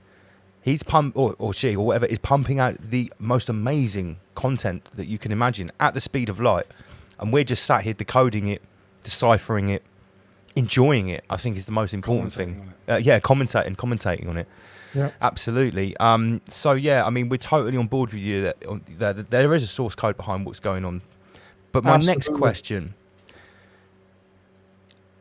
Are there elements, are there entities, are there actors which are trying to hijack this code and rewrite it for their own means? Are you talking about like people that refer to as the elites, which I don't even like using that word? Is that you know, those maybe some dark occultists, some secret societies, some ancient families, maybe. Yeah, well, I mean, nobody gets a hall pass. So these secret societies, organizations, the apex predators at their top of the pyramid, we live inside of a Ponzi scheme. Everything in this Ponzi scheme is owned by the same origin or source code. So no organization gets a hall pass. And, you know, really what we should be doing is not paying attention to these organizations. The very reason why they exist is because people love to look at their dirty laundry. They love turning on the news. And a lot of people say, well, I don't watch the news anymore, but they're spending 5 hours a day on social media, or their nose is stuck in their phone, or they're right here listening to this podcast. So this is all part of the source code expressing itself. And the reality that we live in is a predestined script. And I've supported this now, not just it's my opinion, yes. And I state this in the majority of my videos before every single one, or the majority of most every single one. And I say, these are my opinions and truths. But you see, if I were to go to a court of law, and I had to present my case to the judge, and someone that would have to present their case saying, well, no, it's man doing it. Well, I would bury that person, because I would show 300 plus videos of all the content, like countless hours of content that I've been building, showing that the source code through numbers, letters, and symbols is what rules this reality far beyond the scope of mankind. So you could say, well, yeah, I'm going to just get in the car and drive to the store and I'm going to prove you wrong. But you see, that's kind of ignorance speaking, because that's not enough proof to show that we don't live in a predestined script. I can show you that everybody is exactly where they need to be just by looking and observing the people, places, and things around us. 300 plus videos now supporting this concept. So you think that what's happening in all of the play-out manifestational aspects of this reality is scripted? Absolutely. See, what happened to me this evening could probably back that up, to be fair, couldn't it? I was on the way here, I was late this evening. I was driving down the road, I see a tree come down now. I never normally travel with a chainsaw in the car, but I did today. So I was able to get rid of that tree so traffic could still go, because it was in a major part of the town, and that would have been a major problem for the town. But it's quite, so in essence, I was meant to be there. We even went a different way than we would normally travel this way. I'd normally go another route, but I went through the town tonight, which is interesting. And for all you know, you cutting that tree and getting it out of the road, that could have prevented an accident that might have happened 5 minutes later. Lucky it didn't cause an accident when it came down. Yeah. Yeah, so I mean, people, you know, everybody, a lot of people on the world stage, they love to point the finger and blame and say, you know, it's you know, this organization and they're the bad guys, but you really have to understand that we live inside of a reality that's dualistic. It's hot and cold, left and right, up and down, black and white. I mean, that's just how it works. You have one arm here, one arm here. You know, we live in a dualistic nature. So there's going to be the good cop and the bad cop. There's going to be the villain and the superhero. And these villains and superheroes that incarnated, they have a job to do. They have a responsibility to fulfill, okay? And if you don't like their job, I mean, it's like, do you get mad at the shark for eating the fish? Do you get mad at the polar bear for chewing on the seal? That's their job. Their job is to be a predator, okay? You may not like it, but you see, if you just stop paying attention to the predators, if everybody just, you know, Christianity, the number one religion in the world, over 1 billion followers, okay? The reason why they have that authority is because 1 billion people pledge to it a lot of their days out of the month, okay? If everybody stopped pledging, that organization would crumble, because everything in this reality runs off of acknowledgement. Everything runs on magic and spells and speaking spells, and it's about energy flow and currency. But most people love to give their currency away. They love the dirty laundry. They love to post about, it's this and it's CERN and it's HARP and it's they love talking about this, but what they're essentially doing, they're feeding these organizations. And these organizations that have the knowledge that I'm speaking to you right now, they know they're going to get the gas. Essentially, if you talk about like the Georgia Guidestones, a big topic that just popped up the other day, do you know how many people were sharing that? Who gets that energy? That energy goes somewhere. Mm-hmm. And, what did it mean? I mean, I showed just with one slide about the Georgia Guidestones coming down that it was linked to the sun god Ra. I showed it with the numbers in alchemy. That was undeniable. Did you see the time it came down? We covered this earlier. 4 a.m. or 4:33 a.m. or something. 4:33 a.m. I've just got on the screen here. Here's a great example of what you're talking about, right? So the Georgia Guidestones is allegedly 666 miles from the UN headquarters on the 33rd parallel. It's just a coincidence there were 66 comments on this. But yeah, and I said, everyone's saying, well, why would they blow up the Georgia Guidestones if it had the message on it? Well, I said, well, if you didn't know what was on the Georgia Guidestones before, you certainly do now. Now the whole world is focused. Many people before had no idea what it said on the Georgia Guidestones. They hadn't paid their attention to it. They hadn't expelled any of their essence on it. They hadn't contemplated what it meant to reduce the population below 500 million. So in their reality, those things weren't there. Yeah, I mean, if you got to look at the deeper aspects of this, like, okay, it got taken down, but from March 22nd, 1980, when it was first established till July 6th of 2022, this time span, it collected a lot of energy. And the ritual that happens, they call it the ritual, when this thing gets taken down, the energy that was established at that location goes somewhere. Just like if you take the World Trade Center and the Twin Towers that were built in 1973 on April 4th, which is a 44, and then the time span of that when it was built and the time it went down. If you know what you're looking for, why was it taken down? We know that it was taken down not by what they told you it was taken down. And almost, over 3,000 people lost their lives, which would be considered collateral damage. This energy of these deaths, they go somewhere. But people don't take these things into consideration because they don't have the basic concepts of how magic works and how the transmutation of energy works. And it's much deeper than just saying, somebody blew up a building or there were planes or this kind of stuff, And so we gotta go deeper, ladies and gentlemen. And I'm telling you, ladies and gentlemen, that it's not mankind that's doing this. They may be acting out. Mankind may be acting out the part, sure, but they're not controlling their minds. Yeah, let's talk a bit more about energy harvesting. We talk about energy harvesting a lot. We've talked about what goes on in stadiums. We've talked about the polarity of voting red or blue every 4 years, okay?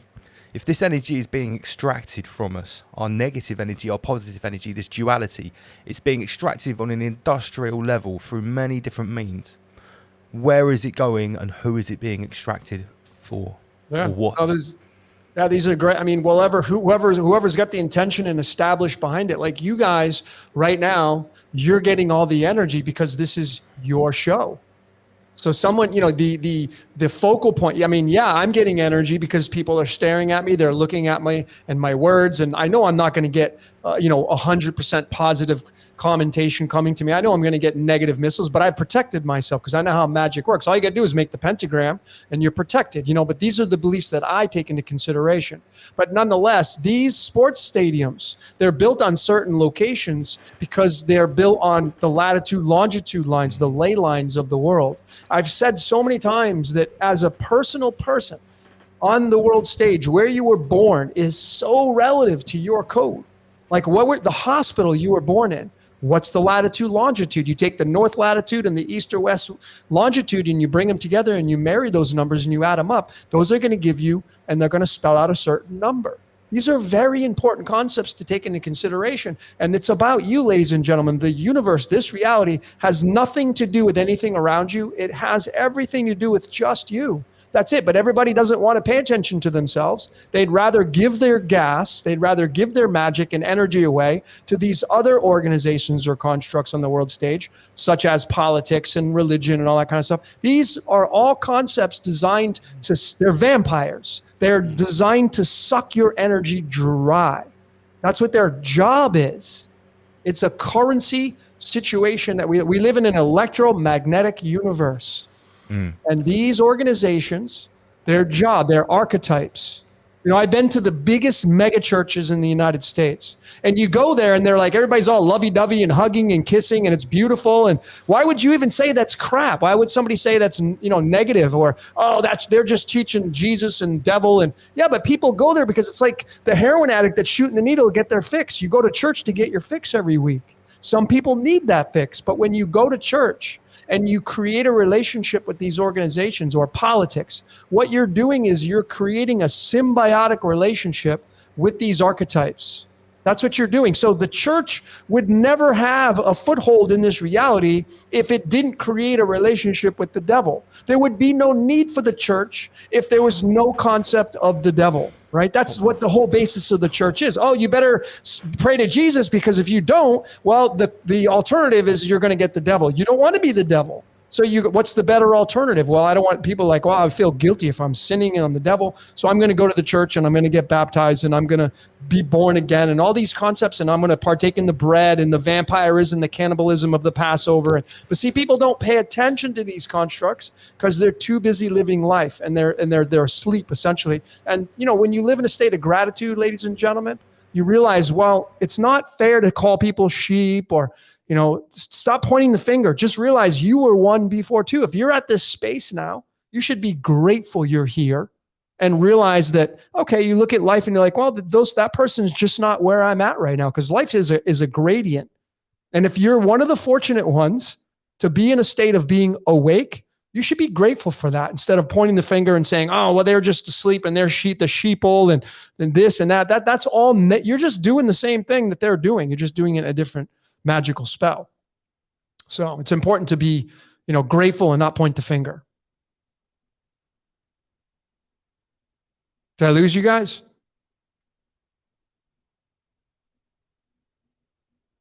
You guys froze up.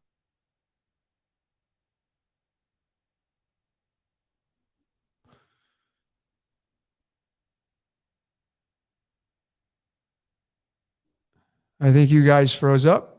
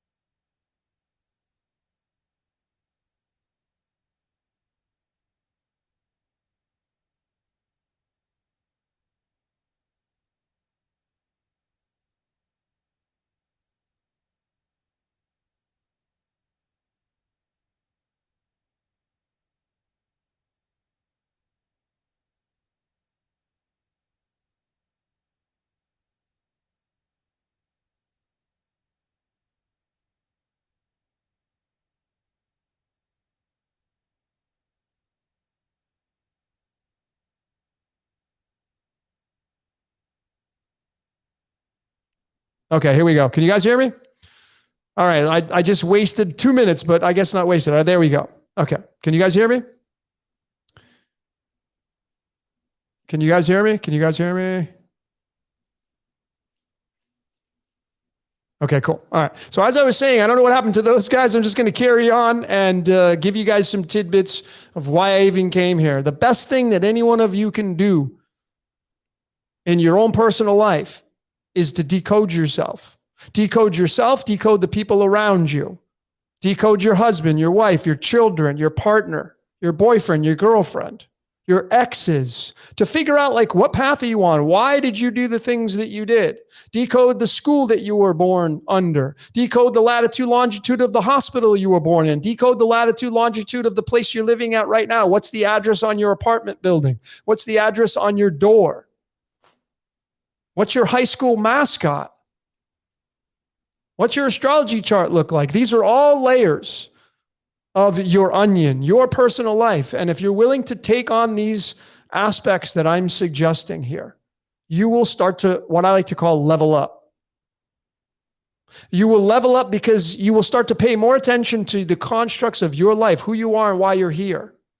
And you will pay less attention to the static and the bullshit out on the world stage. Because energy goes where your attention flows. And so if you're busy spending 5 hours a day online and you're talking about the mainstream topics on the world stage, you're giving those your energy. If you took those hours back that you were giving to the mainstream and you put it constructively into your own personal life, studying who you are and why you're here, you'd start to level up, because a lot of you don't know why you're here. A lot of you don't know the full aspects of your cosmic blueprint. To give you a really good example, most of you have a car that you drive. Inside the car is a glove box. Inside the glove box is an owner's manual. Most of you probably have never looked at the owner's manual. But if the car breaks down, you reach in the glove box to figure out what's wrong with the car. Maybe you never changed the flat tire on the car. You need to find out where the jack is. So you go to the glove box and you reach in, you pull out the owner's manual. The same concepts go with us. What is your owner's manual? Well, it's your cosmic blueprint. It's your astrology charts. It's your numerology, your life path, your Enneagram, your human design, your cards of illumination, your tarot cards. These are all layers. Why were you born on the day you were born on? There you guys go. Still can't hear you guys, though. There you go. I can hear you guys now. Nope. Oh, there you go. I hear you now. I got some background noise there.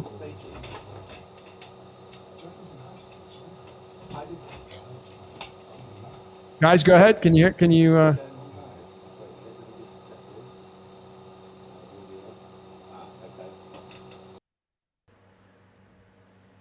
Go ahead, guys. Can you? Yeah, shit, man. I can't believe this stream is still going. That's amazing. Oh, yeah, I know. Well, it was meant to be, right? I tried to fill in and just... Right, just say, how the fuck did you keep the stream going? We shut down my computer. Wow, Logan, you're some sort of magician, dude. I thought we had to start from scratch, man.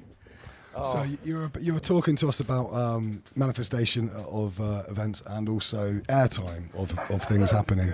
Yeah. Well, I want to get this point across to the audience because it's really, really important. This is probably one of the most important things that anyone listening or watching this right now. So you should really take heed and pay attention to this, okay? A lot of you spend hours on social media. A lot of you spend hours talking about the mainstream, sharing these stories. You know, like CERN was another big one. And there was an astronomical amount of posts on CERN. Guess who gets all the energy when everybody talks about it? CERN does. So the concept behind CERN, I mean, they're getting it right now talking about it. So it's kind of a catch-22. There's really nothing to do about it, but nothing we can do about it because we want to talk about this stuff. But you see, whatever they're doing over there, whatever it is you think they're doing, by talking about it and sharing posts and engaging in these conversations, CERN is getting the energy. And whatever they're doing over there, you're giving them your gas. And they're taking that gas, and whatever they're doing, you're contributing to it. So that's why it's so important to realize, like, what am I sharing on my social media? What am I talking about on my social media? What am I talking about on the phone when I call my friends? Hey, did you hear about CERN? They're firing up the Large Hadron Collider again. Like, if they're firing it up and they're doing something, you're giving it your gas. You're contributing to that. And there's no way around that, ladies and gentlemen.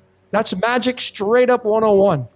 That's how magic works. We've just had our metaphysical expert Inner Guardians join us as well. That's how magic works. Welcome, Master Lee. Salutations. Salutations indeed. Yes, we can hear you great. Okay, yeah. I'm on a mobile tonight, so we'll see how it goes. Have you heard what our guest has been saying so far here? Yes. Yeah, I was trying to get on earlier, but I think it crashed, yeah? Yeah, Al Gore turned off. He turned off our code. Seems like Logan's a bit more powerful than Al Gore tonight. Yeah. Logan was completely able to override the Al Gore attack. Normally, that would take us like half an hour. We'd have to start a new stream, send out new invites. That's because what he's saying is too important to be missed. Just too important. Simple as that. Airtime of things is wrong, so we need people to know about it. Yeah, from what I heard. It sort of offers confirmation as to a lot of the things that I've been talking about over the last year and a half. You speak very similar things, you two guys. It's really, really good information to be given out. Yeah, and it sounds as though we've come almost to the same conclusions from completely different position. So, yeah, there's like a objective, subjective relationship between the larger reality system and the individual, and the interaction between the two. Yeah, and tonight we want to, we really want to get down to business and explore what lies past this. We've just been talking about energy harvesting in the Guardians, and it's something that you've brought to the table when you first joined us all those episodes ago. Yeah, yeah, and the food chain. Yeah, that we exist in some kind of energetic food chain. Yeah, I just noticed one of the comments on there from the Panther, I think it was, about don't be afraid of CERN. It's not about being afraid of something. It's about the energy that we're giving it by talking about it. It's irrelevant if it's fake or not. In our realities, we are making it real.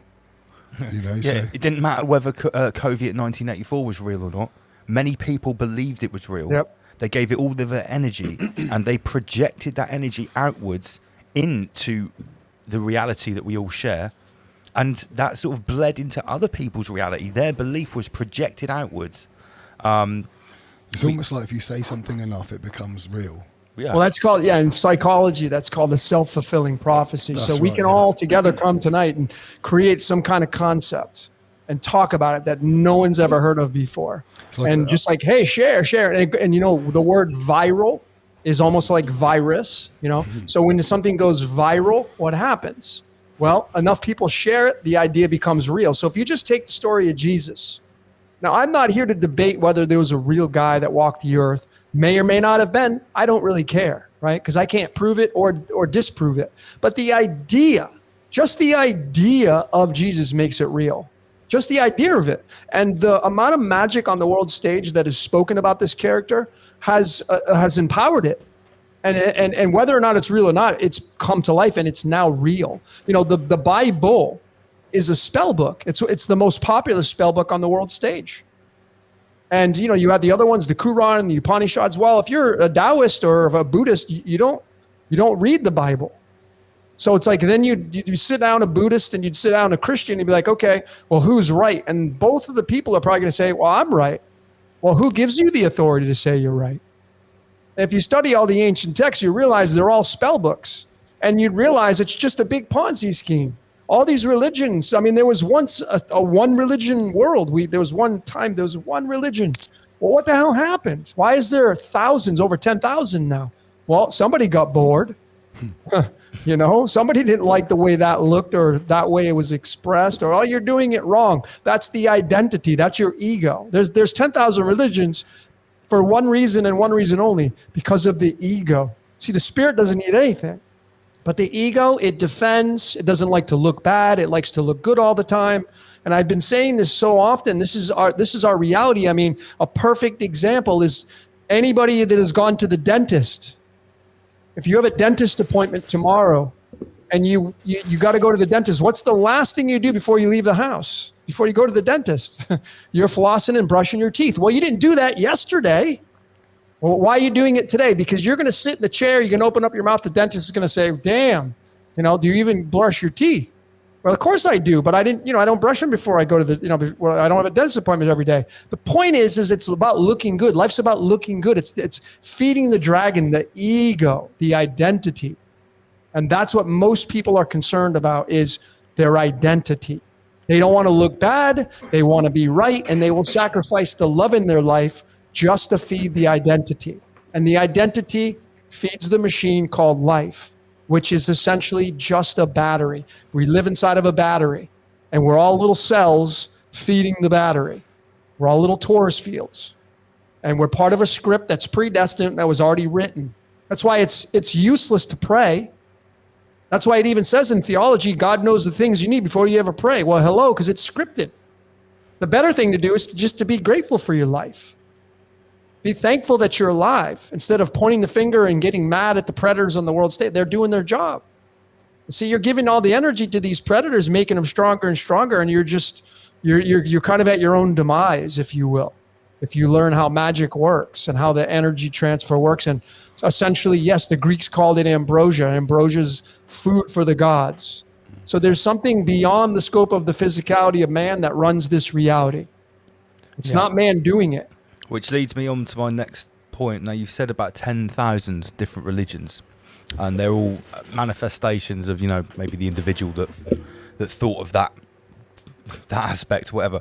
But there is one text which almost lends itself to what we're talking about here. And I'm talking about the Nag Hammadi text and the Gnostic teachings, and the concept that we are living within some sort of simulated fake schism reality, maybe a simulated copy of something that's more genuine and organic, and its architect is an entity that's called the Demiurge. Yep. And it has minions called archons that are helping to extract our energy from another metaphysical place, and we've talked about the Gnostic teachings on the show an awful lot. And it's something that we always come back to, because when the simulation theory, the holographic reality, however you want to come towards this topic that we're talking about right now, I always come back to these texts. They seem to have something in them with regards to what we're talking about now. Do you agree? Is there something to what I'm saying here? Well, I think there's, I think the game that we all live in is cyclical. So it starts off very simply. If we just study the body and how human beings are created, all of us come out into this world naked. We come out of this world, a baby has no programming at all. It's neutral, okay? It's completely neutral. And then it's programmed through time. So the constructs of time, that's where you're going to get the devil from, Satan. Time is Satan. That's why Kronos is called the father of time, okay? Because time is what will decay you. It programs you. Essentially, it makes you sin. Over time, there's no such thing as a 5-star rating. So when you start with these concepts of being cyclical, we start off in the golden age, where we probably use telekinetic powers, we can use levitation with sound and doing all these things that we can't do in the dark age. Okay, someone who's in their prime, they heal quicker. Babies heal quicker. If you fast forward to being 80 years old, well, you heal a lot slower. Your body over time decays. You're in the dark age. So the earth goes through these periods of time where it's golden age to dark age, and then it repeats and starts over again.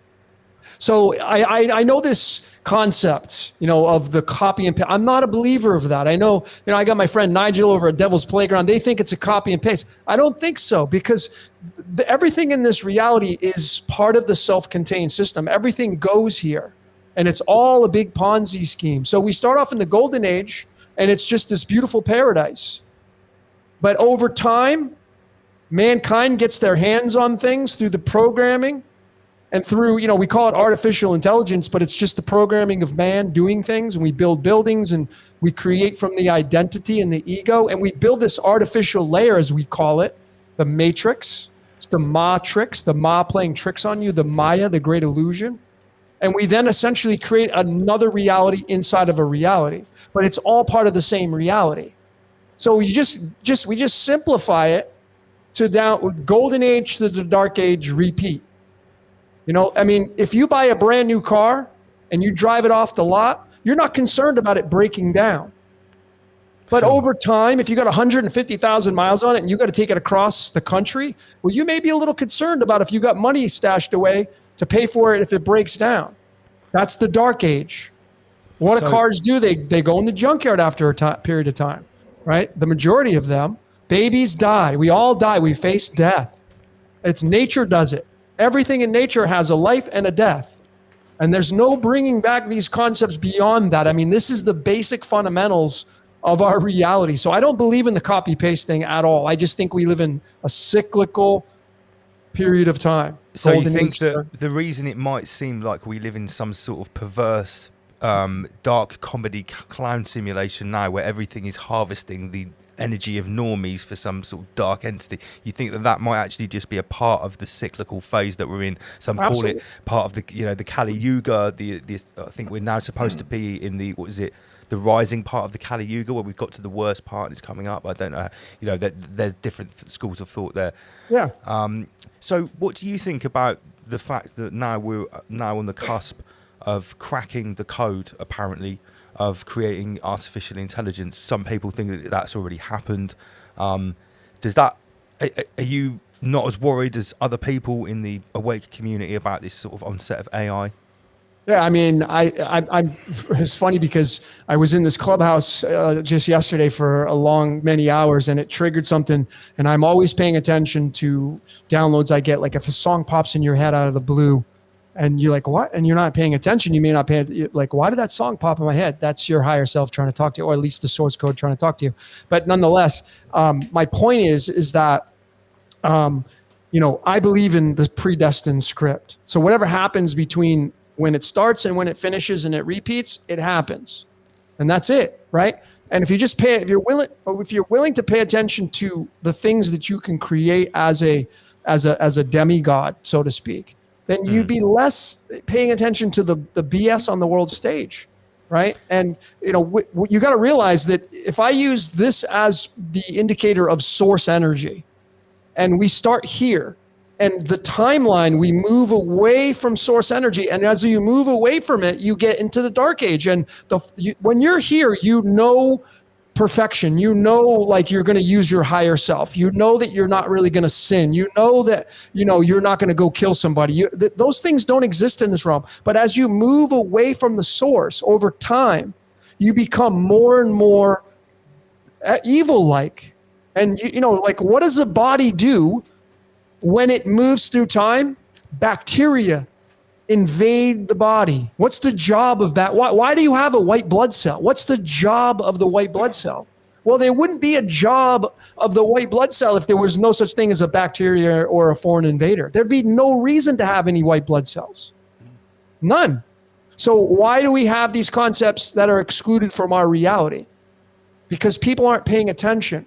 Like the body is the instrument that all you need to do is pay attention to, and you'll see the constructs of our reality. You have a blood that is very sacred, and it's very pH balanced. As a matter of fact, it sits around 7.3 to 7.4. These numbers, these 73 and 74, they link to Lucifer and Jesus. Okay, that's the blood pH. It sits in the very middle, just slightly alkaline. If it goes too high alkaline, too low acidic, you'll be dead. And so therefore, if you're going to play the game, you're either going to play with the church and be like, hot, or play with the devil and be cold. But essentially what you're doing is you're creating a symbiotic relationship, and you're getting away from balance. You're getting away from pH balanced. You're getting away from the heart. See, when you stay in the heart, you can be just an observer of both sides. And you can start to see like, okay, I see Darth Vader over there. And then you look to your left and say, hey, what's up, Yoda? There's Luke Skywalker and Han Solo over here. But you see, these guys wouldn't exist unless Darth Vader and the Sith, and they wouldn't have a job if those people weren't alive. So essentially, this is what you're seeing on the world stage. And the Dark Age contains a lot of BS. It contains more garbage because you're farther away from source. We're way over here. And when you're way over here, everything happens because you're farther away from source. But when you go back to source again, you get the reset of the game. I mean, the movie Free Guy came out just not too long ago. And what happened at the very end of that movie? They're like, hey, what are we going to do now? Well, whatever we want to do, because then there was a paradise in front of them. So it's alluding to this aspect that we're going to be moving into another cycle, and hopefully it will be a utopian cycle that's coming, but it may not be. We may have many more years of a dystopian world coming to us. And I don't think people are ready for that, because people can't even handle an idea that's not even real, that just happened for 2 years and sucked up a lot of people's lives for 2 years. They couldn't even handle that. Yeah. And then we may be moving into a more dystopian. We may not even be out of the woods of this Kali Yuga yet. And for me personally, I could care less. Like, I know it's a cycle. I'm not afraid of death. A lot of people are afraid of death because their identity will be gone. I don't care, because I know life is eternal. There's no such thing as death. You just exchange energy. But if you don't believe in those concepts, well, then you obviously you're going to be fearing death. I don't fear death. I trust the code. Wow. I've got a feeling that Inner Guardians wants to interject, or at least ask a question or add something after that.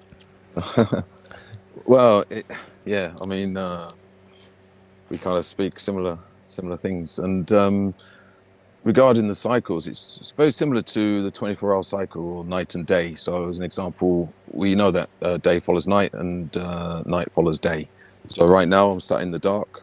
I'm not in fear because I know daylight's coming soon.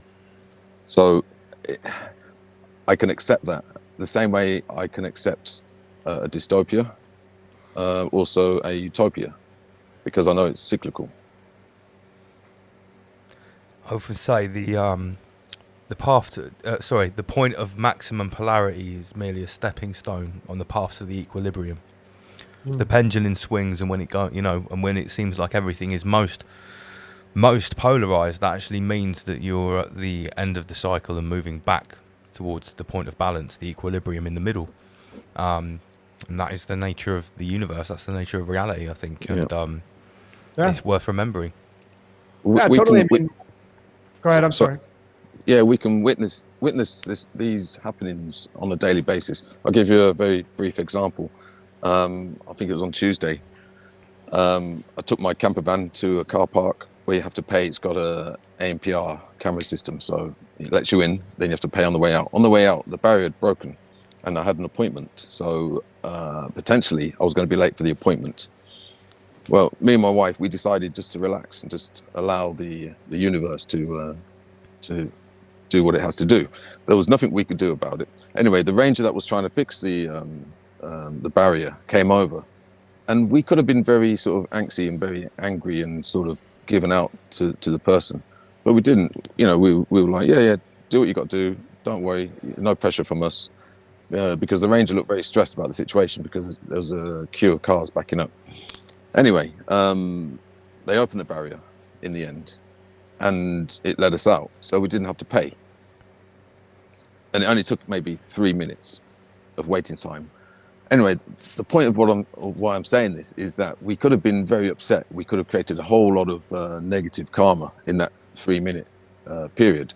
But because we stayed neutral, we stayed calm, and we dropped the importance. Not only did we get out after 3 minutes, but we didn't have to pay £6.50. So the next day we went back. I bought 2 cappuccinos, which actually came to exactly £6.50 from the same place. So you can see how, there's a script. Yeah. That's the thing I think people can't wrap their minds around. A lot of people still want to, point the finger. It's them, it's they, it's the elites, and, whatever. And those people don't get a hall pass. You see, if you can really understand this, so it doesn't matter how high in the pyramid you are, doesn't matter how much knowledge you have, doesn't matter what kind of spell casting you do, or you're still under the guise of the source code. Nobody gets a hall pass. Now, you may not want to accept that. You may think that, because I show people the source code all the time. I show people through the decoding the source code all the time in everything. I can break it down in anything that you can show me. I can show you the source code playing out. So my question would be to anybody out there that doesn't believe what I'm saying, where do you draw the line and distinguish where the source code is no longer relevant and is the player in the game? When do you say, well, the source code has disembarked and now it's handed the baton off to mankind? Where do you make that call? Where do you make that distinguishment? Would it be fair to say then that these elites or these secret societies or maybe these Freemasons or whatever, that they have pushed themselves into a position of an advantage because they are aware of the code and they've been hiding the knowledge of the code from the rest of us? I think that is at least fair to say. Well, it's more like a service. They're playing a service. Right, but remember, if you have an archetype, an architect, if you have I call it the puppet master or the demiurge, whatever, if you have it running this entire reality, essentially it's playing both sides at the same time. Sure. It's playing the evil and the good at the same time. You got to remember, man, whatever created this game if you think about these concepts, which most people don't, but if you're willing to think about what I'm about to share right now, whatever created this reality has been here a hell of a lot longer than we have. And it's been through probably countless games of life that we can't even fathom. Now, if the game was the same every single time, I mean, imagine you were given your phone and you had 10 songs to play on there and you could not change your track list for the next 5 years. You were forced to listen to the same 10 songs. Do you think you'd get bored of those 10 songs? You'd be going nuts after a certain period of time. You'd never want to hear those songs again. Okay? So the architect that created this reality has been through countless games, countless scenarios. It's been through every single one. And it doesn't just live off of unicorns and fluffy marshmallow clouds. It doesn't work that way in this reality, okay? It doesn't. That's why this reality, I can tell you right now from all research, it's not real. This reality is not real. That's why suffering's allowed, because it's a movie. I mean, why do people turn a movie on and they'll start crying or get angry at the character? You watch yourself. You start paying attention to yourself. When you're engaged in the movie, you're like, holy shit, why am I getting emotional to this character and it's not even real? Why am I grinning? Why am I gritting my teeth? Why am I laughing? Why am I crying? It's not even real because you can't tell the difference. It's all energy harvesting. Can I just? Yeah, exactly. Can I just ask something? I get a lot of stick from the so-called truth movement because I basically say that we shouldn't feed these external conspiracies, like look over there, look over here, it's them, it's this, and that we should actually embrace the inner conspiracy, that we are the conspiracy, or we are a part of the conspiracy. Now, once you get to that point where you literally accept that you are part of the conspiracy, you're no longer part of the conspiracy, if that makes sense. Once you recognize, or once you're aware to the inner conspiracy, you're free from the conspiracy. But when you're in denial of the inner conspiracy, you're always going to be looking perpetually to an external conspiracy or something to blame. Yeah, looking for something else to explain. The inner spiracy. The inner spiracy, yeah. I like that. Yeah, someone actually made a meme of that with you in it this week. I'm sure you saw it, Lee. It was one of those ones where it starts off at the top, you know, everything is fine. The second one, everything's not fine. Number 3, research conspiracy theories. Number 4, there's a picture of in the Guardian saying, no, don't do external ones. Research your inner conspiracy theory. Yeah, amazing. Yeah, but that's not to say that we are inherently bad. It's more the sort of objective subjective situation. Basically, you're neutralizing it because you become the third force in the duality. So you kind of relieving yourself from it whilst engaging in it, being an active participant in the movie, in the script. So as an example, I think I mentioned it. I think I mentioned it in one of the dojos that I run, that times gone by in history, the stage or theatre was actually a form of therapy.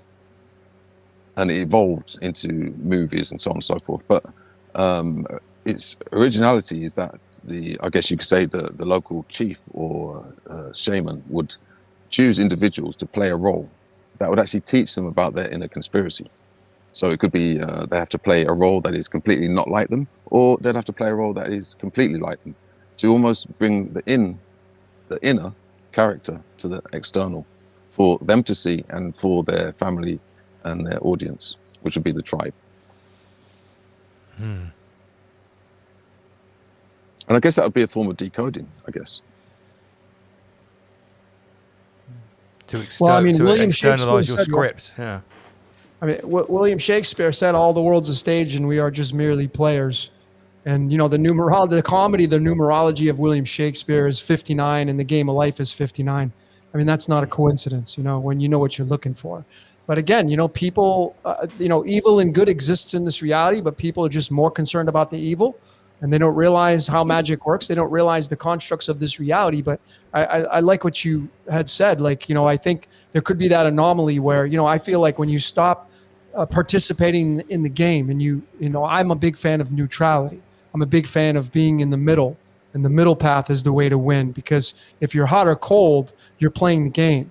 Right. And it's kind of unavoidable because, you know, you gotta play life a little bit. But I'm not into the blame game. And I've disembarked personally myself from, you know, the mainstream. I'm not interested in what they're doing. And when you take yourself out of that existence, for me, I can personally tell you that, you know, my life has gotten the best it's ever been from not paying attention to the static on the world stage. right? So I mean, that's kind of where I stand with all this kind of stuff. That's not making excuses.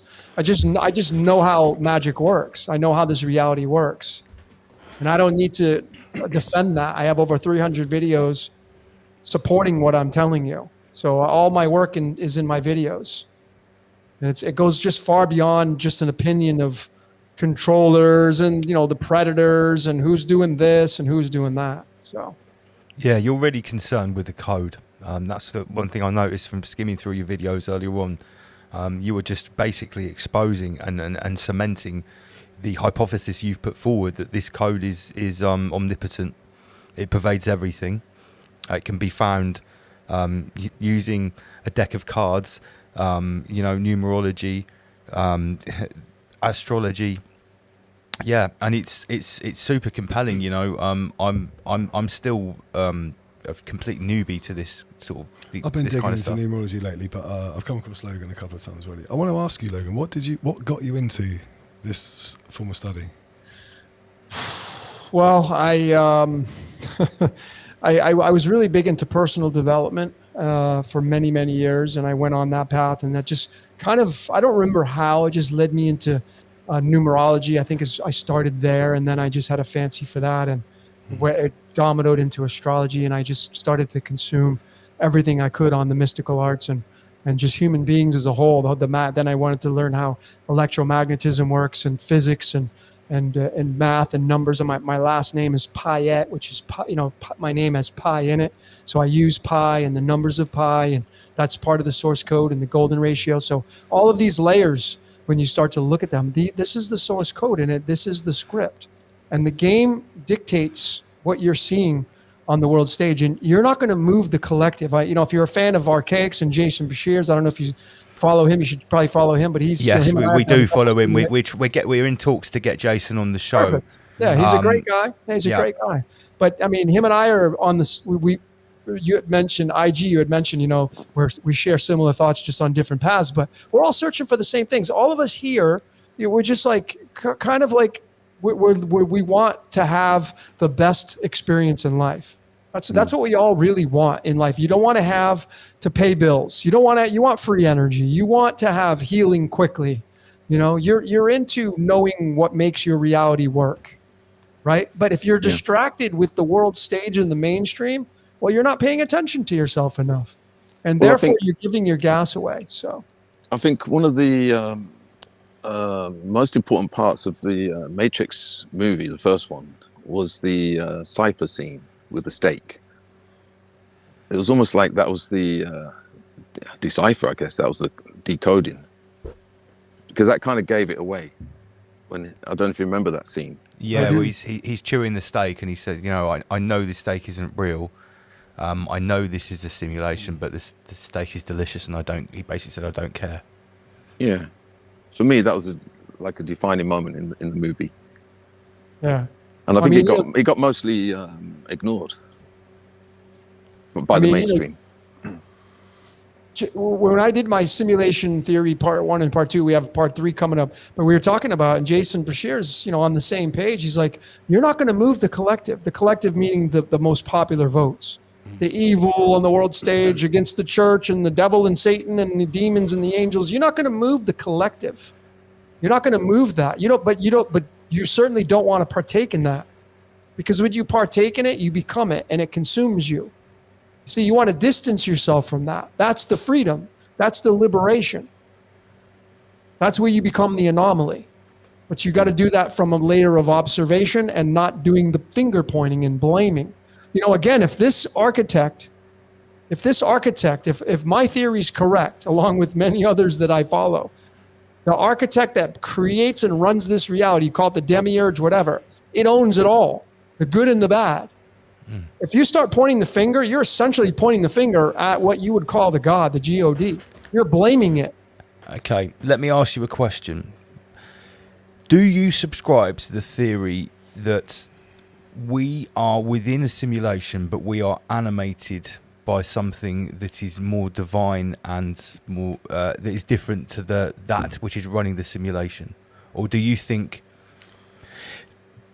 let me put it like this, do you think that there could be people walk, or what we call people walking around in this simulation that are not that are actually like Agent Smiths, the NPC. Yeah, the NPC. That don't have the divine spark of observation of creation that we do as demigods. Yeah, you could look at it that way. I mean, I think that each and every one of us here, we would be considered at one point in our lives an NPC. I can raise my hand and say, because what is the definition of an NPC? Well, it's just you're not awake. That's what an NPC is. Yeah, you could say there's robots on the world stage. There's there's the reptilians. There's all these concepts, and those may in fact indeed be real, and they may walk amongst us, right? I just don't know, right? We don't know.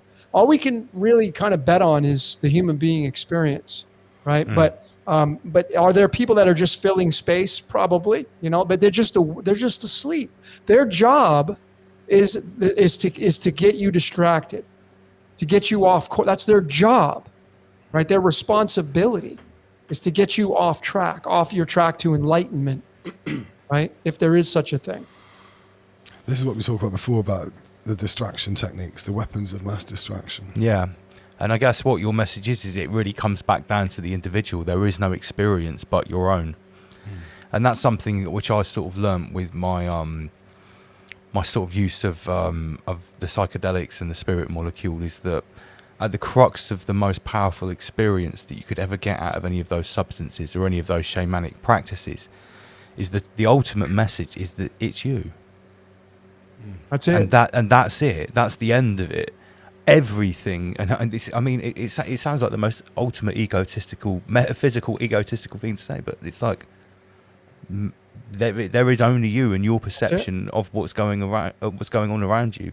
There is nothing else but that. There is other self for us to communicate with, so that we can have an interaction. But it always comes back down to you. And when I've really, been really far with that stuff, and I've stared into the abyss, that's the conclusion that I've always come to. Well, you're spot on, man. I mean, when I do my readings, I tell people, like, when you die, that's it. There's no more life. I mean, it sounds like a very contradictive statement, but essentially, everybody living today, you're observing the reality, right? And without you, there is no reality. There's no universe. So yeah, there's 8 billion people on the planet, and we're all part of the same construct. We're all feeding the battery. Life is a battery, but essentially, you are spot on. The universe is you. You are the universe. As a matter of fact, if you take the word iris and pupil, which is you add those up, it's 33 in numerology, right? So we are the universe. The word universe equals 33 in numerology. Think about universe. One script. Yeah, one verse. Yeah, one script. Yep. Yeah. So the metaverse. The metaverse. Now, I've heard the concept of the multiverse before. I've looked into quantum physics and the idea of there's an infinite amount of other universes existing on other frequencies all around us, and I got down with that idea. I can accept that potentially, but the metaverse, are they literally trying to create a coded simulation within a simulation? Is it that simple? Is it like Zuckerberg says, or who is it? Musk said, "Oh, it's metaverses all the way down." Yeah, it was Musk. Yeah, it was Musk that said that, wasn't it? Maybe we already live in the metaverse. That's what he said. Yeah, I actually broke down on one of my random thoughts, number 11 on my channel. I broke down the metaverse, and meta is 14, and time is 14, and God is 14, and Satan is 14, all in the same numerology cipher. So the 14 represents time, or time is 14. Really 14. But I know that people are not going to like what I'm about to say, and this is just a concept. I'm not saying it's true. So let me just say that again. I'm not going to say this is true, okay? And I don't buy into anything. I'm very neutral, and I just go with the flow, okay? But it may just be that we are moving into transhumanism.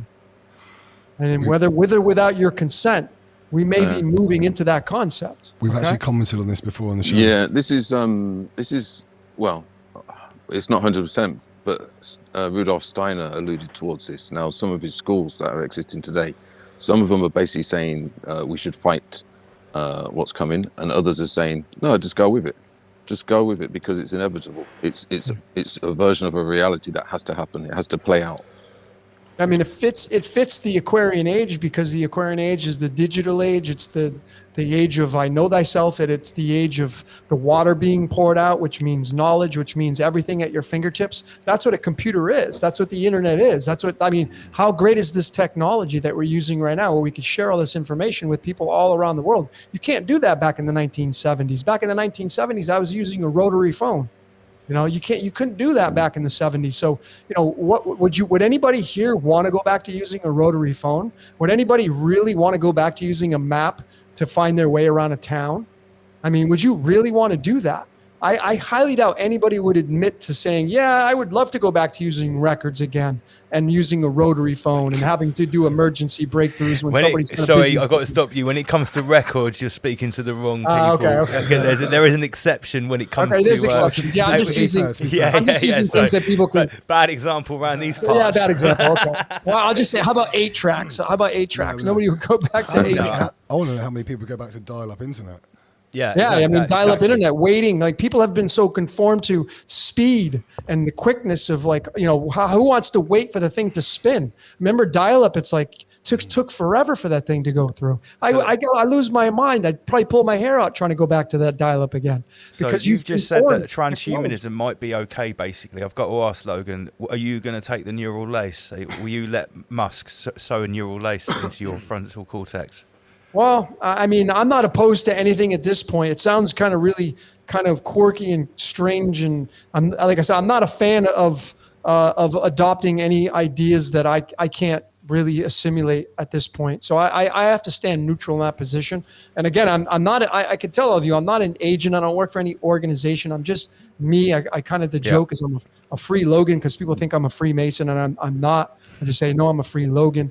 But you know, like I said, the collective is going to move with or without your consent, right? And we may be the anomaly. You may just be able to create your own fractal and not have to participate in the collective. That may be what's coming down the pike. But if you feel like you got to get out there and go fight, well, you're creating a symbiotic relationship with this reality called life. You see, a lot of people that I know, they don't want to play the game anymore. They're tired. They don't want to suffer anymore. They don't want to hurt. They don't want pain. They want to get out of that. Yeah, no, there was a big collective decision that a lot of people had to make in the last 2 years, which, for the reasons on YouTube, we'll just call the procedure. We don't use the V word around here. What are your thoughts on that? Do you think that could have been a precursor towards this step towards transhumanism in disguise? Well, I came out with a Decode on the last one. The one that starts with the letter O, and I had put it right out there, straight up, and said the agenda, in my opinion, is the whole purpose of that was a precursor to transhumanism. Yeah. Black and white. I mean, there's no like maybes, or, I mean, it's obvious. But you know, you get into these concepts. You know, I'm an Aquarian, so I really do a lot of deep thinking. Okay. And I go really beyond the scope of, you know, kind of what's right in front of you. And, you know, you look at transhumanism, and it's like the purification, like Earth is really polluted right now. And how do you fix that? How does Earth, I mean, maybe with a cataclysm, maybe, you know, you bring the mud floods into this, and buildings getting, you know, having whatever comes down here, volcanoes erupting, and, you know, maybe cleansing the earth like that. You have the stories of the flood, but maybe mankind needs to be wiped out to a major degree. I think get rid of the internet, get rid of the screens. And how would what would that look like? Well, if you transfer your consciousness into a computer system, and you'd wait for the cleansing of the earth to go by, for the age of Aquarius, and then, you know, if you're an astrologer, what's the next age? Well, it's the age of Capricorn. And the age of Capricorn, that's a straight up earth sign. Capricorn is the sea goat, the great Saturn, right? Runs that. And a lot of people think Saturn is the ruler of the golden age. So if you take these concepts into consideration, the age of Aquarius may just be the last dystopian age in the Kali Yuga itself. And we may move into that and the cleansing of the earth, and we may move into this rise of the machines. And I mean, I just started watching the first Terminator last night because something that I got triggered last night to turn it back on. I'm in the middle of watching that and decoding it. It's ridiculous, the code in there. 1984, right? But let me just rewind a minute. With regards to that latest choice that everyone made in the last couple of years, how do you... well, if you don't mind me asking, did you partake in that? Nope. Okay, I just had to check. What do you feel about like the the fate of people that seem to be having? Well, I think we can all see what's happening as a result of that huge experiment. Do you think that maybe it could be sort of weeding out people that weren't compatible with the upgrade that might have been the precursor for? That was a theory that we'd had, why we're seeing many people with all these conditions. And I mean, how does that sit with you? Yeah, well, I mean, now there's lawsuits. There's people with lawsuits that are winning these lawsuits. So, I mean, we're seeing the ramifications of you know, the resistance of what happened. And I mean, personally, I think it was just a big genocide. You know, I think that there's nothing. What's the positive aspects of it? See, something you said. Okay, going back on what you said a second ago about moving forward into the age of Aquarius. So, would you say that is an uploading your consciousness? That is kind of the metaverse, isn't it? That's what maybe that platform is for. Well, I would say that's a very fair assumption. That's what it, you know, that's what we're being pushed towards. The stories about uploading yourself to the cloud have been around for like over 10 years now. So we've been prepared for that.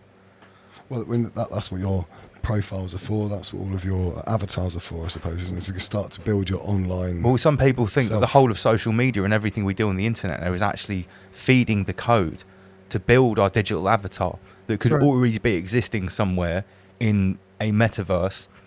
People have already talked about, and I've talked about it. These avatars that have been created with all of our thoughts, our reactions, could already being farmed for their code.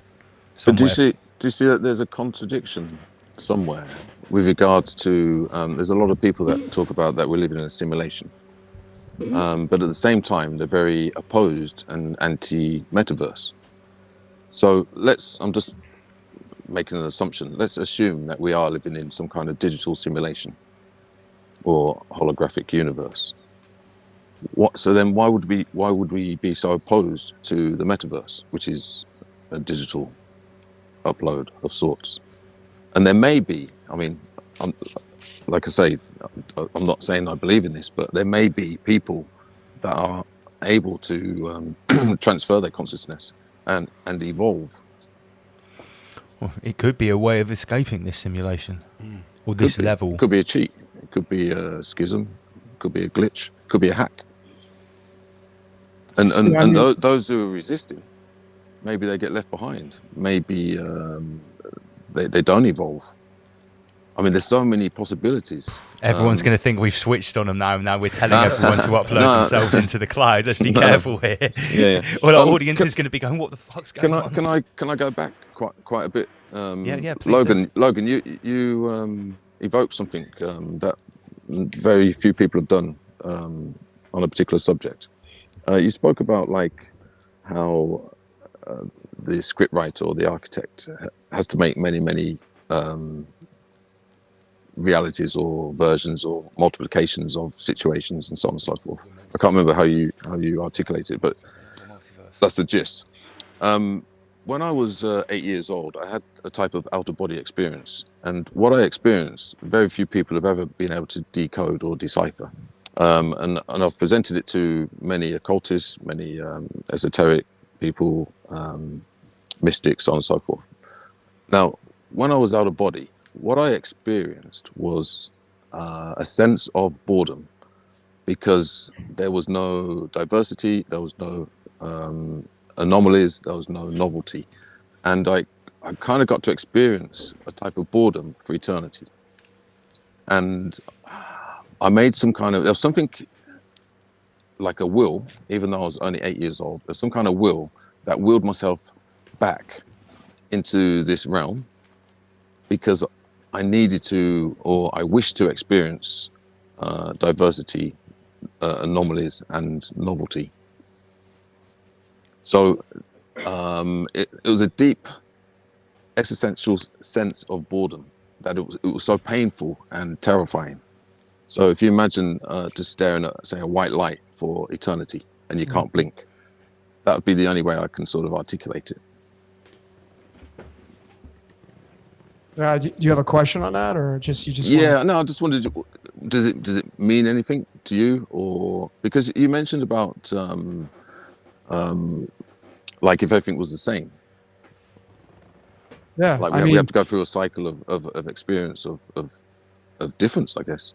Yeah, I don't have my tarot cards, but they do a good job of describing what I'm about to share with you, because you kind of triggered the word bored. I mean, this card right here, the Four of Hearts, is the Four of Cups in the tarot, and the card of the Four of Cups is the person's got their hands like this. They're sitting at a tree, and the cup comes up to hand itself, and the person by the tree is like, "Nah, I'm kind of bored." And the card means boredom, right? So essentially, I think that's what changes the game. I mean, 4 means the box. It's the cube.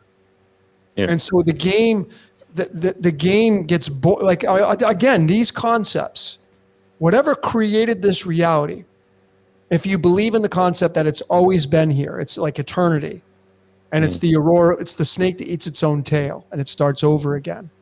Well, everything goes. Once you press start, the game begins. I mean, Squid Game, if you watch that show, that had a lot of truth bombs drop in it. Yeah. And that show told you straight up that the architect comes down, and it says that the old man said it is more fun playing than watching. So I think it gets bored. I mean, when someone gets bored and they see the same, like I said, go listen to 10 songs for the next 5 years. You'll go crazy. Go to the gym if you work out like me and put on your headphones and just play 10 songs, repeat over and over. You're going to go nuts. You'll get so bored. So there must be versatility. And anything goes. Terence McKenna spoke about this concept of a machine that creates infinite expanding novelty. And he said that the universe is like if you believe in the Big Bang, for instance, things started off fairly simple, and the universe has some sort of code built into it where it seeks novelty. It keeps creating more differences, more anomalies, more mutations, until you have something completely different. Well, he was a very deep guy, and a lot of it was very out there. Unless you smoked a lot of DMT, you probably struggled to understand what he said. But Terence said some very brilliant, very, very deep things, and I think that was one. Yeah, the novelty machine. There's like a 4-hour speech where he goes into it very, very deeply. I recommend it. Yeah. Well, I mean, we can't poo-poo or dismiss these concepts because they're coming into our consciousness, and we're sharing it. And this is like a pretty popular topic. I mean, Doctor Strange just came out, and the last one is the multiverse. I mean, I feel that Hollywood's being used to tell you the story. Oh, absolutely. I think that's pretty obvious. Yeah, it's obvious because the stuff is really happening. So like people say, no, the Bible's coming true. Well, you know why the Bible's coming true? Because it's a spell book. And it's the most popular spell book. So people that read it are casting the spells. I mean, the concept of the multiverse has been really accelerated in the past 10 years, but massively in the past 5, especially with even adult cartoons like Rick and Morty. That is based around the idea of a multiverse. Rick and Morty is just an absolute sort of porn fest of this stuff, isn't it? They've got, like, it always go on about where Rick creates the universe in the box that's the battery, and they're stamping on the little thing, and they create a universe in the universe, and it goes all the way down. It's like, but think about the people who watch that show. They're going to then talk about that, and the energy is the energy. Yeah, because a lot of people that watch that show had maybe never come across some of the sort of deep, esoteric, metaphysical concepts that are in Rick and Morty, and it's brought out to the normosphere. And we've called this, Logan, the greatest apocalypse ever, because it seems like in the last couple of years, a massive unveiling is happening. It's like the infinite content creator or the architect is really trying to accelerate some sort of process. Have you felt, apart from the obvious that's been going on, an acceleration Many people have said it started in 2012. Well, I mean, yeah, what you're doing, if you just look at a pyramid, you're getting towards the apex, and the apex, there's not a lot of space there. You're getting all this energy crushed into the apex, and so it just seems like everything's moving very quickly now because you're crunching a bunch of time into the top of that apex. So essentially, and I feel like there's a concept that we didn't even talk about tonight, and I want to just throw this out there. You know, it's like we may be living inside the dream of the cosmos, and that's why we have this awake state and dream state. And you know, it may just be that for a period of time, the architect goes to sleep like we do. And when it goes to sleep, well, then we get to have our fun, right? We get to do what we need to do, but then now it's waking up and then it's looking at it's looking at its body. It's kind of like, you know, you put your body through all this hell by ingesting these poisons and toxins, and even the things that you think are good are poisons and toxins, and the body inside is like, whoa, what are you doing? Right? And then all of a sudden one day you get a disease or you get an illness or sickness that lands you in the hospital. And now you must go on really defensive measures, not even prevention, defense. And you got to fix and cure that because now your immune system can't handle the overload. So is the cosmos just having a dream and it's waking up and it's realizing, oh man, what the hell happened when I was asleep? You know? And when it wakes up, it's the changing of the guards and these ages. And then you get into astrology. And again, these are just concepts that, you know, I'm just throwing out there to think about. But there's one thing I know that are absolute in my life. This game is completely scripted and rigged. And I don't even need to defend it because I've supported it in over 300 videos and counting. And if you don't think that I'm right, go watch some of my videos and you try to prove me wrong. There's not anybody that can do it. I stand by that. That's not being very egotistical at all. It's being very confident in what I've discovered, and I stand in my truth, and I'm living out my code. I'm a tour guide, and that's my job, is to show you the amusement park. You may not like what you see. I mean, there's a great meme that I put out on my Instagram, and I said, you know, a person digs for truth. A rich person digs for truth. A poor person complains about what they might find. Yeah. So people here digging for truth, and when you find it, you're not going to like it. And you know what you're going to likely do? You're going to go right back to the program. Oh no, it's their fault. It's the high-level magicians. These people, they're doing this, and they're not doing anything. They're being used. They're being orchestrated like a puppet on strings. Nobody gets a hall pass in this reality. And if you believe in theology, it says you're not dealing in a war in physicalness. It's a war in a spiritual realm. As above rules the so below. It's common sense, but you know, I'm not here to force it upon anybody. No. I'm just along for the ride. Well, man. you could say everyone's fully enjoying this. You could say that the scripted realm, or the script from the cosmos, or the architect, is the ultimate conspiracy. Yeah, you could say that. I mean, a lot of people think you are the architect, you are God, playing out its own game. Again, I'm you know, a concept is like, you know, if your phone, the phone you own right now, this is a Samsung phone. Would it be too far-fetched to think that the guy who created Samsung doesn't use a Samsung phone? Do you think he's ever made a phone call from his own phone that he made? The guy who made Pac-Man, you think he's at least played it one time? Of course he has. So why is it so far-fetched to think that whatever created this reality doesn't come down here and play its own game? It would be very ignorant to think that. Yes, it would. I agree. Could it be fair to say that we could be like individual units of that, of the architect? Yeah, I mean, I think, you know, if you look at the if you look at the remote control on a PlayStation, what do you have as the buttons? The triangle, the circle, the square. Those are all polygonal shapes in sacred geometry. And the X, the X-Men. X is the 24th letter. We have the X chromosomes. These are all part of the abstract concepts here, but people don't pay attention because they're consumed with life. The archetypes of the story are written into the script at every level. For sure. This is something that I'm noticing. You know, like if you've got a high level of consciousness or quality of consciousness, or you've got very good situational awareness, you can basically see the scripts playing out. Yeah. You could people. I mean, there's some great decoders out there, and they say it's just so perfect. Like everybody's seeing, like if you're someone who's decoding sports, you're seeing like every game scripted. How's that even possible? It's like, is everybody in on the conspiracy of the game? Like, is every player in on it? Do you think this is connected to deja vu? Yeah, of course. This is something that I came across when I was posting about some of these weird numbers that were turning up in news stories, and I was just openly posting about it on Facebook.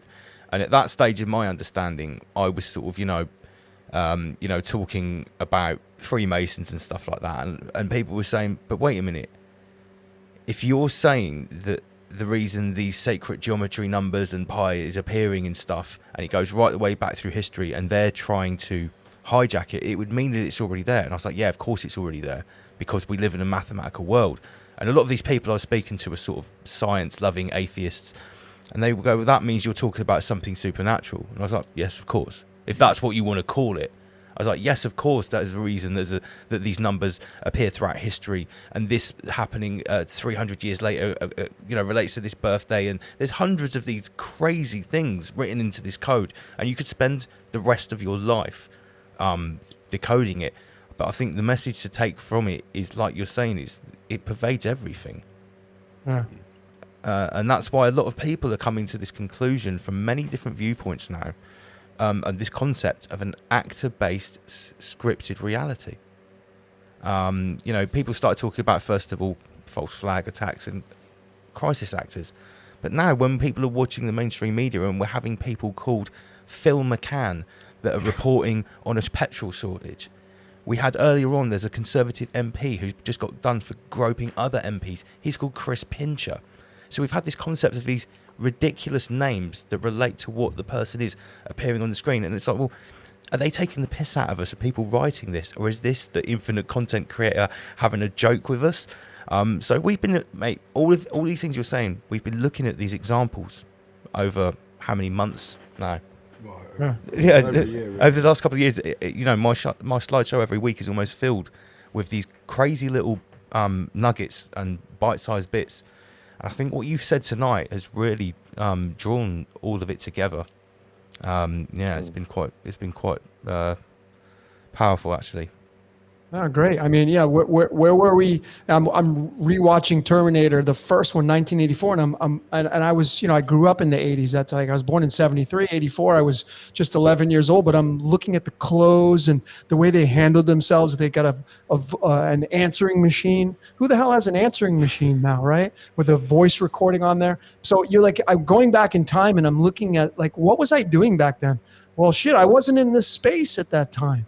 Like, but why are we here now? Why are we coming to this collective of this information right now? Why are we all talking about what seems to be the same concepts? Why? Right? So there's something to this.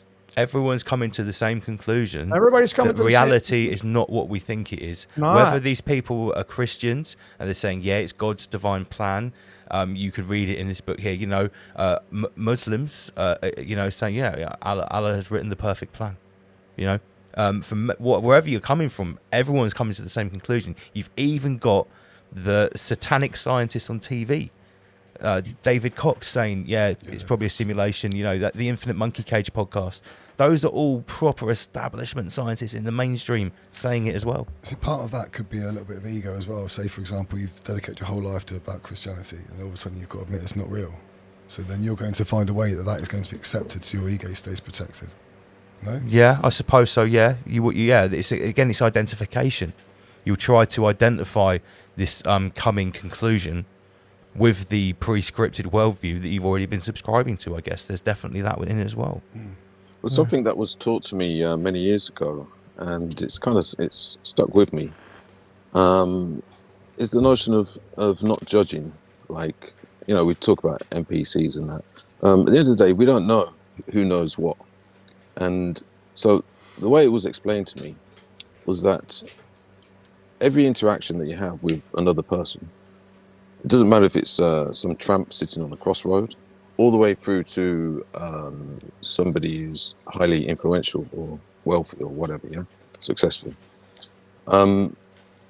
You can't really necessarily judge their level of consciousness, because they may just be playing a role. They may have figured this all out. And so as an example, from time to time, I'll have an interaction with somebody, even if it's just walking past them, and they'll give me some kind of nod or almost an indication that, and I guess some psychotherapists would probably say this is a type of paranoia or something, but I don't think it is. I think there's more to it. That they're kind of giving you the nod or confirmation that this is a game, almost like you're in a movie. Like they've broken the fourth wall and someone's turned around and looked at the camera, that kind of moment, gone, haha. Yeah, I guess like Truman Show. Yeah, I was going to say like the Truman Show, yeah. Yeah, I at this point now, it's just like don't listen to what I'm telling you. Like I'm not a guru. You got to be the guru. And if you feel that you want to go out and protest and fight against the resistance, and you think that the boogeyman's coming to get you, well, then keep going to do that. That's not in my reality anymore. And ever since I took those layers off, my life has leveled up. My life has gotten the best it's ever been. So I would not want to go backwards, for me personally. My life has gotten really good because I've detached myself from the mainstream. And the mainstream's just going to do what it's going to do. But it's a game. And I'm not going to share their game anymore. I'm not going to give them my gas because they're not going to give me theirs. It goes back to what you were saying earlier on, Logan, about giving things your energy. It is another form of energy harvesting. Because pay it, don't pay it, your attention. It always comes back to that, whether it's the distraction of your phones, your computers, or even your hobbies. If it's not about you, it's giving something else. There's nothing more. There's no more valuable currency in this realm than your attention. Human energy. Yep. Most valuable. I've had this kind of conflict over the last couple of years with regards to friends and people I know in, say, esoteric or mystery groups or schools, and they've paid absolutely no attention. And they kind of, when I talk to them, they kind of look at me as if to say, why are you trying to fight this? Why are you speaking out against this, that, and the other, so on and so forth. And when I ask them about sensitive subjects of the last 2 years, as far as they're concerned, it doesn't even exist. Now, you could say it's a form of denial or avoidance. If you ask them, they won't see that at all. They'll see that it's like an active passivity or an active avoidance. Yeah, I can see that. So I think it gives them the third force of the narrow path to be just like a conscious observer, as opposed to participating in the duality. Yep, that's how I feel. You win. That's the what game. you said before, wasn't it? Yeah. Yep, is the middle path. Neutrality is, and again, the blood is in between 1 and 14 on the pH scale. Blood is just slightly alkaline, 7.3, 7.4. It's slightly love. And if you follow the law of one material, which is all about raw, the way to win the game is you need to be 51% slightly love, service to others. That's how you win. That's how you win the game. In that concept, I'm not saying that's the authority, but it goes in line with the blood of the pH. And what is the middle path? It's the heart. So if you're constantly blaming everybody else, you're not. That's not love. That's not love. And if you're labeling people, if you're calling people this or judging people, that's not the heart chakra. That's not observing the game. That's you're playing the game full speed ahead when you're in that space. It was taught to me a long time ago regarding playing cards, and it's kind of like a way of conceptualizing how to hack. I guess you could say how to hack the game. And it's to place yourself in the King of Hearts. Now, what that means is you probably already know this, but it would be the intellectual aspect of the heart. So you're using the heart intelligently, or it's the relationship between, I guess, percentage-wise, between the intellect and the heart. So if you lay the cards out, just standard playing cards, the way out of, I guess, the Matrix would be through the King of Hearts. Yeah, it's interesting because the King of Hearts is the 13th card, and in the tarot, the major arcana, the 13th card is death. So it could be death to the Matrix, yeah. Well, yeah, I mean, 13 is a very important number because you get the 13 bloodlines. A lot of hotels skip the 13th floor, 13 cards per suit. 13 is the number of creation through magic. First house of Aries, third house of Gemini. It's magic and creation together. I was born on the 13th. Oh, well, there you go. Yeah, so you know what? I was born at 1:03 a.m. So I you know, whatever like, ladies and gentlemen, what time were you born at? These are all pieces of your onion, and you should not like oh, that's not a big deal. No, it's a really big deal. What time you were born at is a really big deal. I just realised I was born on what breaks down to 9/11. Oh no! Yeah. If you put the day and the month together, and then you add the two digits of the year, you get 9/11. Shit, I just worked that out. And my MC name, double LMC, which I chose years before I knew about any of this, that breaks down to 33 as well, which lots of people that call us Freemasons love pointing out to me. They love it. They love that. You've got 33 in your show name, you know. And I'm really I glad get that Satanist. Oh yeah, you get Satanist, Luciferian, Russian Chill is your best one, I think. I'm really glad that you brought up the Law of One and the channelings of Ra, because that's something that I came across a good number of years ago and sort of binged on it, and that really activated. Oh yeah, it's really heavy listening, especially if you listen to the original transcript with the electronic voice, because that sounds a bit like Ra, and they're reading the original transcript. What do you think about that channeling? I mean, is that sort of something quite authentic to your own conclusions? Well, it's certainly a very nice message. Yeah. You know, I mean, David Wilcock, like him or not, he's a huge proponent of the Law of One material. And I mean, the message is very nice. It's one of the better messages, you know, 51% service to others, you will graduate. But if you look at the world around you, that's not the way. 51%, the majority of people are not service to others. They're too busy service to self and their identity, making themselves look good, and they're sacrificing love to do so, and they want to point the finger and be heavily steeped in the game. That's right? That's the narcissistic world of online social media, I think, that's created that. Yeah, well, that's and remember, we're in the dark age, so the dark age is far different than the golden age. The dark age, you're going to see a lot of deception, what we call deception. You're going to see a lot of evil. You're going to see a lot of people practicing this and witchcraft. You're going to see a lot of that. You're going to see, I mean, I don't want to use some of the stuff that happens, but these are all part of the dark age. Just like when you're a senior citizen, your body is not like it was when you were a baby. When you're a baby, your wound, the cut on your arm heals in a day or two. When you're 80 years old, it may take weeks to heal. If you just look at that concept, you'll have more keys to how this reality works. Now, coming on to like what's going on now again, when all of this started happening, everyone that was awake, their natural response was to fight against what's happening. I was there, I was speaking at protest, I had my whole court case, all of that stuff. But when we started to move away from that on this show and started to look at things differently, and you know, the whole concept of rise above, in the Guardians, it talks about igniting the third force, reconciling the forces, realising that what's going on isn't going to be stopped. You're not going to tear down the system.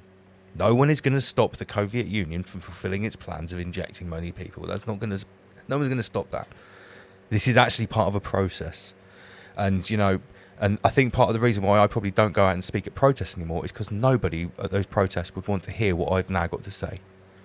Is that this is part of the process. This is happening for a reason.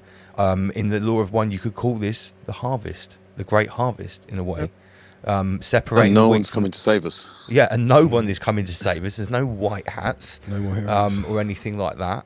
But no one wants to hear this message. That it's all about working on yourself. It's about how are you going to co-create a new future. How are you going to interpret the code around you, and not fall victim to those that wish to, well, then again, I'm going on to, evil forces that wish us to project negativity. It's our choice if we watch that or not. At the end of the day, it's down to us. Yeah, I mean, I have said to so many people, like, if you feel that you want to get out there and go protest and go march down the street and go fight, that those things that you're fighting for are part of the matrix. They're part of the game, right? And so it's like you're just partaking heavily in the game.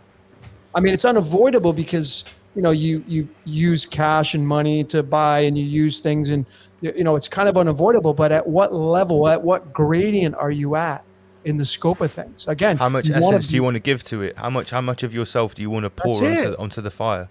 That's it, man. Because that's the people that are all for that, and they go out there like, yeah, and politics and this guy, like those people, Mr. Smith, they don't. Mr. Smith doesn't need to defend against those people, because essentially they become. That's why there were so many Mr. Smiths.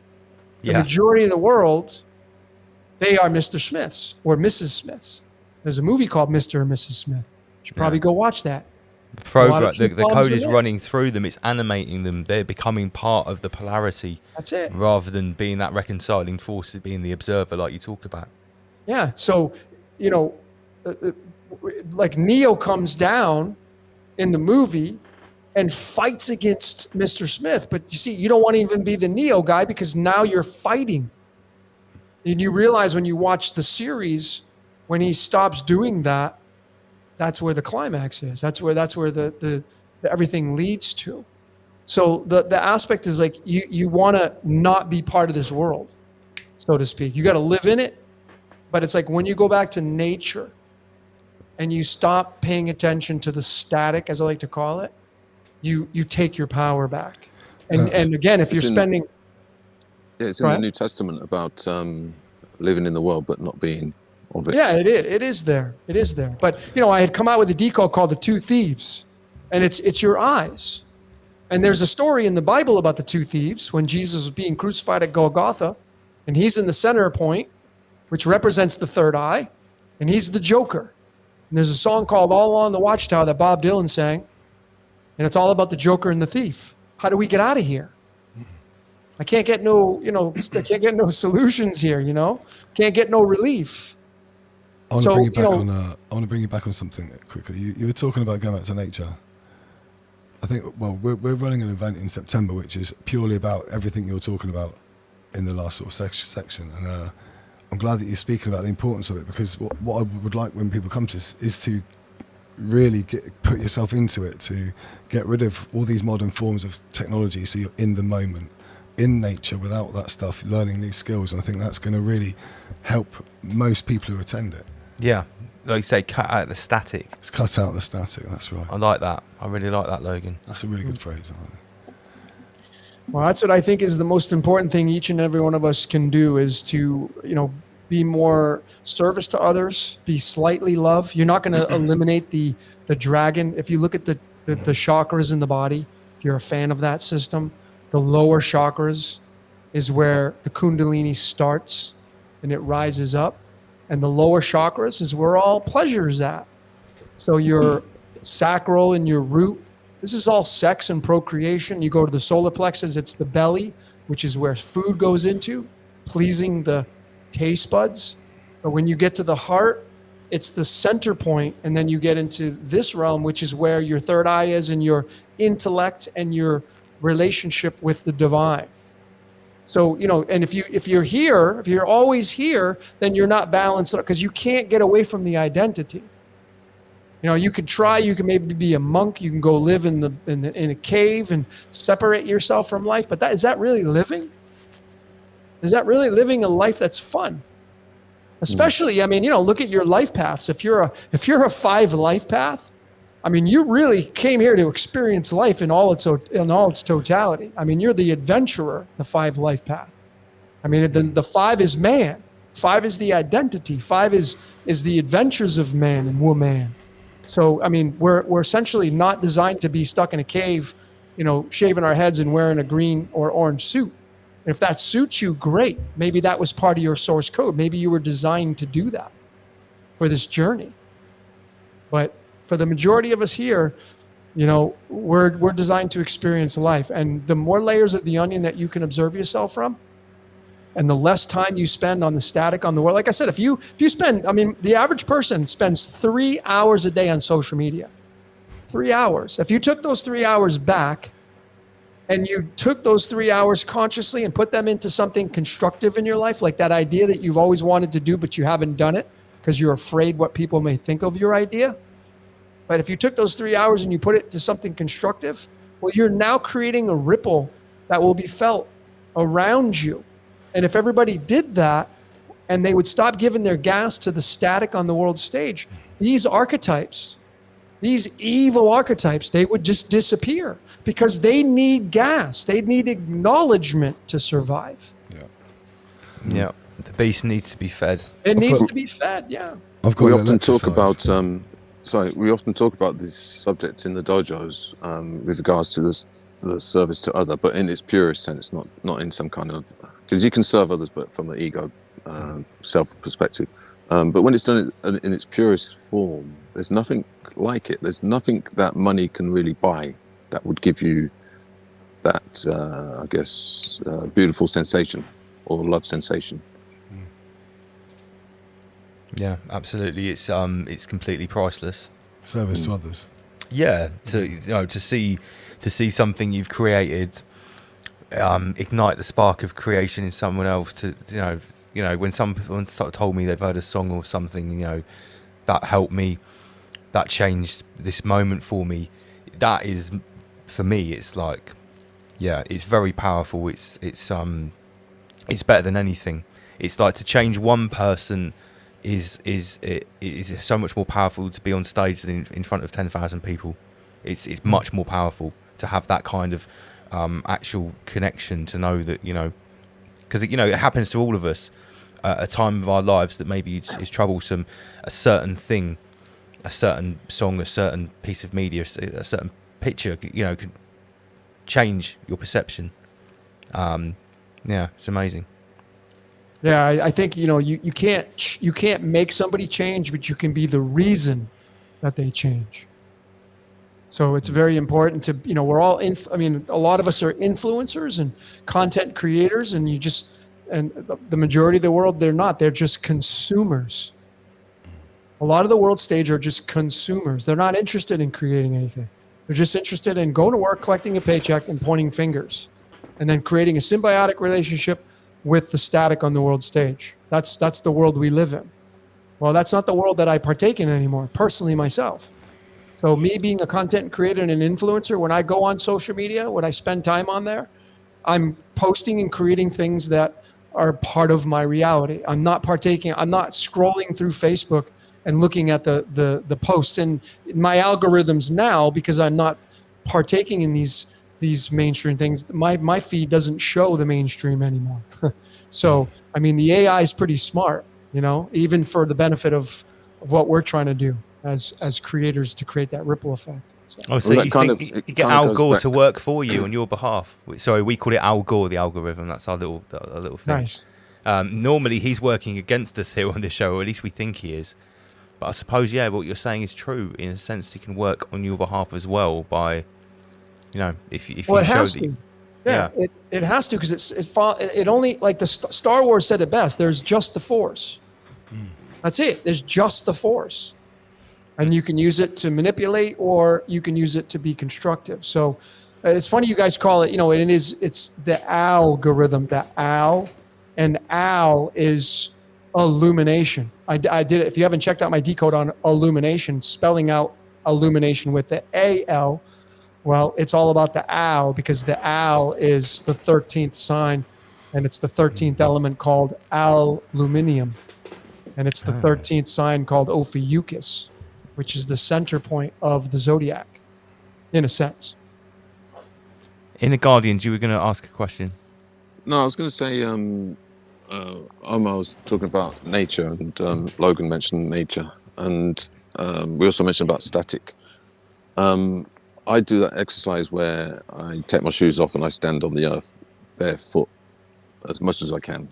And what I find, or what I visualize is the static leaving my cells or on a cellular level. So I'm kind of discharging the static. I find that very, it eradicates or reduces or mitigates the noise or the level of noise that I have either in my mind or running through my body. Just as a basic exercise, I find that quite useful. Yeah, I've seen a lot of people posting about this grounding phenomenon as a way to dispel, I guess, it's the static. It makes perfect sense. And the same with the the tinfoil hat thing. I was having a bit of a chat with Dom from Sheep Farm. I think we're going to talk about this next week. Well, a few years ago, me and an occultist I used to work with, we actually started wearing tinfoil hats. We would camouflage it underneath a normal everyday hat. And pussy. Oh, this is going back probably 15 years ago, so you can imagine the abuse that we would have got. Anyway, what we sort of, I guess you could say, reported, or what we found, was a reduction in the noise, the head noise.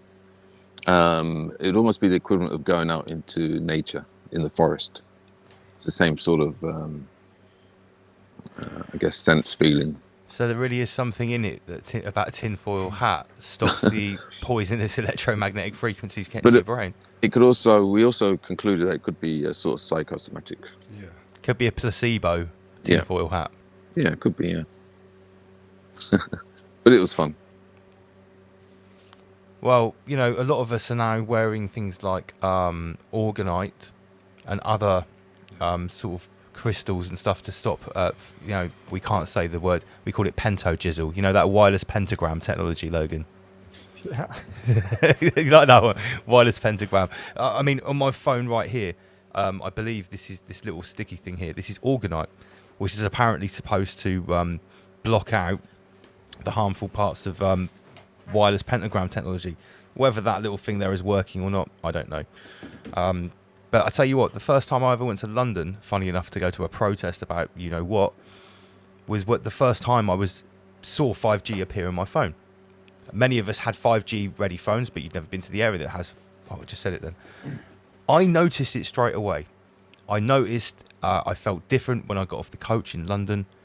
I noticed there was almost a tingling sensation. I don't know if it was psychosomatic or not, but I definitely noticed a sense of static that I hadn't experienced before. And it was the first time I'd seen that wireless pentagram thing on my phone. And yeah, so there's definitely something in this. We are transceivers, you know. Have you ever been inside like a power station? Yes. I had to work for about 4-week block once on this big electric power station, and there were these massive poles conductors, and they were far in between each other. You stand in the middle of that for 6 hours to tell you what you know about it. Yeah, feel like you've been fried. You feel like you've gone through the war. It's unreal. And then there is a slight buzzing to your whole body, like tiny little bit of vibration. And then, yeah, I suppose eventually you convince yourself it's in your mind as well. You can hear it. You can't sleep and things. People work on those sites for a long time have massive sleeping issues. I bet if you took someone that lived in the jungle in an indigenous tribe and you brought them in this studio and you sat them in here for the duration of this podcast with all these screens and and all this equipment around them, I bet it would be a similar experience for them. I reckon they'd feel really tired. I reckon it would suck their energy. Yeah. I spend 3 or 4 nights a week in here. Yeah. Well, that's what we're doing. We're essentially these towers are going up, and we've been around the started off the 2G and the 3G and now it's getting to the 5, and your body is conforming to that, right? It's paying the price because these waves are radiation. I mean, if you really study the concepts of alchemy, there is the aspects of radium, which is the raw element, and then radon, which is a decay element from radium. And radon is got a big picture of what is that? I can't remember the name of the symbol, but it's like the nuclear symbol. The point is that the radon is tied to the morning time. And the morning time called the dawn is tied to that ray dawn, and you're going to get into the Lucifer character and tied to the sun. And radiation is really what breaks us down. Radiation poisoning. You know, you can get sick from the sun, and you have now the towers, the radio. Think about the word radio. It's Ra and Dio, and it's got the word God in it twice. Ra and Dio is God twice. But it's, what is it? What does a radio do? It communicates with us, right? So these concepts, when you look at them, you can start to see the machinations of what it's always been there. We just weren't, I wasn't paying attention. Like I said, I'm watching Terminator again, 1984, and I'm back in that zone listening to the music. It's like, what was I doing back then? I wasn't doing any of this stuff back then. I was in the game head first. Fully immersed. Yeah. I think the other movie is Demolition Man. That's another one which points That's out a good lot of one stuff. too. Yeah. Oh yeah, well, so many people we've noticed in the last couple of years that Demolition Man, even people, they had people walking around with iPads. Yeah. But funny enough, their iPads weren't advanced as our ones. Our ones, the screen goes right to the corner. The border on the iPads in Demolition Man is like 2 inches thick all the way around. They're very, very primitive. And yeah, what was it? Everyone's a non-binary sort of loser in the future, and you get a fine for swearing. Even down to being loaded into the metaverse. That was part of the whole procreation sort of. Well, yeah, he was getting upgrades while he was in cryogenic freezing, wasn't he? Yeah. By Wesley Snipes. Yeah. So we are approaching the witching hour, 3 a.m. here in the UK, Logan. We've been broadcasting for almost 6 hours, and we've taken up 2 hours of your time now, which I'm very conscious of. It's not taking up my 2. It's been an honor and a pleasure. I always like talking about these concepts, sharing these ideas, and listening to great minds such as yourselves. I always end up picking up things. I mean, I was on Clubhouse yesterday. I got invited. I was on there for over 6 hours. So, okay. Yeah, I mean, my average live podcast is about 4.5 hours. So. I think our record is 8.5 hours. That's the longest we ever went. Wow, that's a long time. Yeah, I mean, we have music as well. You guys. We have 2 different in-house DJs. Nice. You know, we have guests on and everything. So, sort of, we try to keep it like the conservative, like 4 hours now. We think that's a little bit more palatable. Some people get really turned off when they see more than a couple of hours. I know that. Some people love it. So it's always one of those, you can't please everyone. Yep. Yeah. So final thoughts. Once we know that there's a code running here. What can we do about it? How can we embody this knowledge to enrich our lives on a day-to-day basis, Logan? Well, very simply, just stop giving your power away to the archetypes that are they're vampires, they're parasites, you know. And so you want to essentially human beings we're all parasites. We're feed off Mother Nature. That's Earth. So essentially, the Earth is our host, and we are the parasite. It's just all fractals. But really, the concerning point here, or at least the focal point, which you mentioned earlier, is to be the universe yourself. Forget about the static around you. Figure out what the hell you're doing here. Why are you here? What are you here for? What's your purpose? What is your job? What's your job in life? And when you start to pay attention to what your job is, you'll start to pay less attention to what their job is. And your life will start to get better. I promise it will. You do it, but depends on, what your code is. Some people's code they're not designed to get out of the matrix. They're just designed to stay in it. And they're designed to keep you in it. They're essentially the Mr. and Mrs. Smiths. Some people watching this right now, you ain't going to get out of it. I know that you're not going to tolerate what I'm saying, and that's not coming from an egotistical standpoint. That's just because I could just see the world around me. And I call a duck a duck. That's just the way it is. So study yourself. Become a better person, a better version of who you are tomorrow than you were today. I think that's really good advice. I think it's a good exercise. Very sound advice. It's a good exercise you could do for yourself, really. It's what I was going to say something similar earlier on, actually, about each day when you end your day, before you sleep, think about putting what you've done in that day into a category like service to self or service to others. Which one of those is it? And then how many of those have you done a day? Is it person-centered or self-centered? Have you improved the matrix around you today? Have you decreased, the enjoyment of other people around you today? And how much static have you absorbed? Yeah, I think that's a good measure. Logan, I would just like to finally say thank you very much for coming on and sharing your work with us and having this very enlightening chat. It's been an absolute pleasure, mate. So Yeah, thank you very likewise, much. guys. Likewise, just as I say, be a gratitude junkie. Be grateful for everything around you. My last thoughts is what I'm saying is, and I've shared this many times, when you get in the shower tonight or this morning, when's the last time you looked up at that shower head that's given you all those amazing showers over the years and said, thank you, shower head. Thanks for, I know it may sound silly because the shower head's not a human being, but the shower head just wants acknowledgement, because if you really look at this reality, the way it is really, it's a vibrational frequency. And that's all it is. And when you wake up in the morning, you should be giving thanks to your mattress and your pillow and the blanket and your air conditioner and having that good. When you're brushing your teeth tonight, when's the last time you give thanks to your teeth that have chewed all that food over all these years? Probably never acknowledged your teeth, but they're just sitting there doing their job day in and day out. So the more gratitude you can give to your body, the more gratitude you can give to things around you, the less you're going to pay attention to the static on the world stage, and you're just going to level up in life. So that's just kind of my final thoughts. Boom. Logan.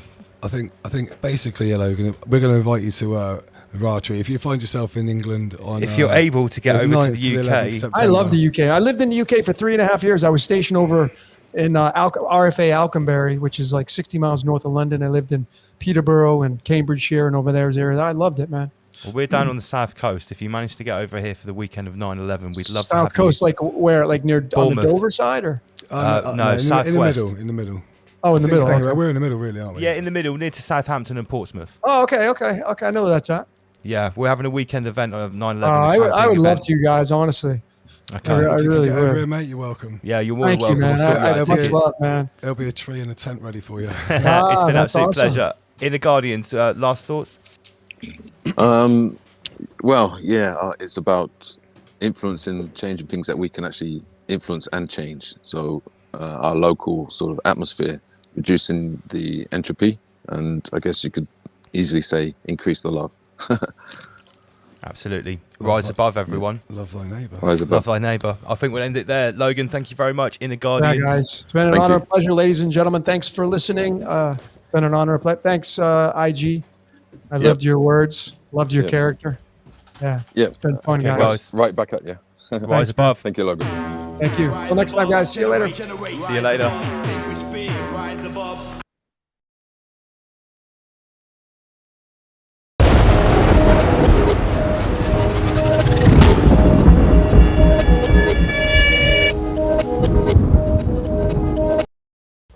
Surprise, we're gonna have some moment beats. Go on then. But literally, it's 3 o'clock, just 20 minutes. Look, there I was thinking you'd forgotten all about me. He didn't get to play very long earlier on. Oh right, Magic to shut the computer down. So yeah, there is a little bit, a surprise bit of moment beats.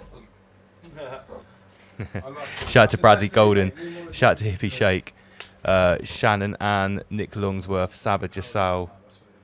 I thought you were ready to play, Omar.